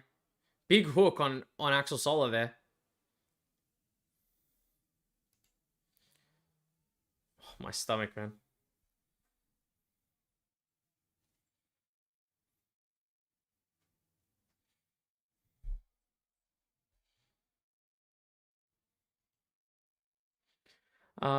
Sola's looking good out there so far, but he slowed down when he got off the fence. Round one, Sola for sure. That's a close round. McKee was more active, but it looked like a lot of his shots didn't really land. He ended up against the fence. Hard to know what the judges saw. I see. Geez, good shot through the guard there for Rhys McKee, though.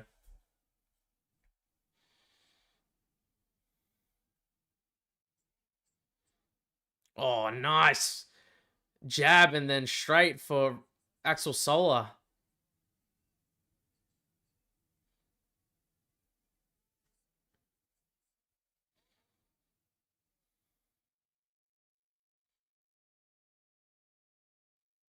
Axel Sola's landing really, really well.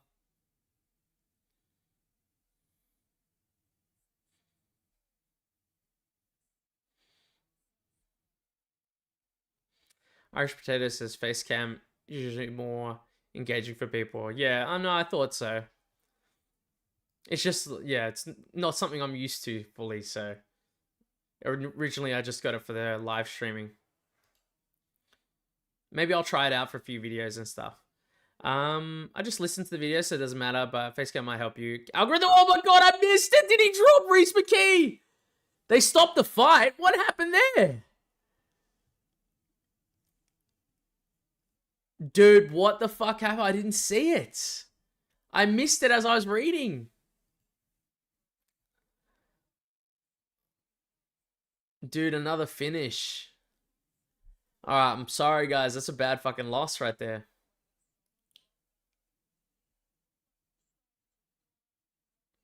Voice of reason, my bad, homie. Nah, it's my bad. I had him. I really thought Rhys McKee would win this fight, but man, he was. It's not like it wasn't competitive, and he didn't do well, but it was like you could tell Axel Sola was doing the more damaging shots, and he was in front slightly each round. You know, he was picking his shots better. He was taking less damage than Rhys McKee. I need to see the replay though, because the stoppage looked a bit weird. Oh, what a massive shot to the body.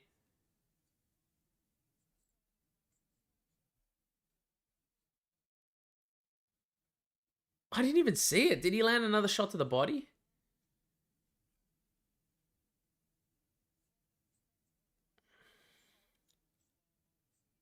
Oh, it's straight. It went straight perfect body shot there.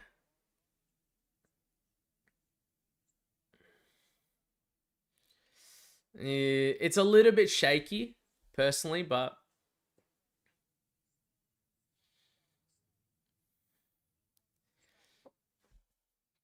I think Rhys McKee like probably could have toughed it out, but it's not like I'm super disappointed with the stoppage. It's not the worst one I've seen. It's not fucking Jared Cannonier versus Nasruddin Imavov or something. Yeah, Average says, man, yeah, I'm sorry, man. Feel bad, dude. Axel Sola looked really good. He was a step ahead in quite a few exchanges there. Especially like upper weight class like that as well. Very impressive. But he is big. He's 6'2". Sad stuff. All right. Let's have a look. All right. I've got a relatively big bet. Not that big, but it's like 1 unit size on Mason Jones. So I'm hoping he gets a win. I've got Modestas Bukauskas. Obviously, I've got him by KO. I've got Mauricio Rufy by KO, and then I've got a bet on Nasruddin Imavov. So these last 4 fights, I will have bets on. Because I bet mostly on this main card this time. But the William Gomis one, I needed that one by far. Like that one was the most important one out of a lot of these. So I was happy to get the Sam Hughes, William Gomis.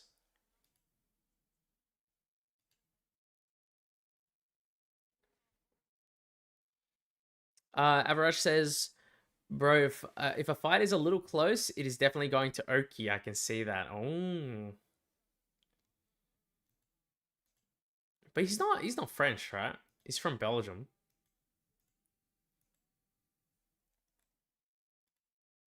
Is he? Give me a second. Need to double check.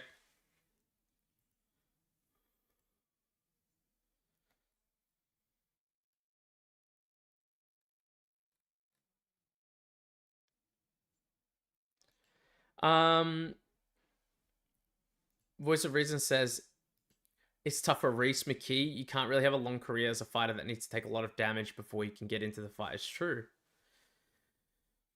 You don't want to be that dude that's taking like unlimited damage. Like, you know how bad I feel for oh man, what's his name? Like Mateusz Rebecki. Like Mateusz Rebecki is quite good. But the damage the dude has taken in just his last 2 fights is literally unreal. I think that it's comparable to like 5, 6 fights worth of damage, maybe more. You know what I mean? In just 2 fights, it's pretty crazy.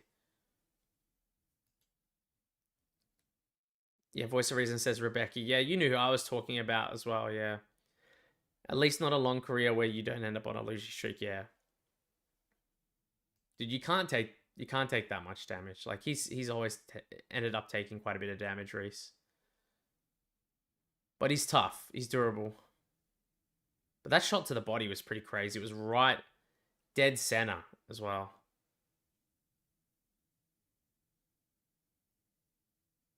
Perfect shot. It was literally perfect. I'm just watching the replay now. Voice of Reason says, yeah, the last fight was such a banger, but when it was over, all I could think about, he just needs to go to the hospital. Yeah, dude. Fucking bad. They need to take care of themselves, man. Like it's so important to try to be defensive, you know, or like have some sort of like, I know it's like when you're durable, it can be very how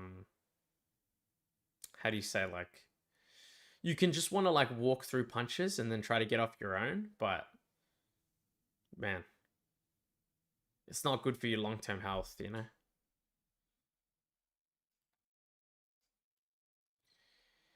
All right, we got the next fight. Oh, my goodness, guys. I am Listen, we're gonna be chilling for the next like 5 minutes. All right.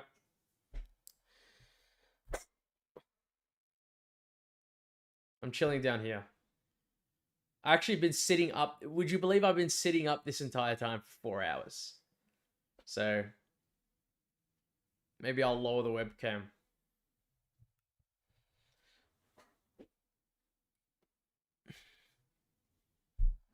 You guys see me now? Yep. Up it a little bit. There we go. I've been sitting up like the entire time, like perfectly straight as well in my chair for like the past 4 hours.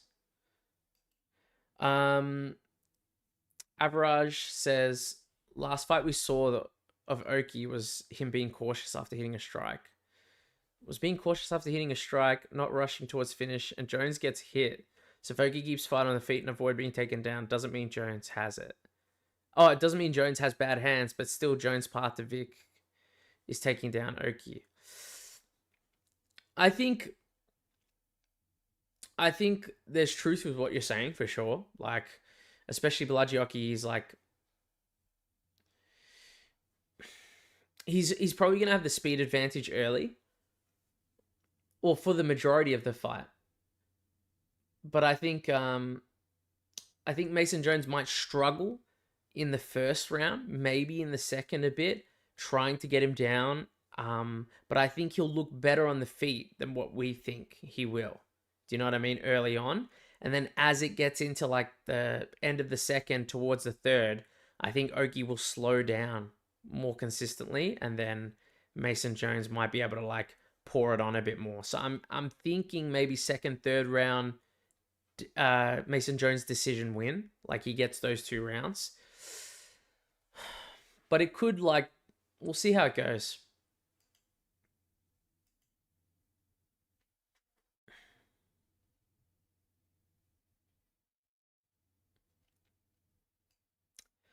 We'll have to see. Try to fix this. All right. Average says it's still a tough fight, but I still have went with my gut. I have Jones, Roofy parlay. See. Dude, I hope they win, man. Like it'd be great for me if they win as well. So. Plus, I actually do like Mason Jones quite a bit. I think he's. You know what it is that I like about him? It's like when I notice someone has had a level of improvement that is very, very significantly noticeable, it makes me enjoy watching them more. So like I used to watch Mason Jones like initially, like the first run. I think he had a certain stint in the UFC, lost a few fights, then went back to the regionals. He's improved drastically, especially in the stand up since then. So I think it's great. It's like when you watch first like maybe a few of Ilia Toporia's early fights, you're like, well, this guy's a good grappler, you know? And then like the shift in like a couple of fights is like insane to where his boxing improves, you know?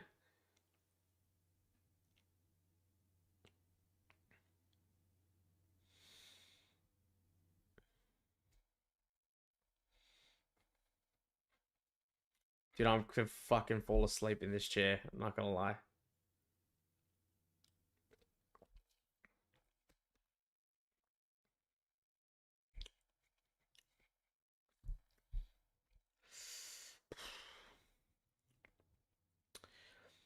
Voice of Reason says Vittori out. Voice of Reason says Vittori is another one of those guys where he'll be eating through a straw in a few years.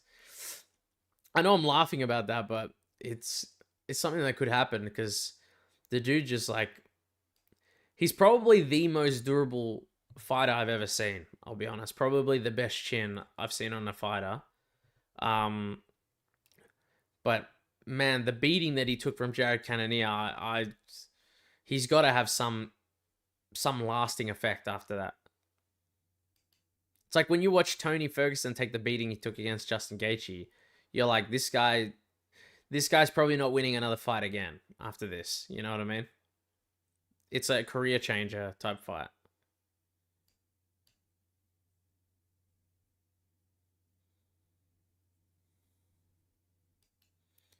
That cut was nasty against Jared. Yeah, dude.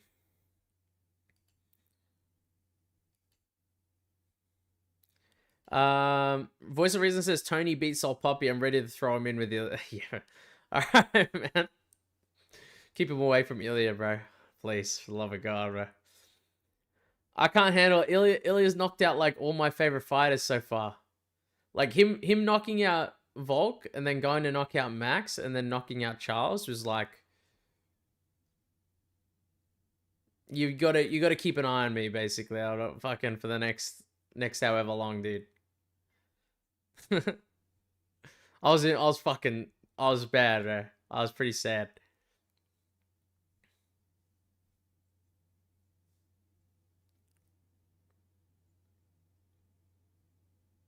I think Charles was the worst one though, because like I didn't. The whole time I felt like I put a bet on Ilya by KO early. I said first or second round KO, right? And I was like, okay, just don't be vicious, is what I said. I was like, just if he gets the KO, I was like, just don't be vicious. Like TKO or like some ground and pound strikes where they call it off or something like that. Nah. It's fucking absolutely fucking out cold with a one punch and then ground and pound. Dude, I was so devastated. Average says, I'm grateful to God for keeping my boy Tony away from Ilya. Yes, dude. Keep that guy fucking away, man. If Michael Chandler's doing that, you know. Doing the kick to the head. We don't want to see Ilya. Average says, man, I don't know. Although I appreciate Ilya, he is knocking out all my favorite fighters and I have a separate hate for him as well. Dude, I'm like, I was talking about this with one of my friends today. I was like, you know what? I can't miss an Ilya fight. I have to watch. And it's not like I hate the dude, right? Like I like think he's terrible or something. Like I don't want to watch him or like you get what I mean. But I can't I'm not gonna like rock up and say, yo guys, but Ilya's my fucking favorite fighter, you know what I mean? Like I'll just be like, I know he's good, guys. I know he's fucking good, alright? I've seen him fucking knock out my favorite fighter of all time.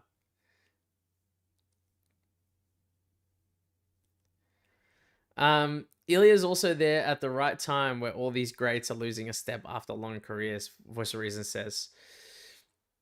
It's It's true, because it's like towards the end of Volk's career, plus it's like he'd just come off the KO as well, short notice KO, and he's doing a quick turnaround against Ilya. Then Charles was on, you know, this was not Charles on his like 3 title defense run, pretty much, you know. Voice of Reason says, but that's not to say that's why he's knocking them out. Yeah, he's still good. He's still that good. If we talk about Ilya, he will put balls on your forehead, just like Connor. He did say that. Oh shit, guys, no! Would you believe the next fight is starting, guys? It's not started yet. All right, fight clock's not on. We're going to start the clock, and then we're going to add the minutes, and then the round like this, and then we're going to swap it. But it's stopped. Bolaji, it looks like he lands a right hand there.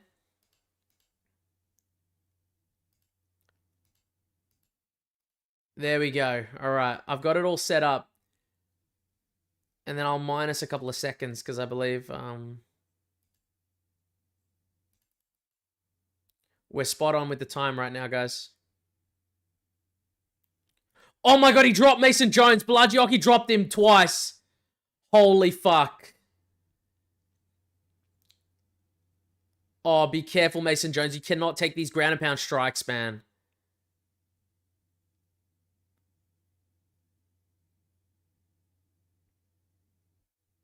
I didn't expect that much him to hurt him that early like that.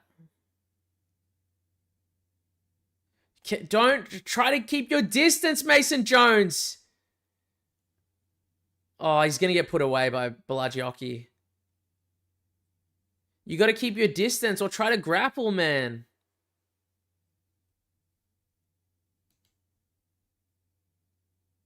Dude, it's the worst. The first round is going to be your worst round, champ. You cannot fucking do this.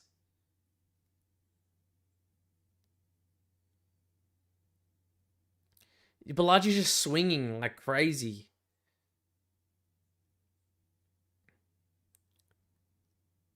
Dude, I'm surprised Mason Jones is still fucking alive and awake. I'll be honest right now.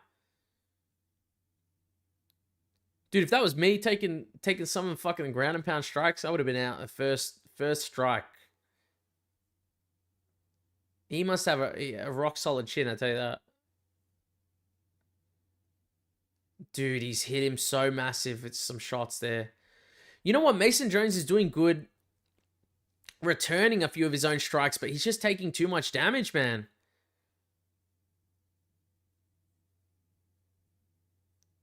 Did Bolaji sort of gas himself out a tiny bit because he's backing up?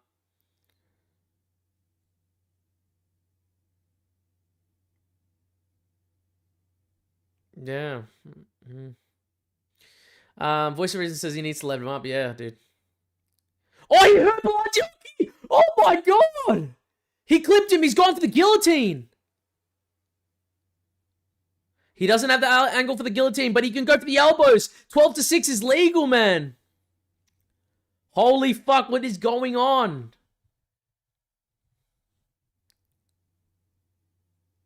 Oh my god, big elbow from Mason Jones. He dropped Bolaji again. He's taking him down to the ground. What the fuck is going on? Massive elbows to the side of Bolaji's head. I'm sorry for screaming, guys. Oh my god, my girlfriend's asleep. What the fuck am I doing? She's gonna get so fucking angry at me, man.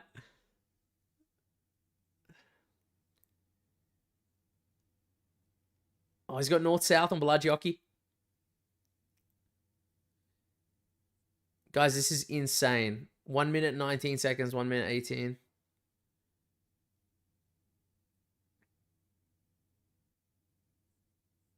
Yeah. I would settle for side control. I don't know why he wants to go for... is he trying to go for something particular? Oh, he's gone for the Kimura. Oh, he's got straight arm lock instead of Kimura? Oh, wow. He almost got it. I think Oki's tired, guys. I think Triple T's correct. I can see it says Oki's got to be tired. He was swinging for a home run. Do some more damage, Mason Jones. You got to make him pay for the amount of damage he did to you.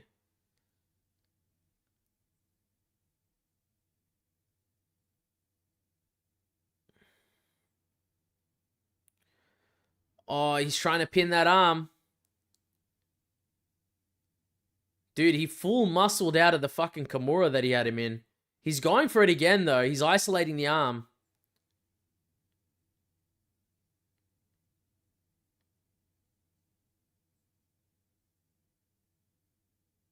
Dude, 4 seconds left. 3 seconds. All right, that's it. What the fuck, man? Holy shit.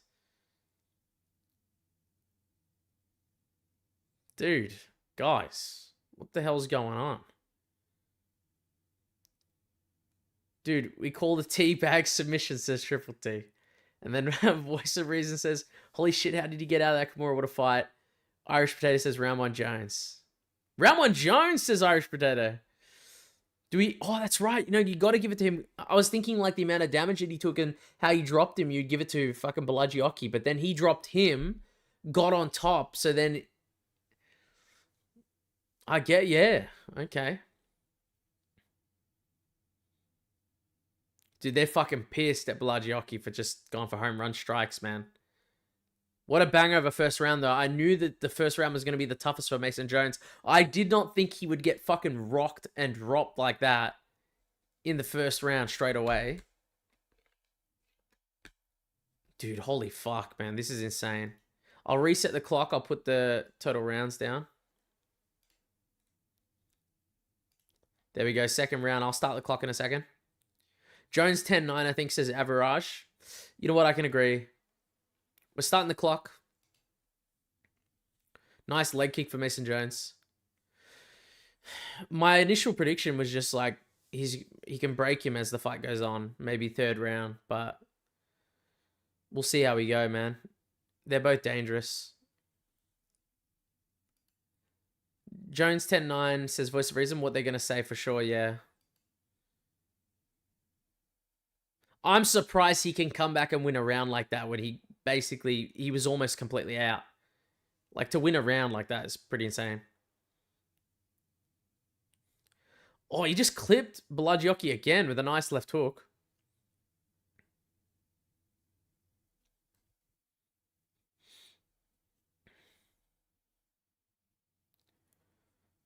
This is fight of the night, they're trying to say.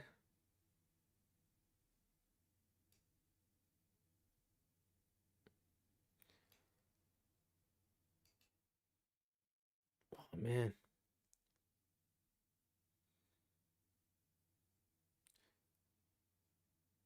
Yeah. You know, Mason's looking pretty good right now. It's a different pace right now. Bolaji's pretty open.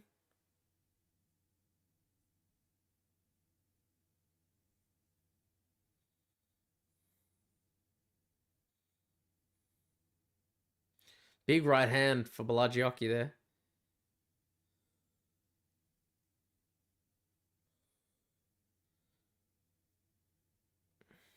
Bolaji goes for his own takedown against Mason Jones. He didn't get it. He got thrown around pretty much there. Holy fuck, dude.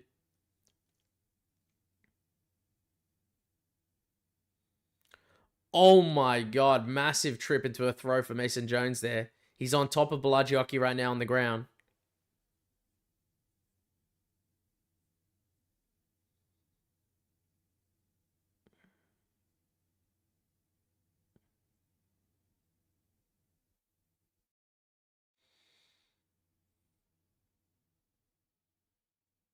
Hi guys, is everyone there? Oh my god.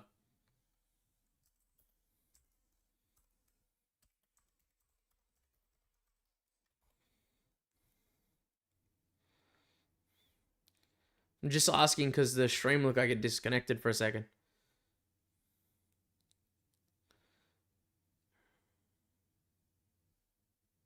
Holy fuck, massive elbows for Mason Jones.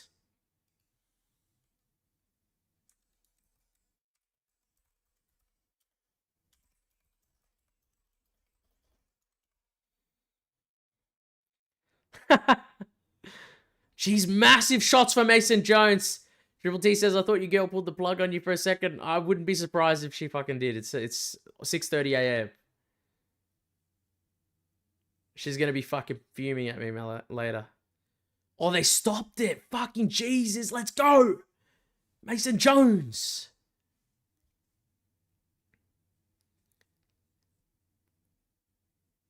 Let's fucking go. That's a big bout. I had that was almost like 2 units in total for Mason Jones because I had a unit on him, I believe. He was like 171, 172. So pretty good.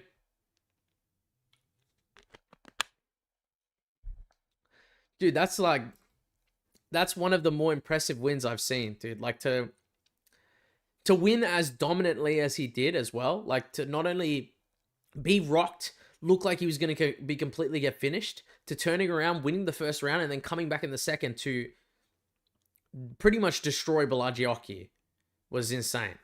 Insanely great win. Very impressive.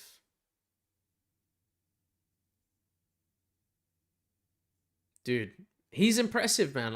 I've been saying it. I'm very impressed with Mason Jones. His improvement is just fantastic.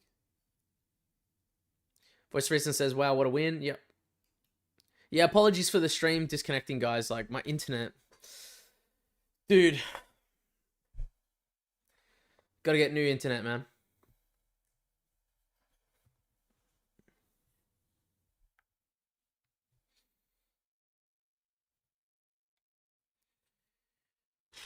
I hope everyone's doing well with their bets now. I think Average said Jones, right? It's got a bet on Jones or something.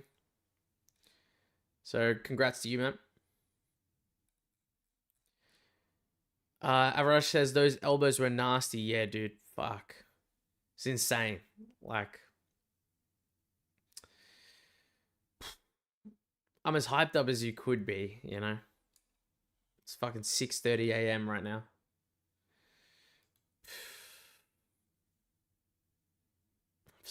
I'm so tired. It's not even funny. Average says now my all bloodline hope is on is on Rufy. Good luck, man. I hope he wins as well. Like I need him to win too. So who's next? It's Modestus, right? Give me a second.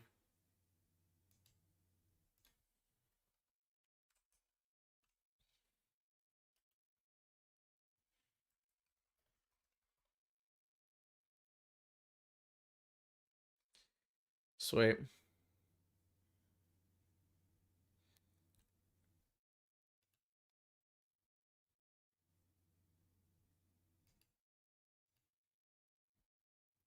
What I'll do, guys, for the next prediction video, then I'll put my face in the face cam for the prediction video. And we'll see like if the majority of people prefer it as well.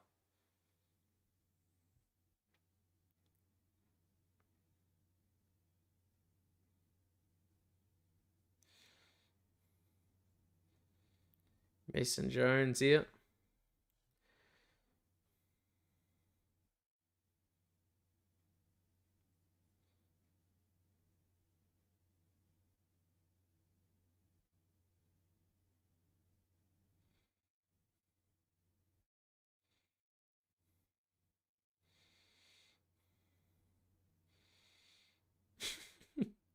Dude, Mason Jones is trying to say like he slipped, you know? Slipped on a fucking banana peel instead of getting rocked by a punch. So he didn't really get hurt. That's what he's trying to say.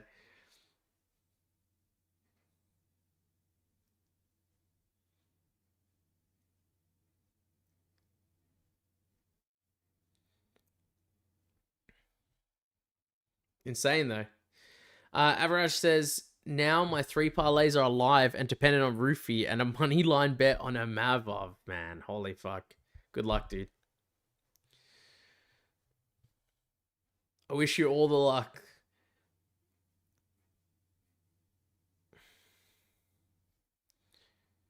Those are my last few picks, or the last... Was it for the last 3 fights? I've got Modestus, Mauricio, and Nasruddin, so... As long as they all get that shit. Average says that security guy behind Jones. Look at him. Behind Jones.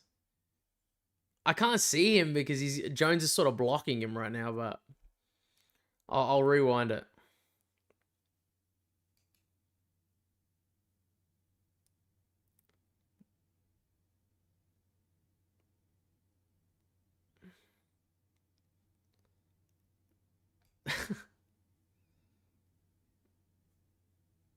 He does look pretty scary, that guy. I'm not gonna lie.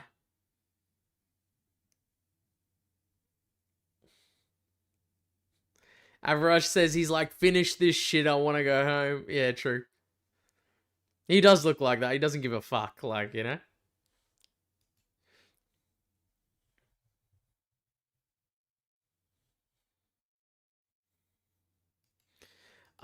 Voice of Reason says, do you have a bet or prediction you're most proud of, like where you saw it when nobody else did?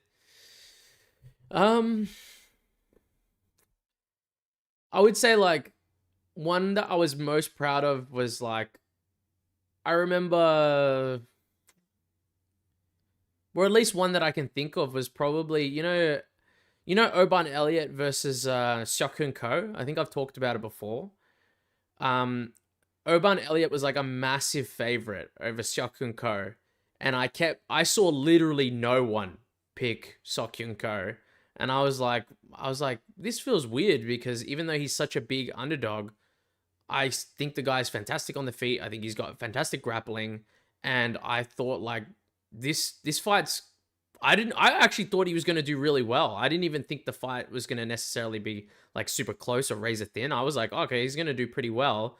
And it just makes no sense to me. And I checked like a bunch of channels and no one was picking him. And he won very dominantly, like very, very dominantly with his grappling as well. I would say that one was probably one I was very proud of because I didn't see anyone else picking him, and I felt like I made a pretty good justification on why I picked him. It wasn't just like, fuck it, you know? Average says, bro, that pick against Oban was awesome. I still remember I put a very small amount on him, and it was a plus 400. That's a great pick. No clue what the other guy even is. Who the other guy even is. I appreciate that, man, yeah. I do think Oban is decent, but I don't think he was as good as what people were saying because I always thought he could get out grappled. I watched a lot of regional tape, and even though they were saying like, oh, he does well offensively, I was like, oh man, he looks bad in some situations though. And Seokhoon Ko looked a lot better in the grappling than I even thought he would be in that fight. On top of taking advantage of that deficiency of Oban Elliott, but dude, trust me, I've made some fucking really good picks, but I've made some fucking shockers as well, all right? So trust me. Yeah, I'll tell you guys right now, if you're there, right? The worst pick I think I've ever made, by far, was I picked, fuck me, give me a second. I need to check his record real quick. Dude, okay, give me a second. I'll tell you what it is, guys, right now. Where is it? It was ages ago, wasn't it? No, it wasn't that long ago. It was like last year. Oh yeah, I picked Jared Gooden versus Chidi and Jokwani. So I picked Jared Gooden to beat Chidi. I honestly think that was my fucking worst prediction I've ever done. I think I was trying to like be super fucking cool and like think it through and shit. I don't know if you guys know who Jared Gooden is at all, but fuck me, dude. That was a terrible fucking pick. Like, Average says, recently I have 2 accurate bets which got hit and made me a shit ton of money. Christian Leroy Duncan by decision, or Christian Duncan by decision, and Paulo Costa by decision. Fantastic, dude. That's great to hear. Average said, bro, I also picked and had money on Jared Gooden. Dude, it was a fucking I'll tell you this, right? My reasoning for it was that I was like, okay, Jared Gooden, he's not good on the feet, right? But what he can do is, Chidi was known initially as a dude that gassed out after like the first round. He put a lot of pressure in.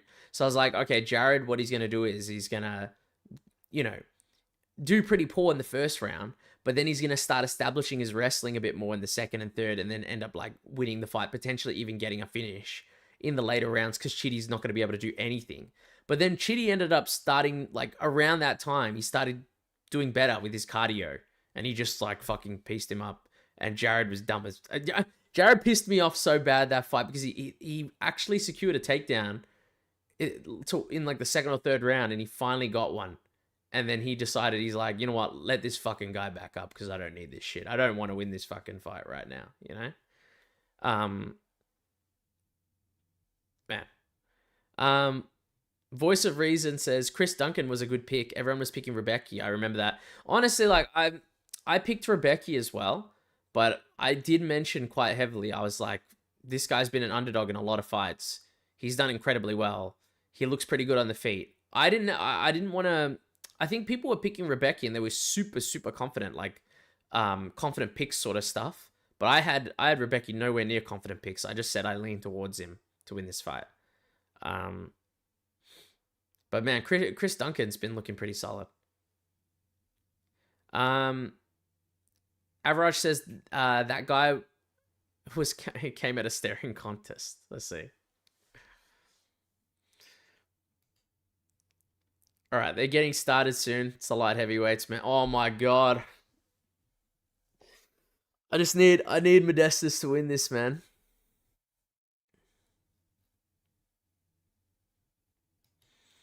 By the way, I just want to say I appreciate everyone staying around for as long as you have. Just, you know, keeping me company in general and stuff. So, thank you. I appreciate it. Voice of Reason says, I've only ever bet twice in my life on sports. Whaley versus Suarez, money line. And Lewis versus Teixeira KO. And they both cashed. I think, like, I wasn't a super heavy bettor. Like, a long time ago. I used to just watch UFC. I think, like, on McGregor's return, that was one of the first, like, times I started, like, betting a little bit again, more on UFC. Was like McGregor's return. Like when he fought Cowboy, I put like a massive bet on McGregor by KO in the first round.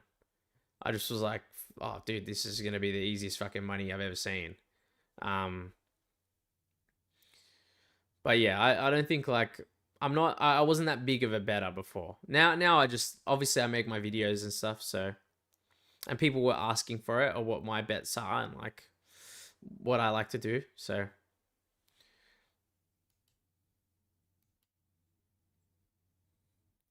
Average says, I remember one of my bets, it was on Johnny Walker against Volkan. Oh, fuck. All right. Yeah, what was the bet? And that time I was not good at betting. And I was so pissed at him for that day. And I had separate hate for him. Yeah, dude. Man, I can't bet on John. Listen, I picked Johnny Walker against Volkan Oezdemir for that fight. I thought like, oh, you know what? He's looked decent, but like Volkan... all he's got is like some forward pressure. He's probably going to get chinned or something. But then literally Johnny Walker just stayed at range, did some kicks, and then got walked down, then chinned in that round. It was pretty sad.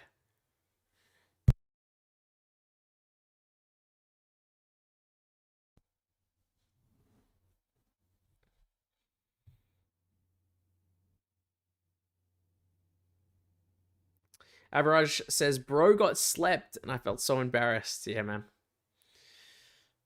And it was it was a nasty sleeping as well that got done.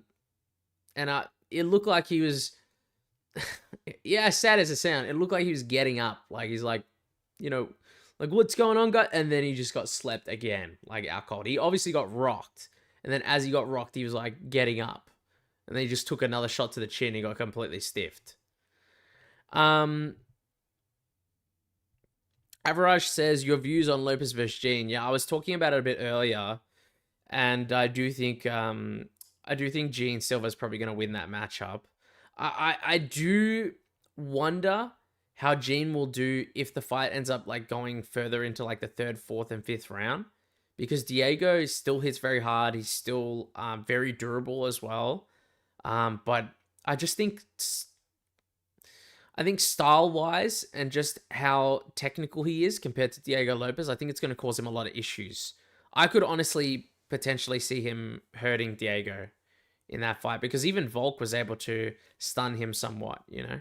And Gene hits very, very hard. I don't think Diego Lopez is the worst underdog though, because of his ground game plus like, you know, how durable he is mixed with his power. Like if stuff gets scrappy in that fight, I could see him hurting him and potentially like snatching up something. I would never see Gene Silva submitting Diego Lopez in a million years though, but I could see him KOing him somehow, even though because of how durable he is. Voice of Reason says it's a bad matchup for Diego. I do agree. Stylistically, it's relatively bad, especially if Gene Silva keeps up a pretty solid pace. Avaraj says, man, I backed Gene so many times and he made me so much money, but that plus 200 price tag on Lopez is literally seeing me like I should grab it. I understand, man.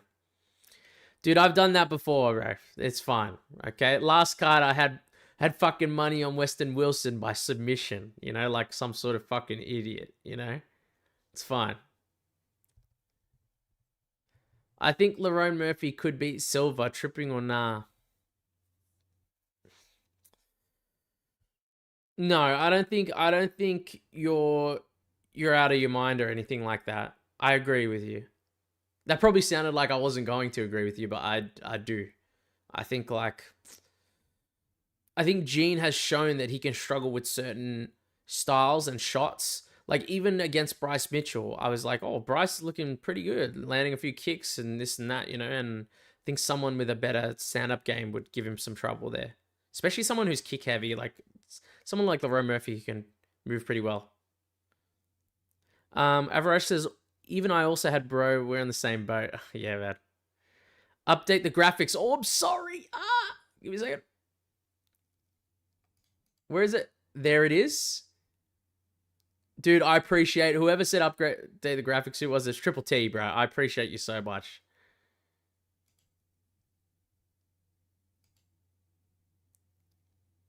Okay. I need to update. Oh, dude, guys, this fight's starting. I should stop talking because this is big. This is fucking massive for me. All right. It's going to start right now, guys.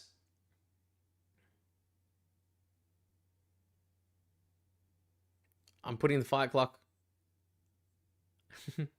I'm fucking hyped right now. All right, we're starting. Come on, Modestus. Can't be afraid of Paul Craig.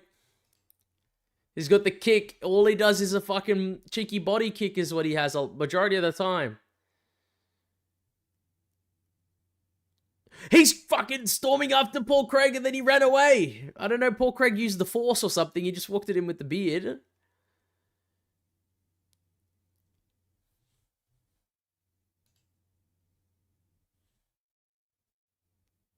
Avarash says, oh, lol, I wonder if Bolaji is watching this fight. Now let's focus on this fight. Dude, yeah, I wonder that. I'm going to focus on this fight, though. I'm not going to read any messages if they come through right now. I'm just fucking watching this because this should end in the first. Dude, I was worried with Modestus for a bit, though. I was like, what if he takes a more cautious approach like his fight against Ion Cutelaba? So there is a chance that he like tries to fight from the outside against Paul Craig here, but I think he'll rush in at some point. He's doing it right now as we speak. Don't fucking grapple with him, please, Modestus.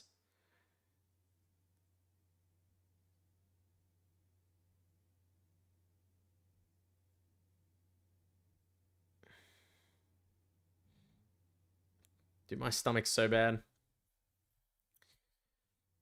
It's a mixture of nerves plus, like, I don't know, fucking orange juice or something. 326, 325. We're perfectly synced right now.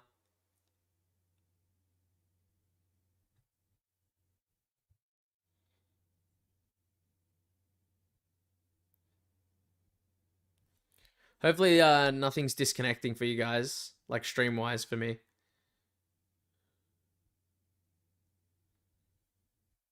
Dude, Modestus is taking too much time here, bro. Just rush in, dude. Paul Craig's not going to fucking, you know, step back right-hand counter you over the top or anything.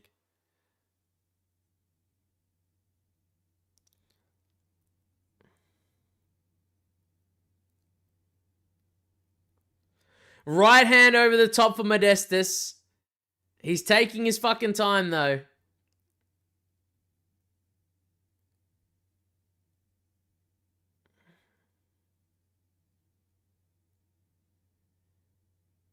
He's landing some good hands on Paul Craig, but he's just like, fuck it, let me just take my time, which I guess I can respect, but...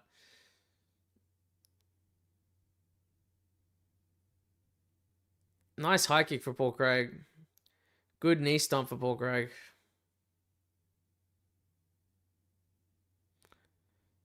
I'm scared of those knee stomps for fucking Modestus, but...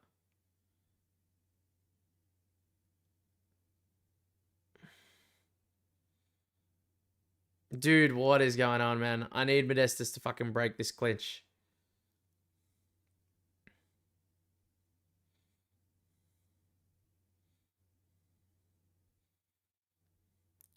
Come on, get the underhook, brother.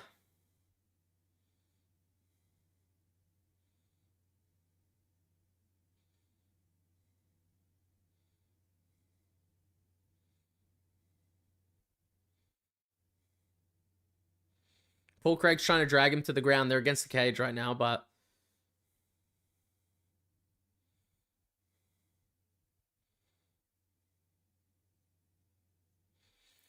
Average says, looks like you're round one, not hitting, man. Fucking probably at this point.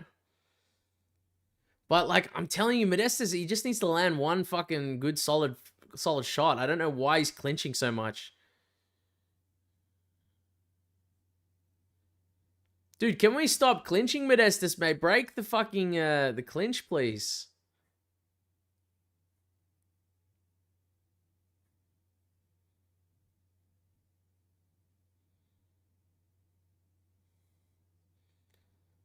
Dude, this is so irritating to watch because it's like, you know that if he just breaks it and goes for his shots, he could probably get him out of there.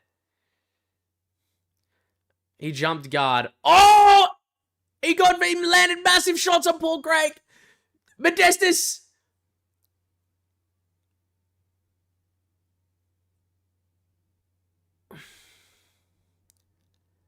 Oh, he's jumping into the guard of Paul Craig, but... Dude, he almost fucking got Paul Craig out of there on the ground.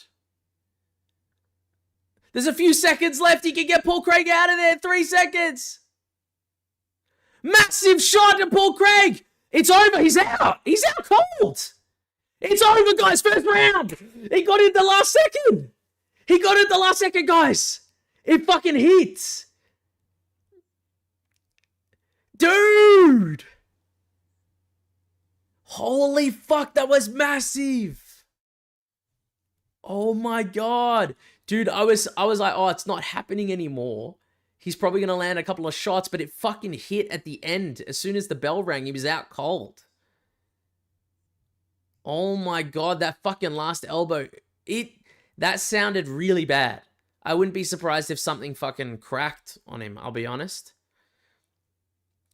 Arash said, well, damn. Nice win. Congrats. Thank you, man. I appreciate it. Fucking buzzer beater. Dude, that last elbow, Irish Potato. I see that. Yeah, dude. It's fucking bad. That's it, guys.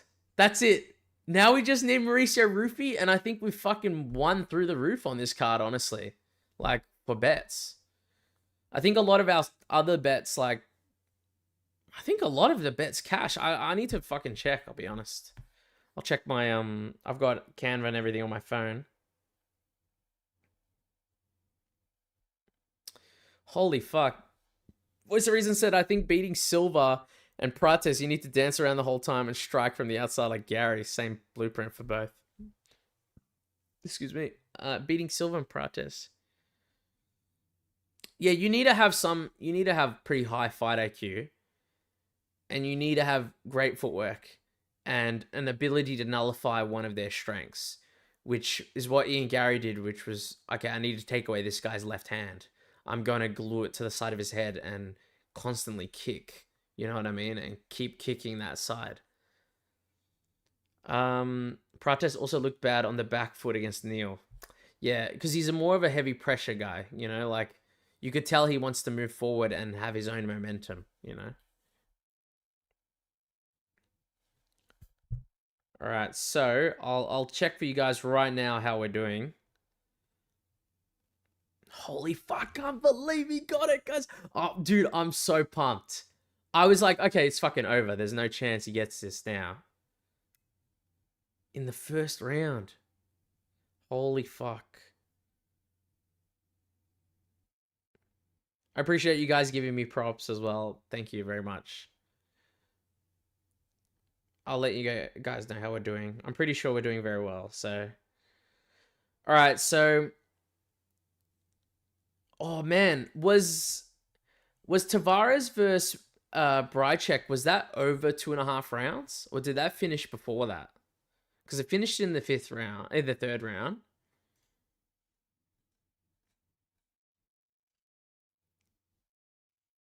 Give me a second, I'm checking. Was that early on, or was that like later into the round? At the beginning of round 2 or round 3? Fuck, then it didn't hit then. Because there's one of the parlays I have with Roofy. It need to have gone like further in. But I think maybe it ended early, or I'll have to check it.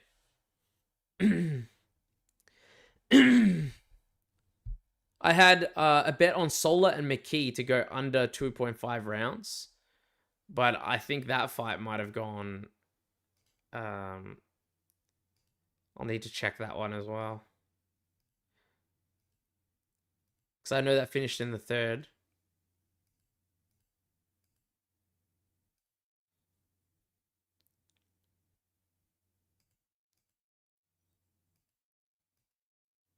Dude, you know my bet? I put a bet on Sola and McKee to go under 2.5 rounds. It hit by about 30 seconds. So, that ended up hitting, which is pretty good. Yeah, I'm just checking all of them now. Bro, what a cool buzzer beater. Yeah, dude. Fucking hell. I had a big-ish bet. Oh my, it was actually pretty decent. I had a 0.7 units on Modestas Bukauskas by KO in round 1, and it paid 2.59 units, which is pretty big. Then I'm still waiting on the Mauricio Rufy. What, is Paul Craig retiring? Am I missing it?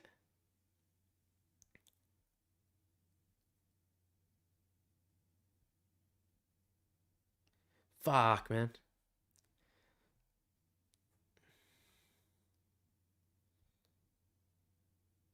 Sorry, I'm watching it right now.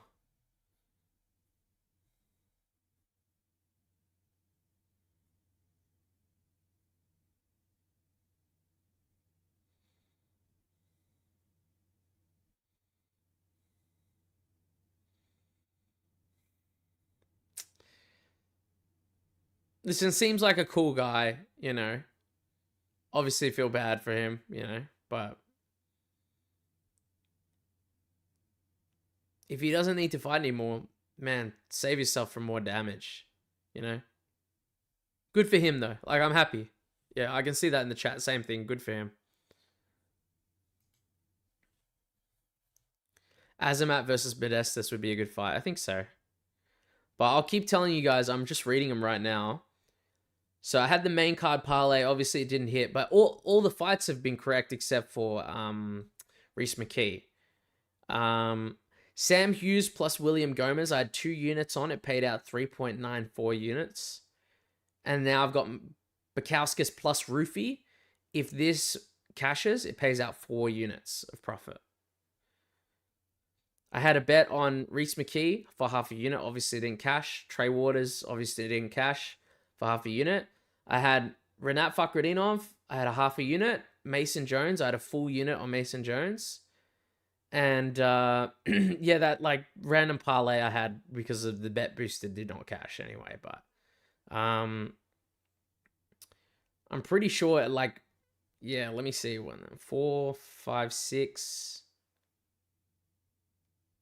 7.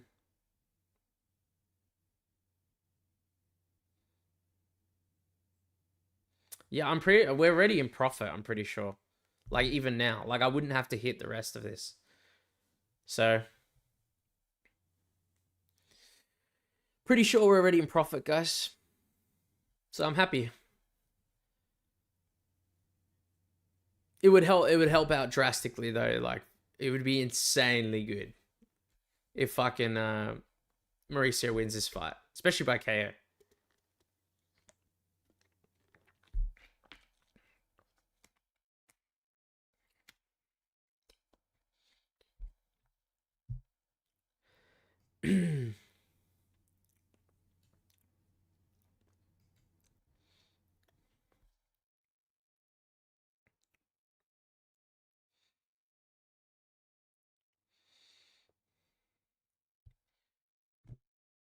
All right. Average was the or just average for short says your worst card in terms of betting. Good question, actually. You know what's funny, average, is that I think in total I might have done, man, I might have done about 20 of these betting guides now. And I think the worst one I did was probably the second one, I think. I believe it was the Leon Edwards card versus like Leon Edwards versus Sean Brady. I think that was the card. I think that by far was the worst one. I think I literally cashed no bets. I think that was the first time that's ever happened.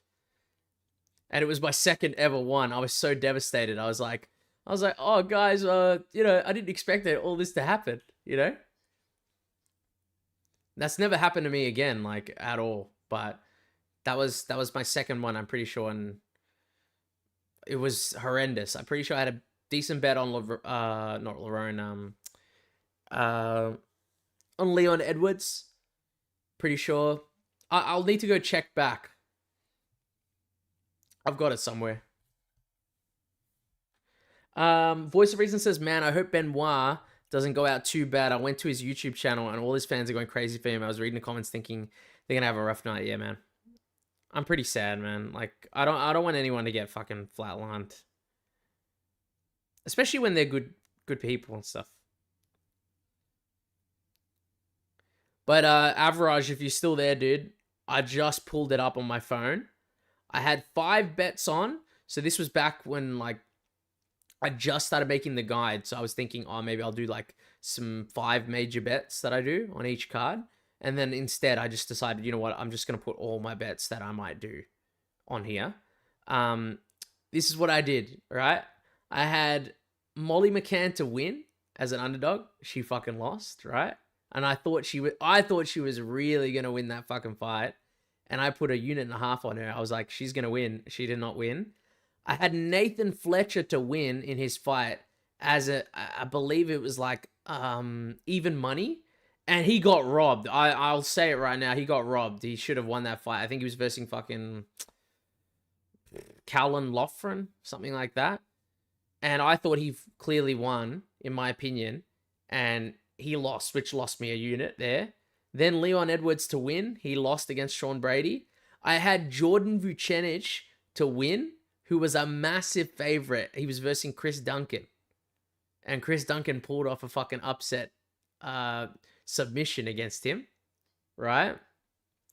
And then I had a parlay with Morgan Charrier, who, I think he won his fight. And then also Jordan Vucenic, because I really thought Vucenic was going to win. He was like a fucking minus 600 favorite or something like that against Chris Duncan at the time.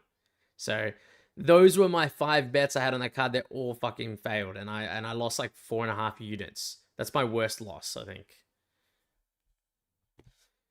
I just pulled it up on my phone, but that was my worst loss. Like, one of my happiest, I'm looking like right now, one of my happiest bets though, one of my favorite cards was I picked Valentina Shevchenko and JDM. Both were underdogs, right? And that was when JDM was versing Bilal. And I picked them both as underdogs. I put 2 units on JDM because he was a massive fucking underdog. And I ended up like making like almost 6 units off JDM or something like that.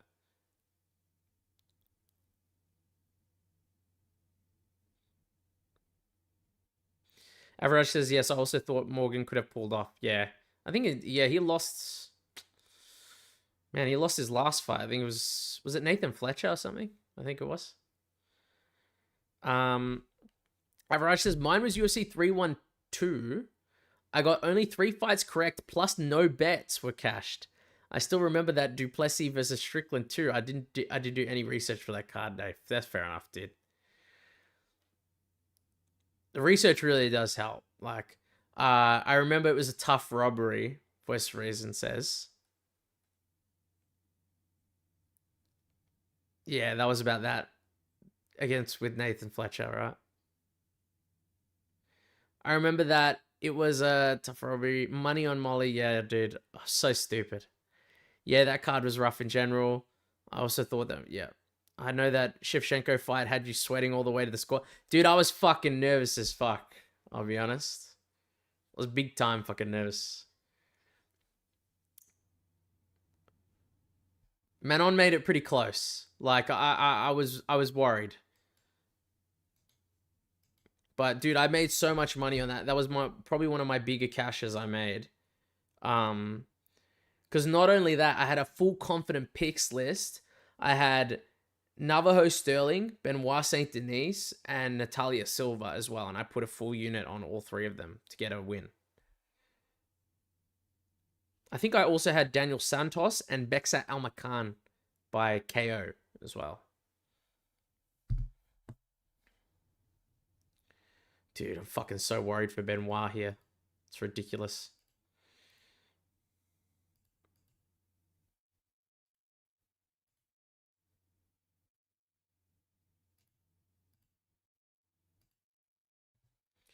You guys, let me see. Roofie by KO. Yo, Jason, how you going, man? Dude, I hope Roofie gets his KO. If he gets a KO, dude, I'm already in profit, so I don't mind too much like anymore. I can sort of sit back and relax and enjoy the card. But if I want to get in big profit, Mauricio getting a KO here would be fucking massive, like for me. So I'm super keen for this one. I just don't want it to be brutal. If he does get a KO, I just don't want it to be brutal because I do like Benoit. He seems cool.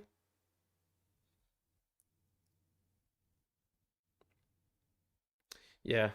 I'd get almost 2 units off Mauricio plus 4. So it would be like 6 units in total if he wins this because of the parlay.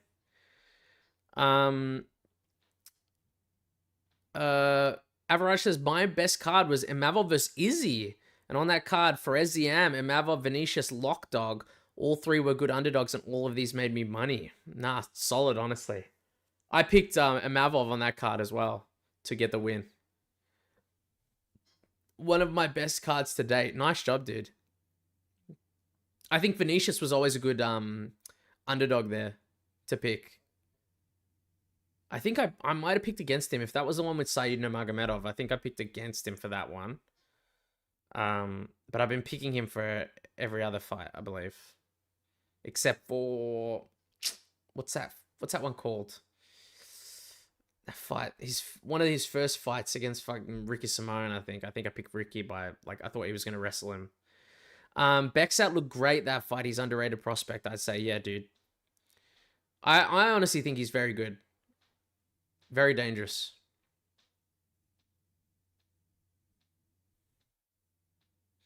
Come on, Roofie, please knock this guy out.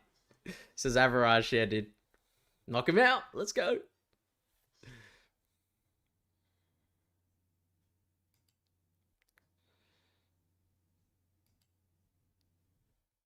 Oh, man.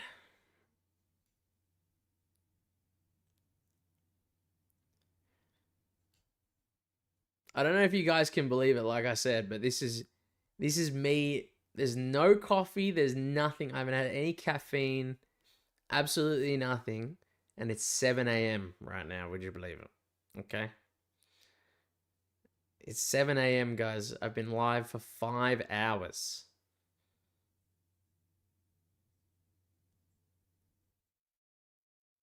I'm fucking tired, bro.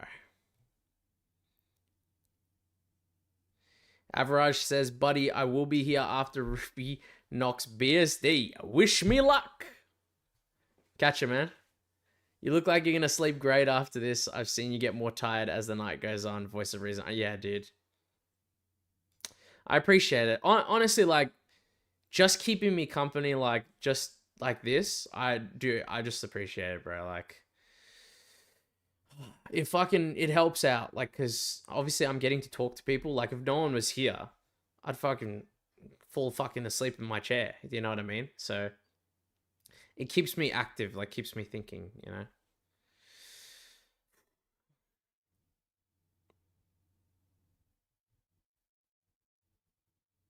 Dude, I feel so bad for Benoit because the last time he was in France, he got fucking destroyed as well.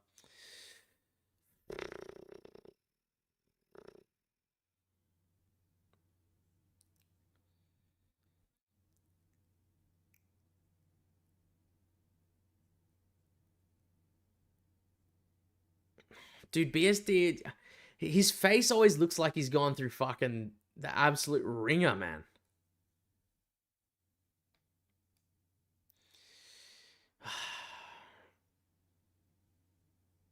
Dude, it's fucking ridiculous, man.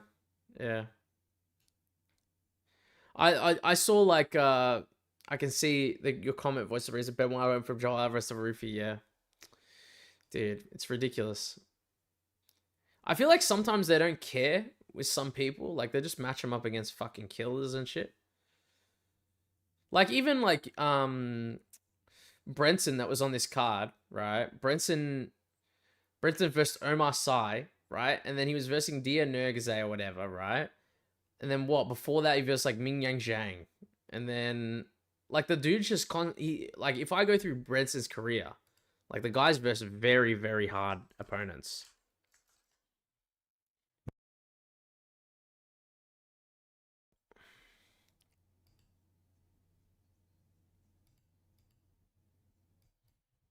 I'm just checking it now.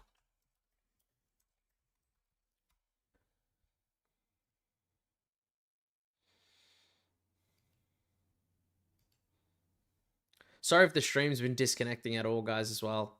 Just my internet's very poor. Yeah, he versed Oumar Sy, Azamat Mirzakhanov, Diar Nergaze, Kaya Machado, Magomed Gaziaslov, who was undefeated, Ming Yang Zhang, and then he got the KO over Bruno Lopez. So it's like 6 fights in a row against dudes that are pretty solid, honestly. He's lost like 3 or 4 of them. I'm so shocked that Mauricio Rufy dropped to this low. Like, it's pretty much almost even odds. How the fuck did that happen? Tell me how that happened, guys. How he dropped to almost even odds. Tell me how that fucking happened. It's ridiculous.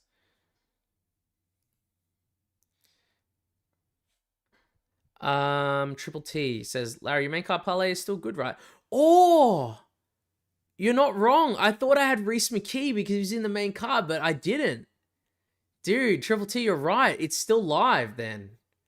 It's true. Because it was voided with Kaue Fernandes. I've got the rest of them. Oh, dude, it's still live. Holy fuck. Dude, you're the only person... I did not realize that at all.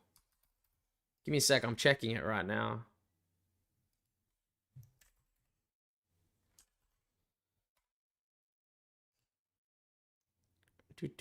Oh my god.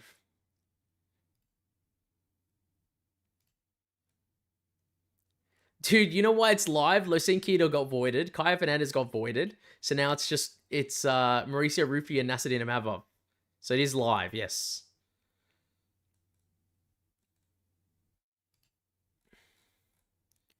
Dude, I've made good money on this card. I'm happy. I'm fine. Come on, Rufy. Please knock this guy up, buddy. Yeah. I look like... all the Frenchmen getting drunk and placing bets.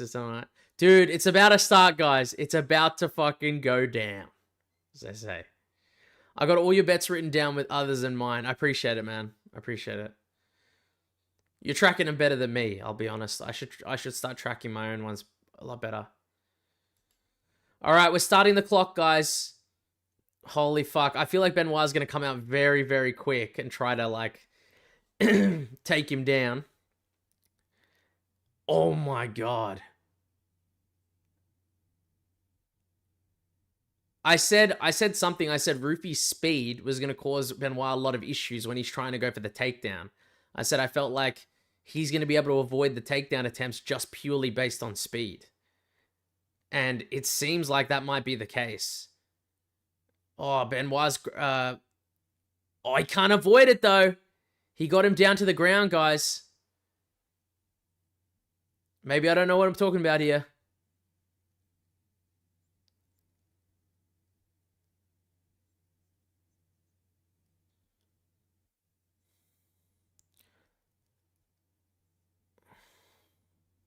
Oh my god, he's already in full mount. Holy fuck. What's going on, man?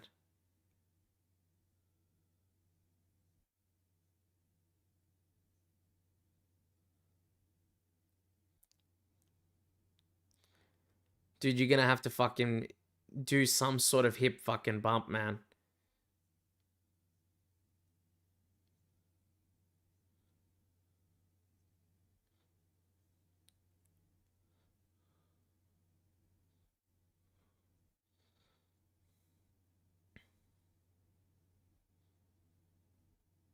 Dude, Saint-Denis looking so good right now. It's not even funny. He's falling off, though. He looks like he's falling off the back. Dude, great stuff from Mauricio Rufy to reverse position. I would let him back up, Mauricio, man. Holy fuck. Dude, that was scary, man. That was scary. Shot the takedown again. He avoided it. You cannot let BSD get the body lock on you, man. Oh, he got it again, dude. Fuck, dude.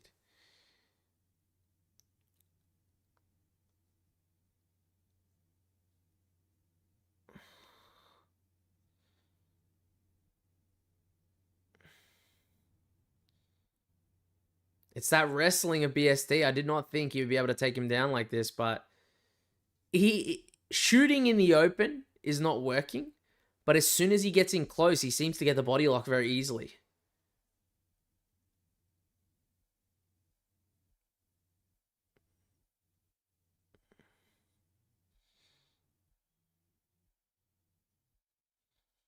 Holy shit.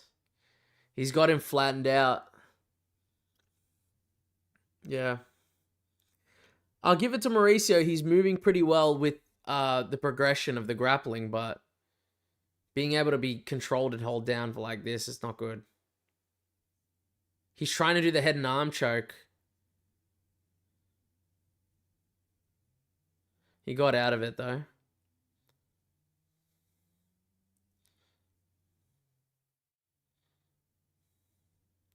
I'm really worried about Benoit getting some sort of submission here.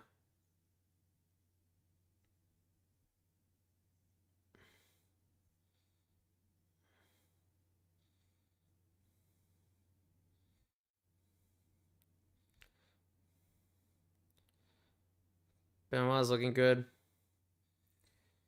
But the crazy thing is Benoit looked this fucking good against DP as well. So hopefully he doesn't gas himself out.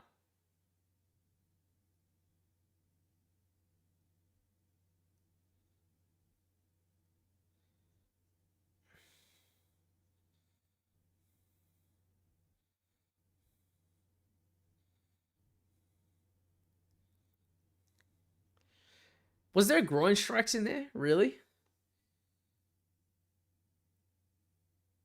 It looked like it went to the groin. Yeah, it looked like it was a groin strike.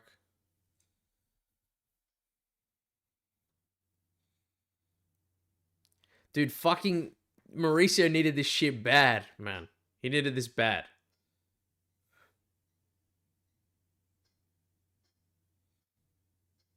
Listen, I'll take that shit, man. Voice of reason, I'll take that. I can see him say, what the hell was that? Yeah, I would have broke it up immediately if that happened, but not like afterwards. Like when you've like you can't be how do you say it? Like, you know, wishy-washy with it. You gotta make the decision very quickly.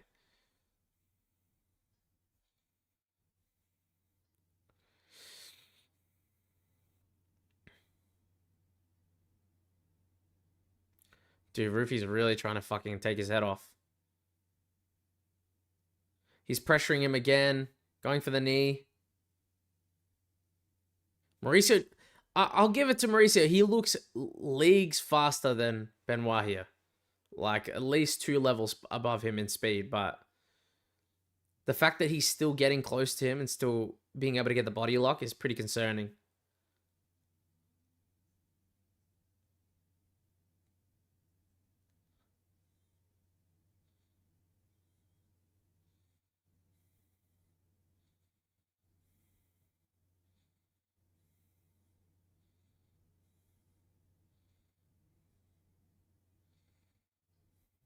Jeez, I'm worried for Mauricio, man. He's concerning me. I'm concerned.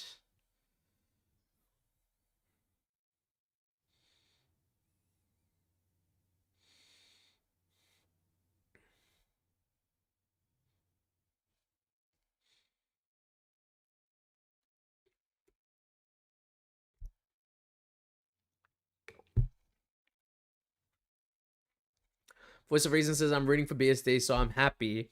I just didn't think he could win. I'm the top fighting nerds hater. Yeah. No, that's fair. I remember you saying that. Listen, if BSD wins, it's like, it's not, like I said, I've already made profit or I've cashed, so I don't mind, like, if some bets like, I would like if they win, you know, like, but it's not the biggest thing in the world if they lose. Plus, like, I have a lot of respect for the fighters and stuff, so it's not the worst thing. It's more just like, I do enjoy when my pick is correct and stuff, and I do think Mauricio can be really good.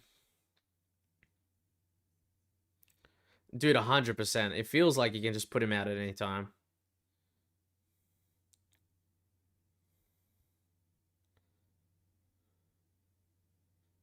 Oh, he looked like he stunned BSD for a second with a left hook.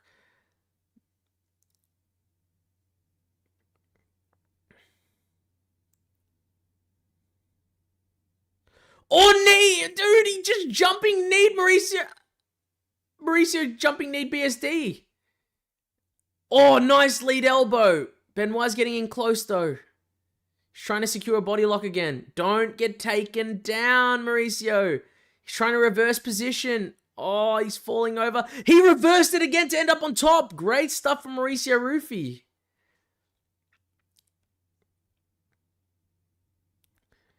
Dude, get the fuck up, Rufy. Get up, bro. Don't even give him a chance. Yes, thank you. Guys, it's not looking like the 1.5's going to cash, though, I'll tell you that.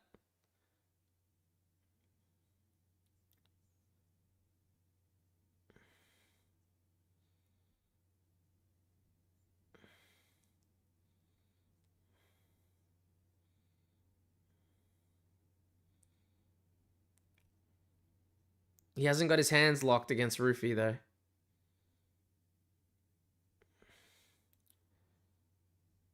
Benoit's really trying to tire out Mauricio Rufy right here.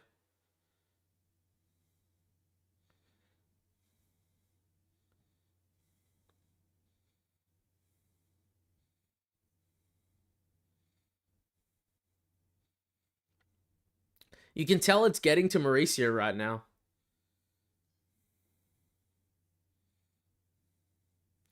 He got down Mauricio Rufy again.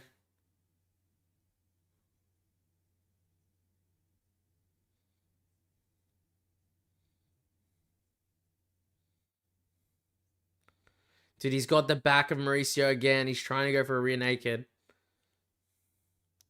He's going for ground and pound.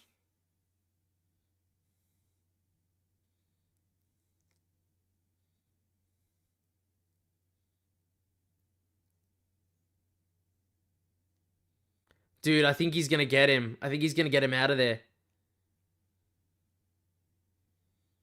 He's got his chin under, but...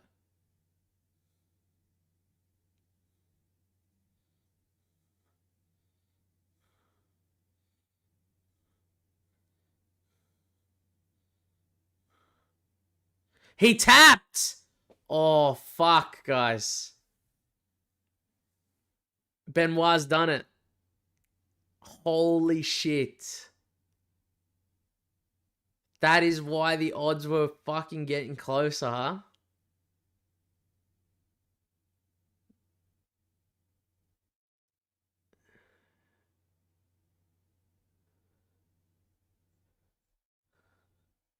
Dude, I'm in shock.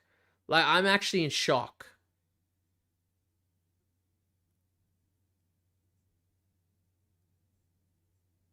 Holy fuck, man.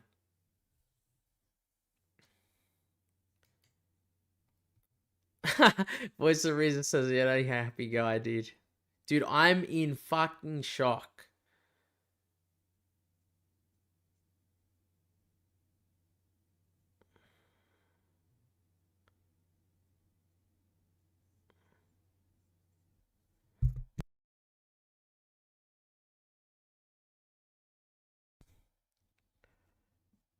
Dude, holy fuck, man.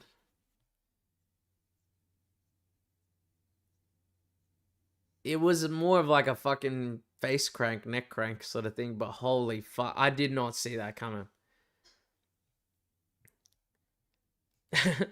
I'm looking here. It says Jason Rodriguez says Roofy never touching another slip. Roofy's on the ban list. Listen, I'll be honest. He's not fucking. If he's ever versing another grappler, he's not get anywhere near a confident picks list ever again. And then Triple T says, "What the fuck, yeah, man."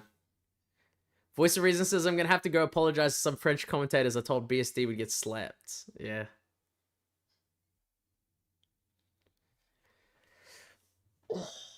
Dude, obviously I'm a little bit upset because I had some bets that like just got destroyed, right? But fuck, like I'm happy for BSD because it's a fucking insane win, and especially since he was a massive underdog before that, and then it ended up getting closer. But Jesus Christ. Sorry, BSD, I was about to sacrifice you. It's alright, like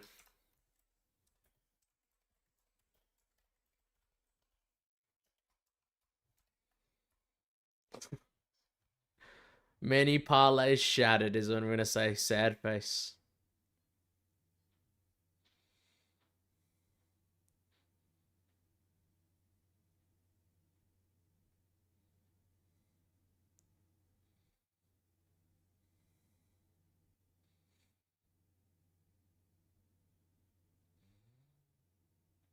Average says, I was so high on Roofy. If Imavov wins, all 5 Frenchies won tonight. Dude, is that true? All 5 Frenchmen. It is true. Omasai. Axel Sola as well. Jesus. Tough luck on betting for sure. Nobody anticipated that. I appreciate that dude, yeah. It's tough. I'm happy for BSD. Like, he's getting this spotlight as well, like, in France. It's ridiculous.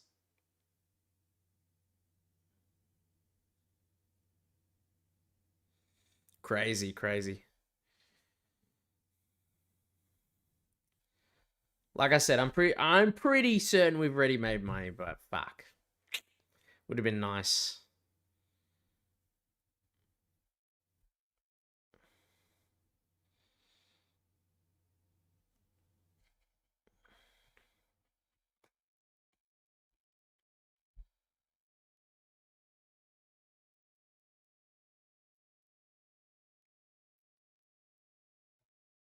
Anyways, it happens. Let's enjoy the main, says Average. Yeah, true, man. We'll enjoy the main.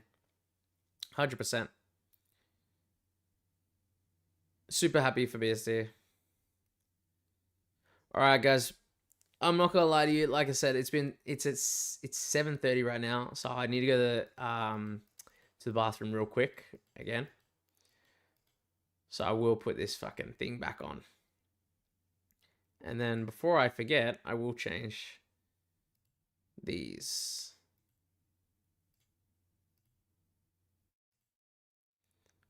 Okay.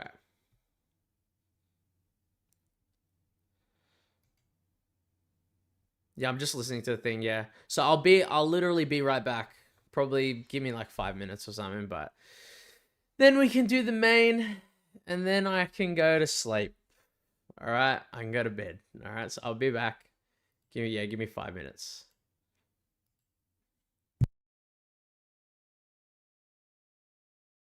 No, I'm not going to sleep now, bro. I can see Average say good night. I'm not going to sleep now yet, bro. I'm just going to the bathroom.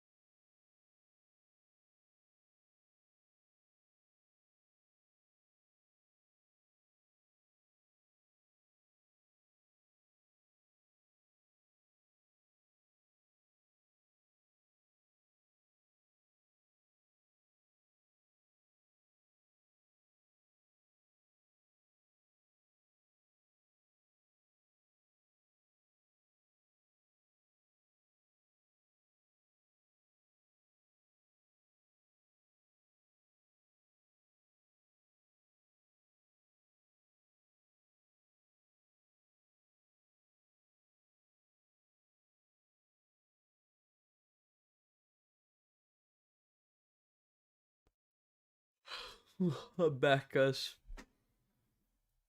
Oh my god.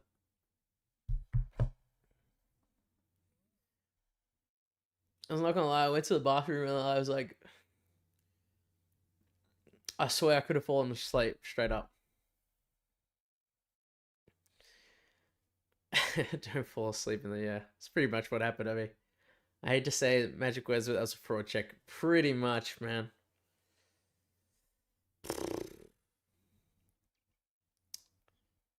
Could be something that could be happening potentially. All the fighting nerds end up losing.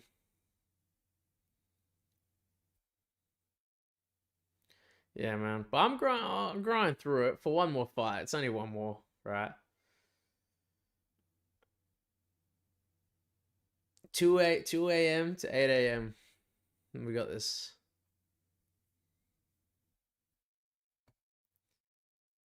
Incoming online hate. Yeah, he's gonna get blasted for it. You know, it's gonna be put down as a fraud check. You know.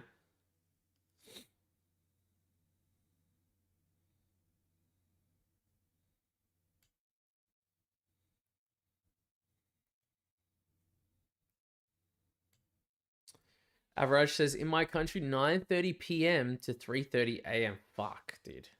That's still rough. Like, you know, 3:30 in the morning.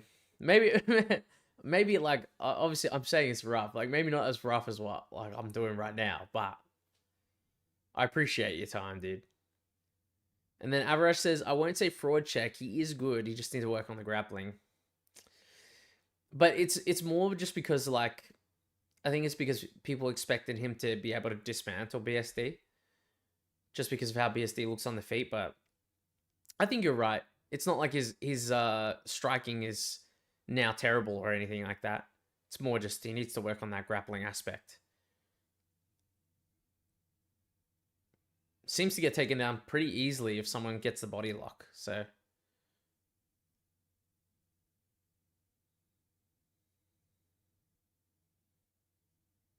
Nico Belic says, hope we get Imavov versus Chimaev versus Muslim. I'll see. Dude, I honestly think Imavov versus Chimaev would be insanely good. I would love that. Think that plus like maybe one of them versing even like Fernandes or something would be cool. All right, guys. This is the last fight on the card. So I appreciate everyone being here with me. Okay. We're going to enjoy this last fight. And then we're going to go to fucking sleep.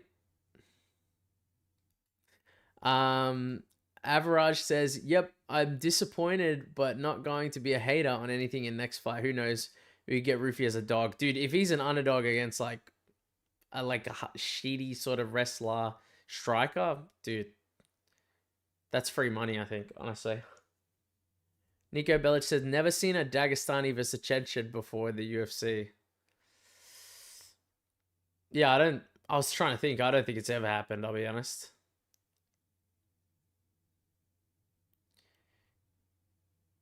You don't usually see like even like Dagestani versus Dagestani, so.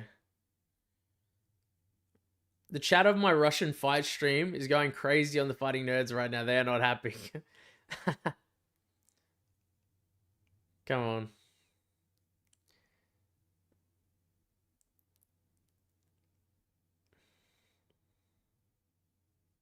Dude, hopefully the stream hasn't been like cutting in and out for you guys, like whoever's joining in and stuff. Hope it's been okay. It's just fucking internet here. It's shit.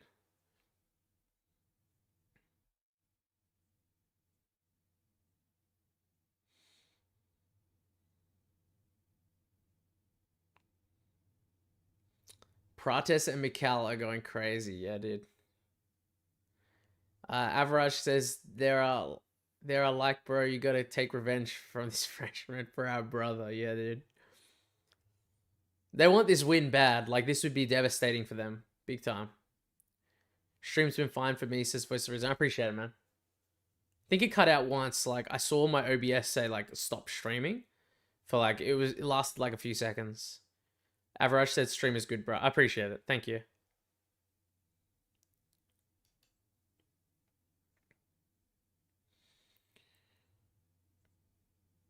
Right. I'm surprised my girlfriend hasn't come in here and just fucking killed me or something, dude. Because I've been screaming at a couple of the fights.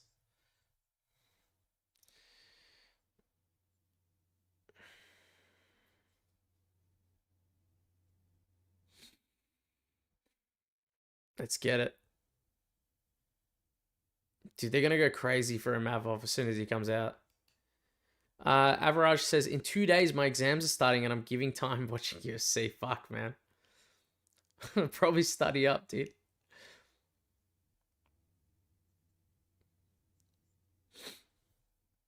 Listen, I'm a bit older, so I have no fucking exams left. I finished everything, you know, uni and stuff like that. So, but listen, I was the type, I studied last second, so I can't really say much, you know. Triple T says 1186 picked BSD. Yeah, dude, the YouTubers. I think dude, I remember watching a video, right? Oh, Imavov's coming up. This is pretty cool. Dude, I'm not gonna lie to you guys, right? I remember watching a video and it was Lucas Tracy's video, and I saw him like picking BSD, and I was like, man, this guy loves BSD, you know. But I feel like it's not gonna happen. But I'm telling you, I guarantee you, the recap for this card, he's gonna come out and he's gonna call himself the greatest fucking predictor of all time, basically. Forgetting that.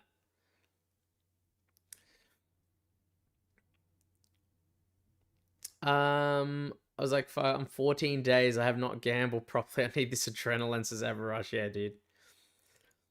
You know, I used to play poker a lot. Like, go and play poker. That was my sort of way of like gambling. I didn't used to bet too much on stuff. But then I just stopped playing as much. And then that's when I was like, oh, you know what? I could bet here and there, you know. Voice of Reason says this has got to be the closest fight on the card. I had the same reaction. He's only the person I know that got it right. Yeah, dude. Props to him, though, you know.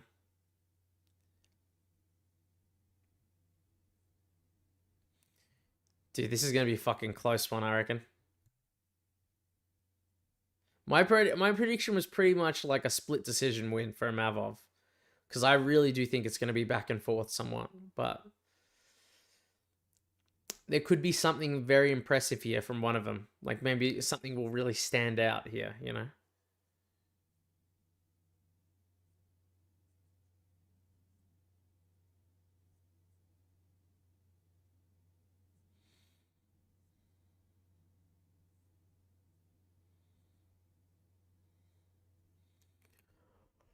Ooh.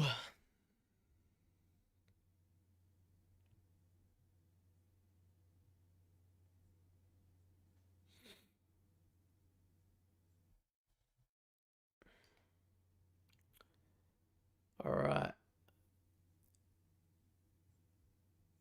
Oh. Voice of Reason says, could be boring, honestly. I saw Imavov waiting a lot when I watched his previous fights. He can be a little bit passive, but I think like something that I've noticed is that he actually does a little bit better than I thought he did as the fight goes on. I originally thought he slows down a little bit, but I still think he's going to keep up somewhat of a decent pace here with Kaue Borralho. I worry that Borralho is actually going to be a bit more passive from the outside. I don't think he's going to charge in as much. Average says, I tried casino 3-4 times and then I realized that I should stay away from this or I will gamble all my money and my parents' money. From then on, I only gamble that much money I can lose so I won't regret it. Dude, that's the smart thing, right?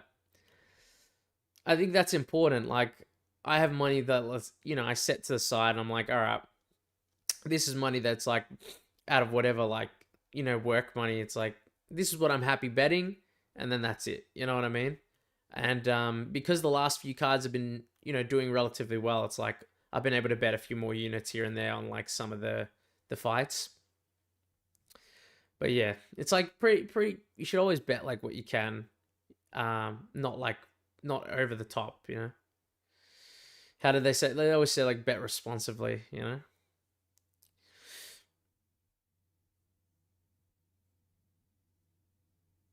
All right, fight's starting soon. Fucking thank God, bro.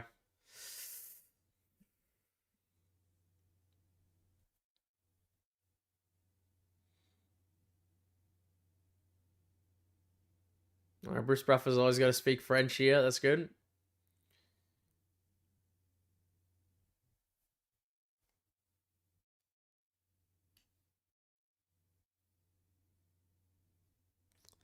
Um, Average says, well, honestly, I save all my money I gain from betting so I can do tours and travel. Whoa. Dude, do tours and travel. Sick, dude. It's time, says Average as well. It's fucking time, dude. I'm happy that you're doing so well with all that stuff. Like, that, it, like, provides you opportunity to do other things, dude. Congratulations.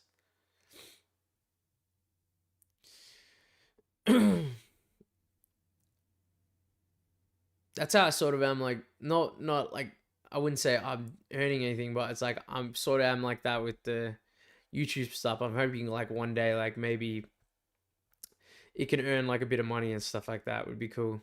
Because right now it's you know, doesn't doesn't earn any money, of course. I do it mostly for fun, so.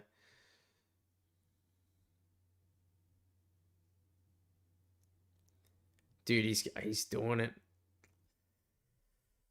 I'm getting nervous. I'm like looking at everyone. I'm just giving nervous. Everyone says I like to travel with my friends, but I don't want to spend my parents' money, so I earn from UFC betting and save it so I could travel. Ah, okay.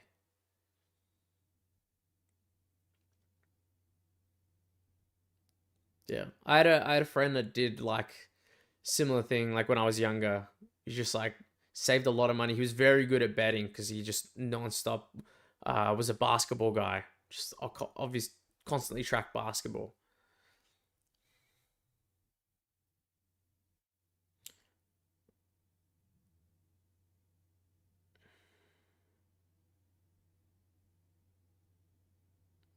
Dude, these guys don't fucking like each other. I'll tell you that now.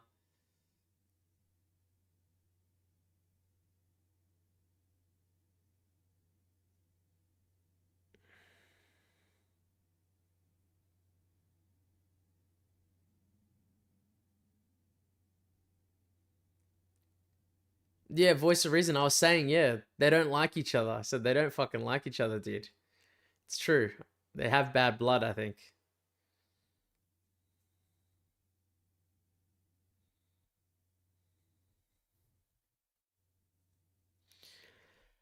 All right, guys. It's time. I know you're looking at me and you're probably like, oh, are we fucking hyped? I'm hyped, man. It's been fucking 6 hours, bro. And it's late. I mean, early in the morning. I'll start the clock. Ooh, they haven't started yet. Let's go. All right, it's off on our way. Both guys look quick, I'll be honest.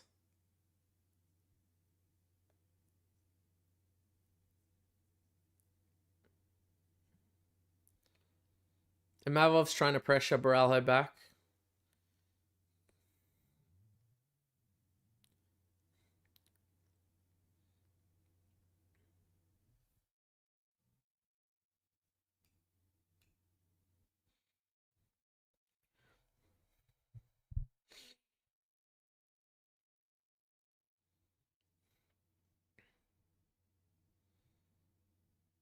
He's just pressuring him back.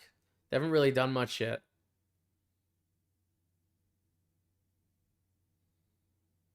This is what I said. I thought maybe Borralho would be the one to be a bit more patient and wait. Man, his chin is so high in the air, man. I'd never liked that about Borralho. Good right hand from Imavov.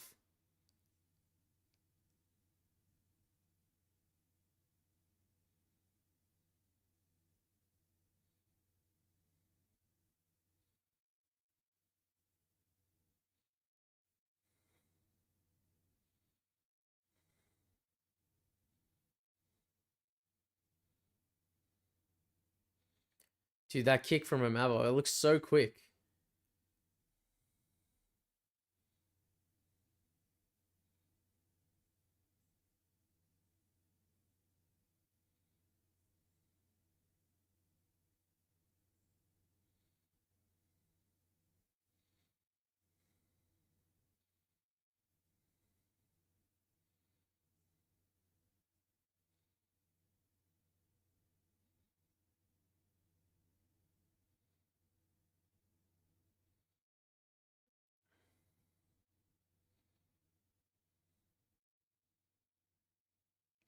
Dude, Borralho's trying to trip him.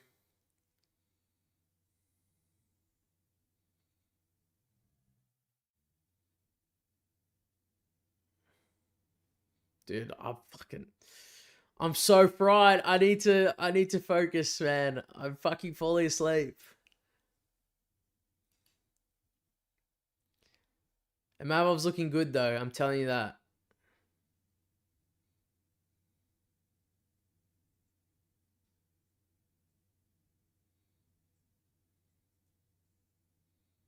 Nice body kick for Borralho.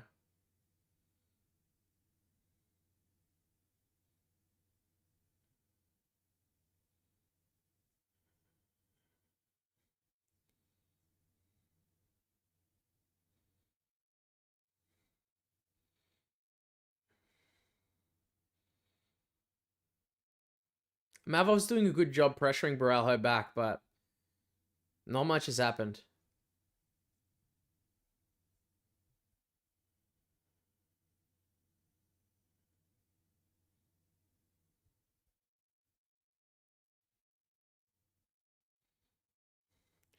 Oh my god, great combination by Imavov. He's definitely got the speed advantage. I didn't think it would be as significant, but...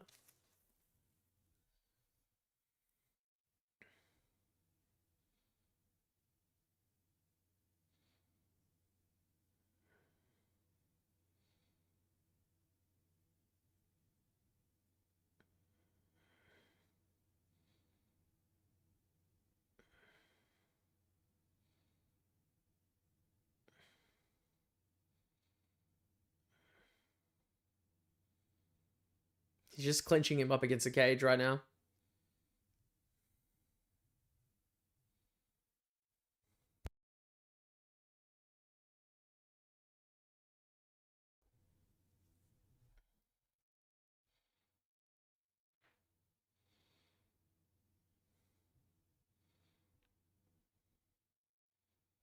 Dude, nothing's really happened too much, but Mavov's probably landed the better combinations whenever they're at range. Voice of Reason says, only thing I don't like about Imavov's game right now is how many kicks he's taking on the arms in round one. Yeah, true. It does affect you over time.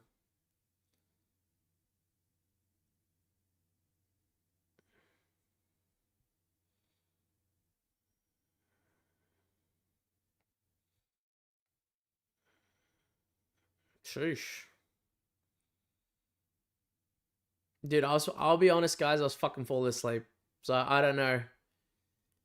I thought Imavov looked pretty good there in some moments. Would you guys give the first round to Imavov or Borralho?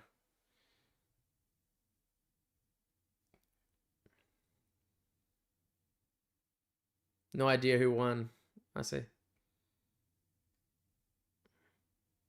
Yeah. Average says. I watched it and I don't know either. We're in France, so Imavov says voice of reason. Yeah, dude, it looked pretty close to me. Like, I might edge it to Imavov maybe, but it was like off maybe one combination. Like, it's fucking really close.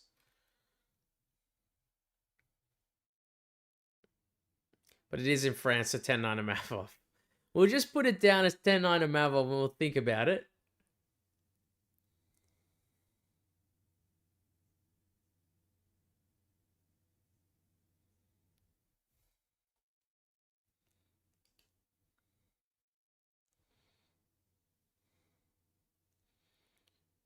Sheesh.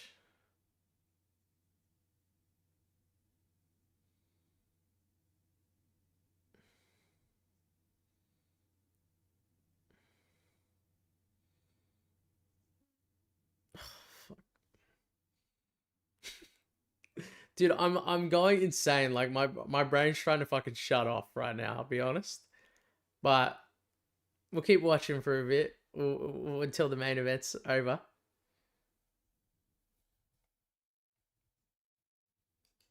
He really is getting kicked a lot in the arms. It's true. I've seen a few guys, their arms snap because of those kicks, so it really does do quite a lot of damage.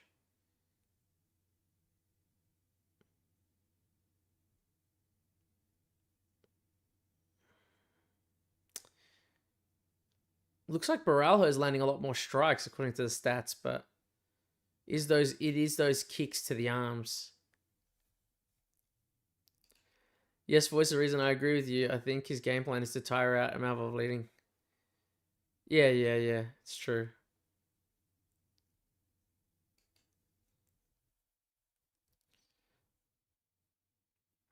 He's going to try to stop him from firing that right hand. It's like a similar strategy to what Ian Gary did to Carlos Prates, you know?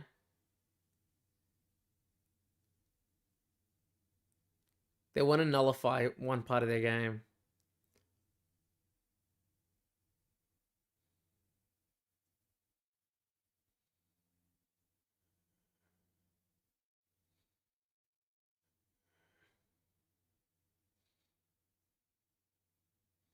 See, like Imavov's got just the way better combinations once they're getting close with his hands. But Borralho's landing these kicks at range and he keeps moving, switching stances. Nice right hand for Borralho. Borralho's flinching quite a lot at Imavov right now. Oh, what a... Dude, the speed of Imavov when he fires that body shot is fucking ridiculous, man.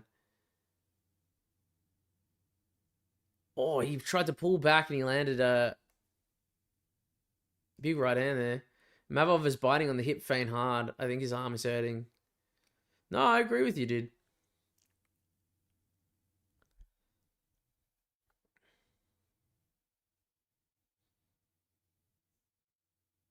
Oh, big uppercut.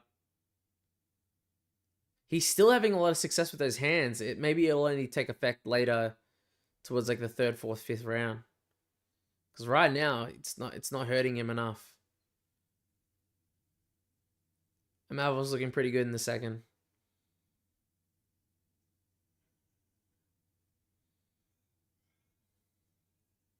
Spinning back fist lands. Jesus, for Imavov.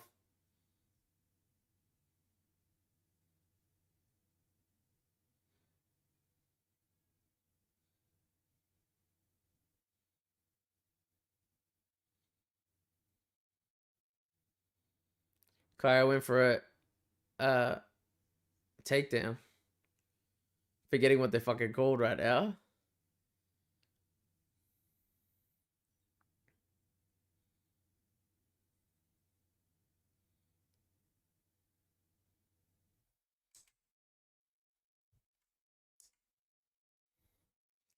Voice of Reason says, yeah, his boxing and ring control is impressive so far. His takedown defense. Yeah, no, he's looking pretty solid right now. It's causing a lot of issues for Borralho. 10-21 Borralho in the first round. That's got to be fucking ridiculous, man. Dude, they're scrapping right now.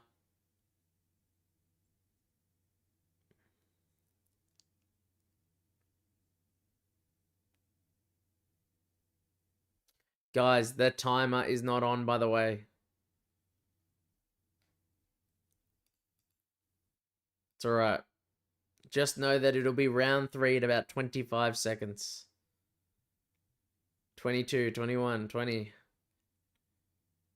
Imavov's like pressuring him back. 15 seconds.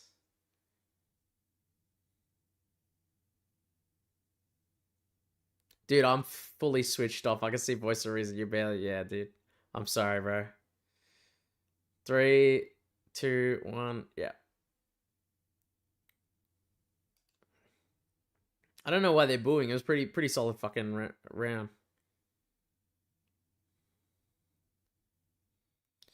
Alright, it's the third round here. I would say Imavov round for the second. First round, it's probably either or. But according to the stats, like, I should be fucking giving that round to Borralho all day, but I don't know.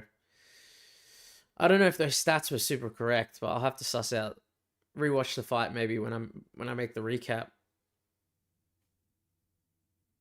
By the way, guys, I probably won't be making the recap video for this card coming out within the day. It'll probably be the next day because I have so many things to do and I need to rest.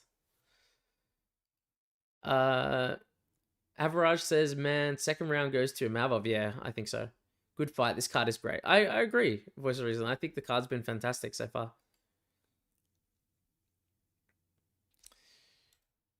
They're talking about Dana White's Contender Series. I will be posting a Dana White's Contender Series video, I believe, this week. Probably it'll be the day before, maybe a Tuesday or a Monday. I'll try to post it.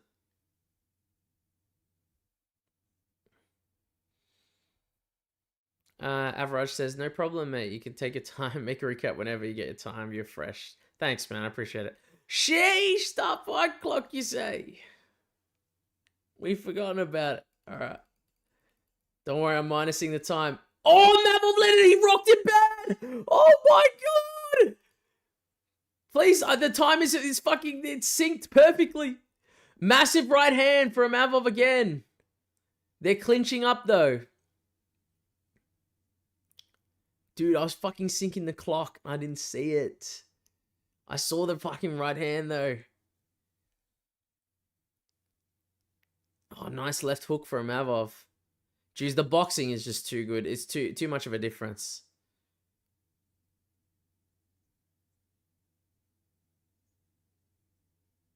Yeah. I'm looking at, like, the tweets and stuff. Half the people have Imavov 2-0 and then half of them have 1-1. I need to pause this fight clock because I don't know what's going on. You get kneed in the nuts. Oh, well, it's right to the fucking balls.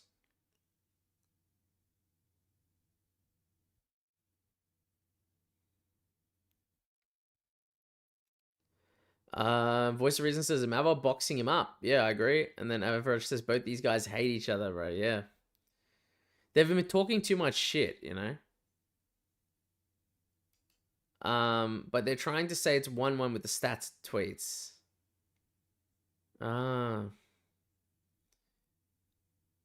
Yeah, I think with the stats, off the stats alone, it's 1-1.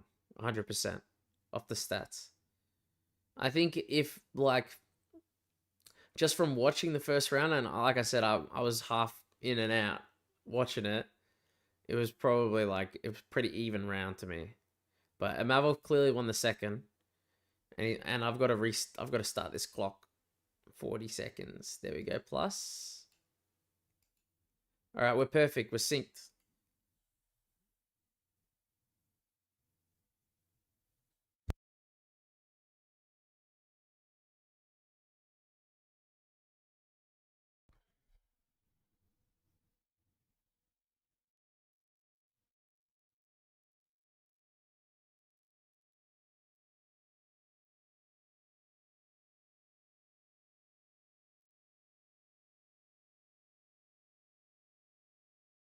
He went for a lead elbow, Borralho, but now they're clinched up. Looks like he almost tripped Imavov there.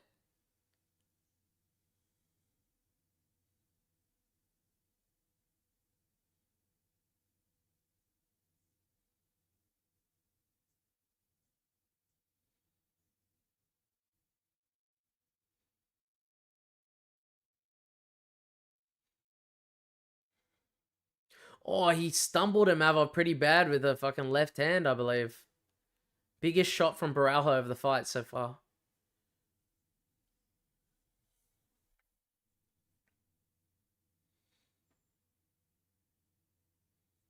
Imavov's a very, very big favorite right now in the live odds. Minus 425. Good low kick for Borralho. He's looking better in the third round.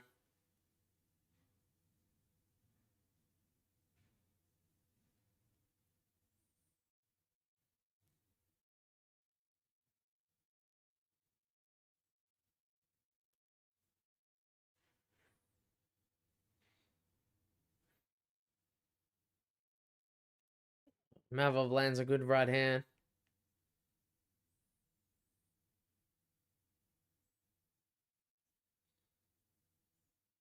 Imavov's feigning is causing him to move backwards.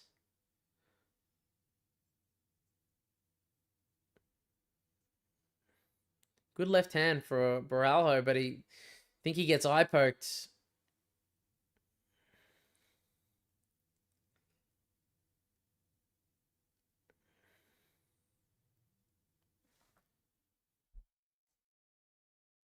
Tavares says, "Man, why the fuck live odds are so wide? It's close fight. Ah, oh, so wide. Yeah."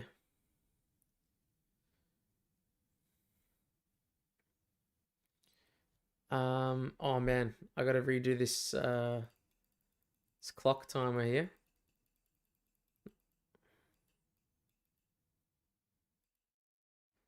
There we go. The clock's pretty much synced. Triple T says, "Have you ever played fantasy MMA where you have a budget? Oh, massive right hand for Borralho.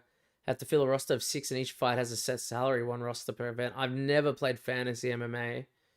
But it doesn't it does interest me. I've seen videos on it before, people giving like advice and stuff, but it's something I could look into potentially.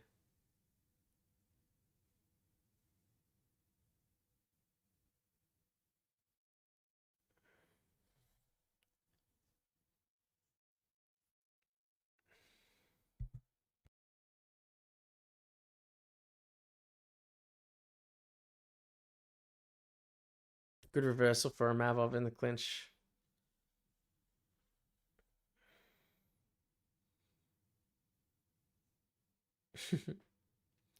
Yes, still going, champ.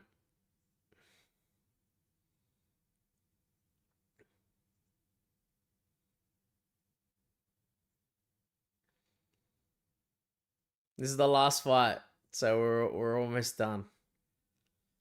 I'm falling asleep as we speak.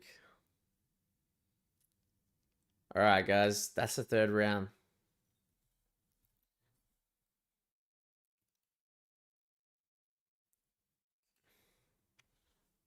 Excuse me. That's got to be Borralho round, right? Was that not Borralho round? I rushed the piss makes such. Some people really dislike him, man, on commentary.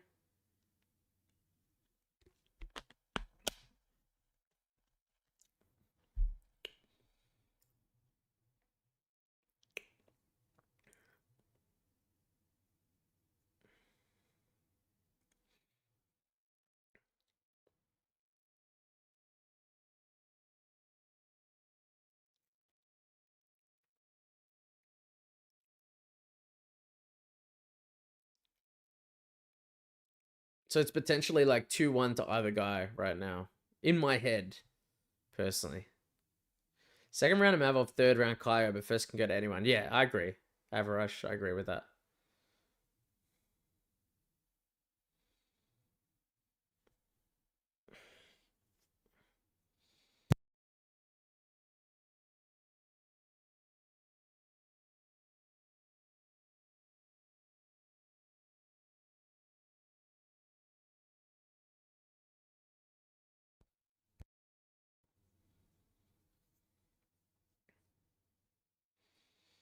Dude, nice elbow over the top for Imavov.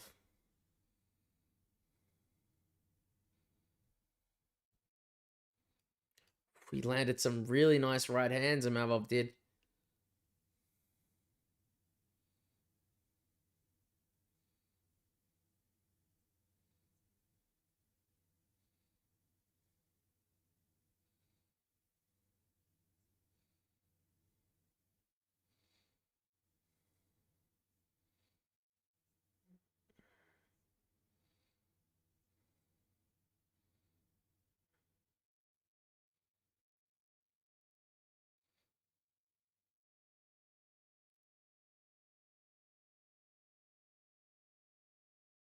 Nice right hand for Imavov.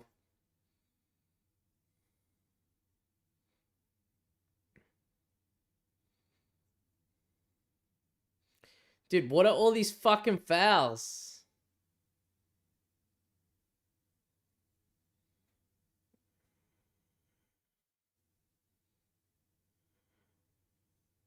So stupid. I hate this shit, man, when they do all those fouls.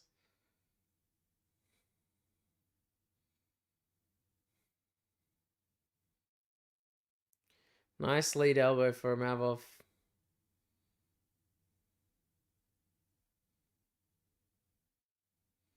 Good boxing for Imavov again. Oh, he stumbled Kaue again. Oh, nice check hook for Borralho.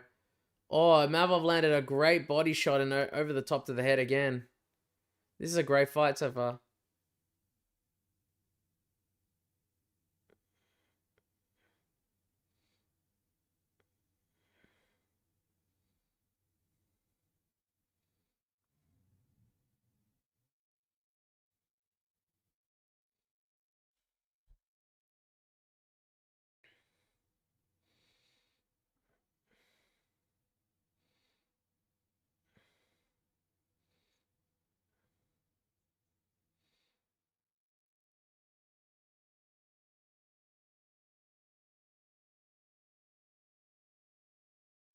Dude, the clock is not on.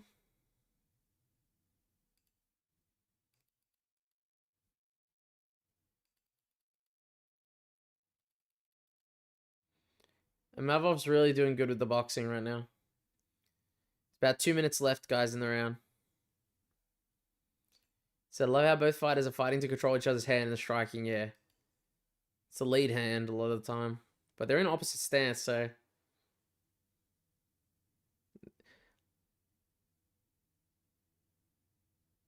It's when Borralho goes southpaw that they do it. Nice right hand. He's really cracking Borralho with some massive shots. Borralho's way too square to him. He looks like he's bladed, but he's really not.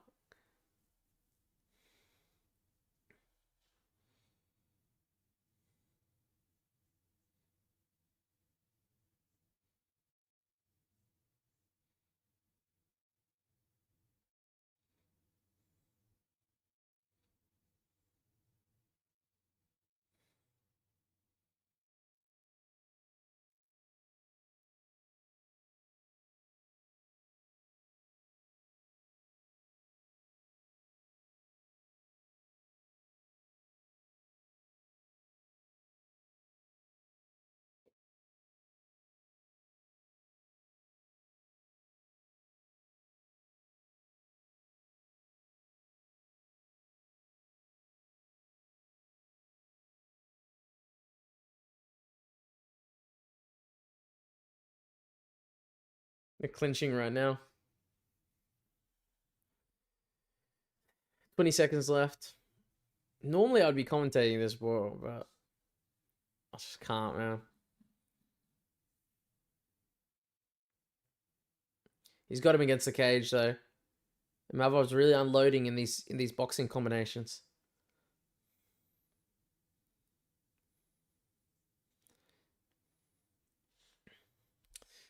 Jeez, last round, guys. You know what? If it goes to decision, I'm telling you, I said it. I said 48-47 could be a split decision, I said. So...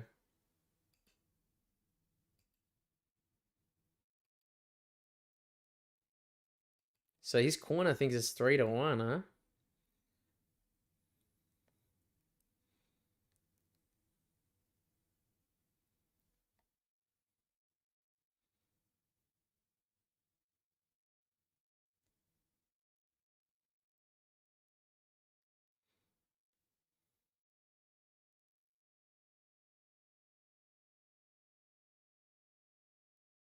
I think first round's still pretty close.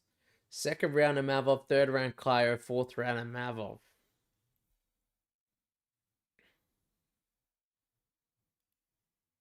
Yeah, they're telling him he needs to get a finish, Average. 100%. Let's go. Last round, boys. Last round. Woo! Irish Potato says he might get reckless. I agree. It could happen. Sorry, I'm going to start the fight clock. We're now perfectly synced up for time.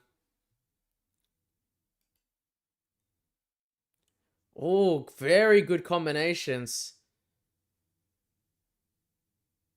Imavov's got a bit of a chin on him, honestly, as well.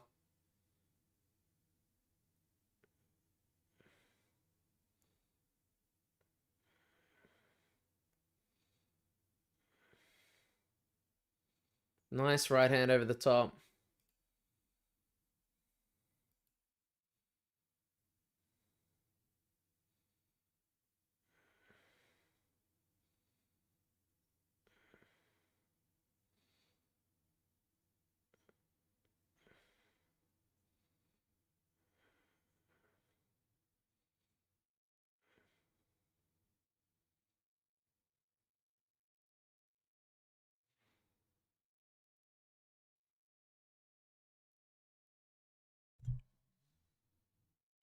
I think no one must be giving fucking Borralho the first round then.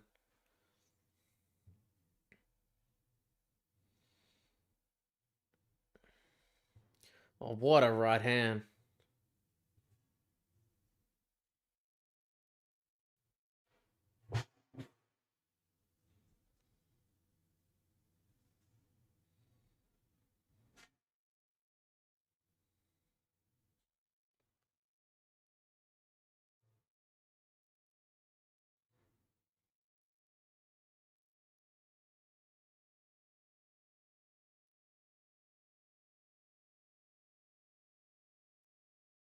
He's jabbing him at range.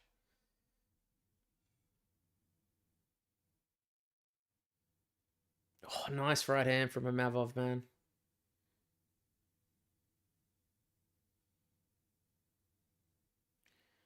Big shots. They're trading really in, like, pretty much in mid to close range. They're doing a lot of trading. Dude, Imavov, what's with all these fucking eye pokes, you stupid shit, man? Dude, this is not the fucking first time.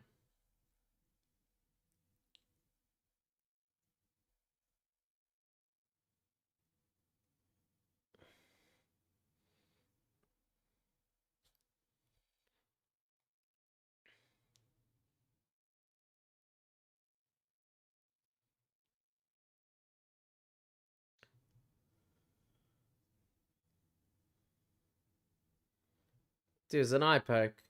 Dude, finger in the fucking nose as well. What, did the ref take a point?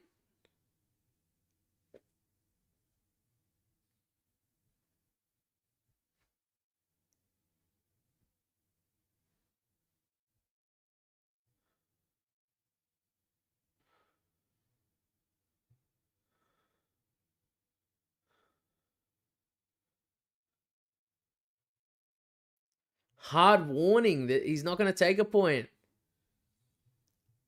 Honestly, there's been a lot of fucking fouls, though. Like, it wouldn't have surprised me if he just took the fucking point of a rip, but...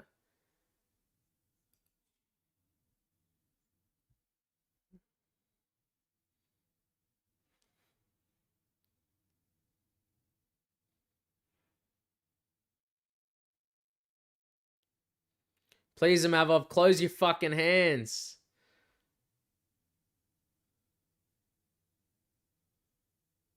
Oh, massive right hand from Imavov. They're clinched up again. Minute 56.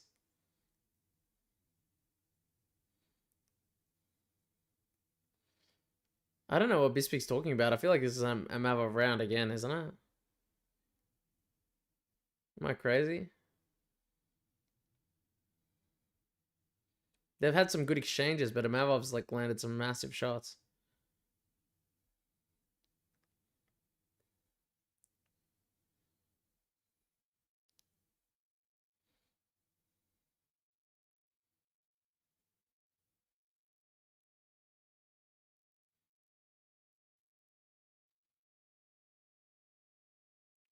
Guys, the timer is completely wrong. Would you believe it?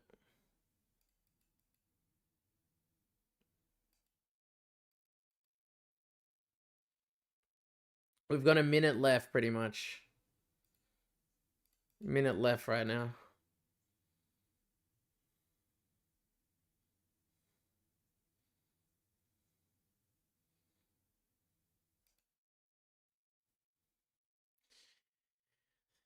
Could have won 1 and 3, Borralho.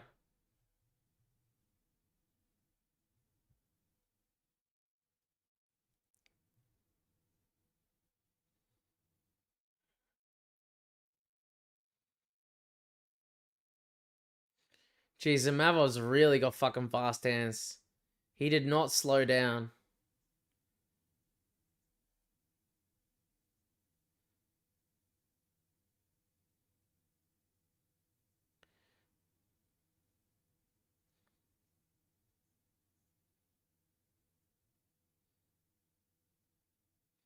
Did he went for the fucking left and right hook?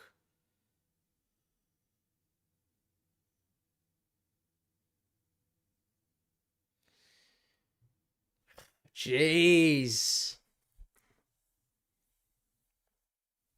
I'm gonna sit up in my chair for this one. I want to see what the record is. I'll put this up. Give me a second.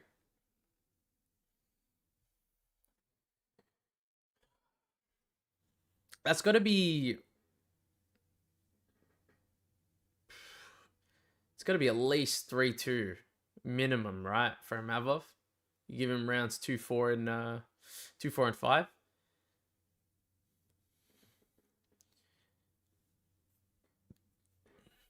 It's got to be at least minimum. If he gets the first round, it's got to be like 49, 46.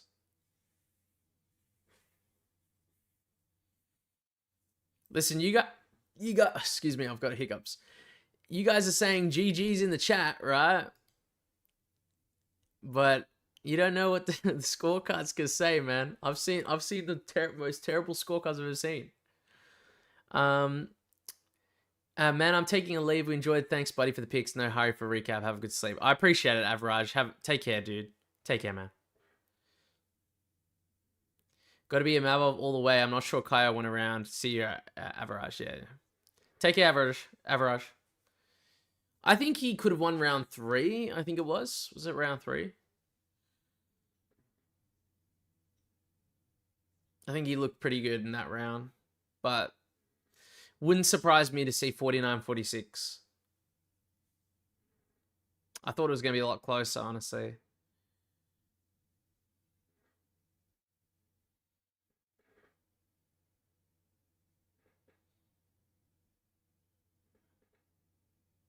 $50-45.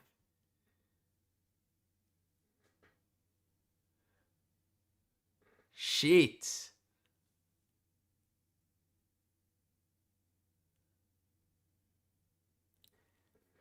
Oh, fuck. Dude, I'm surprised. I'm honestly, I'll be honest, I'm surprised 50-45. I feel like 49-46 is okay. Like, that's fine.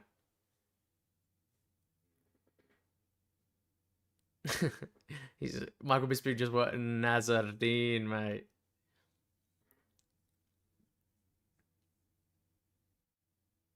Yeah, 50-45 seems crazy. Well, that's an underdog. We got the underdog in the main, guys. So, congrats. All right. This is what I'm going to say is I'm going to say thank you for everyone being here. I appreciated it. Irish Potato says, do you think eye pokes are deliberate? To a degree, he should have closed his hands, in my opinion. All right. I think he should have closed his hands for sure. And there was too many fouls, way too many in this fight. He could have taken a point off, in my opinion. Him Hamzat next, yeah, for sure, 100%. Guys, I'm gonna go. It's 8:30 a.m. and I've been awake, this whole time. So I appreciate everyone being here. Thank you very much for coming. So I'll be doing some recaps, and then the prediction video should come sometime in the next few days, I think. So thanks, everyone. Take care. Have a good night.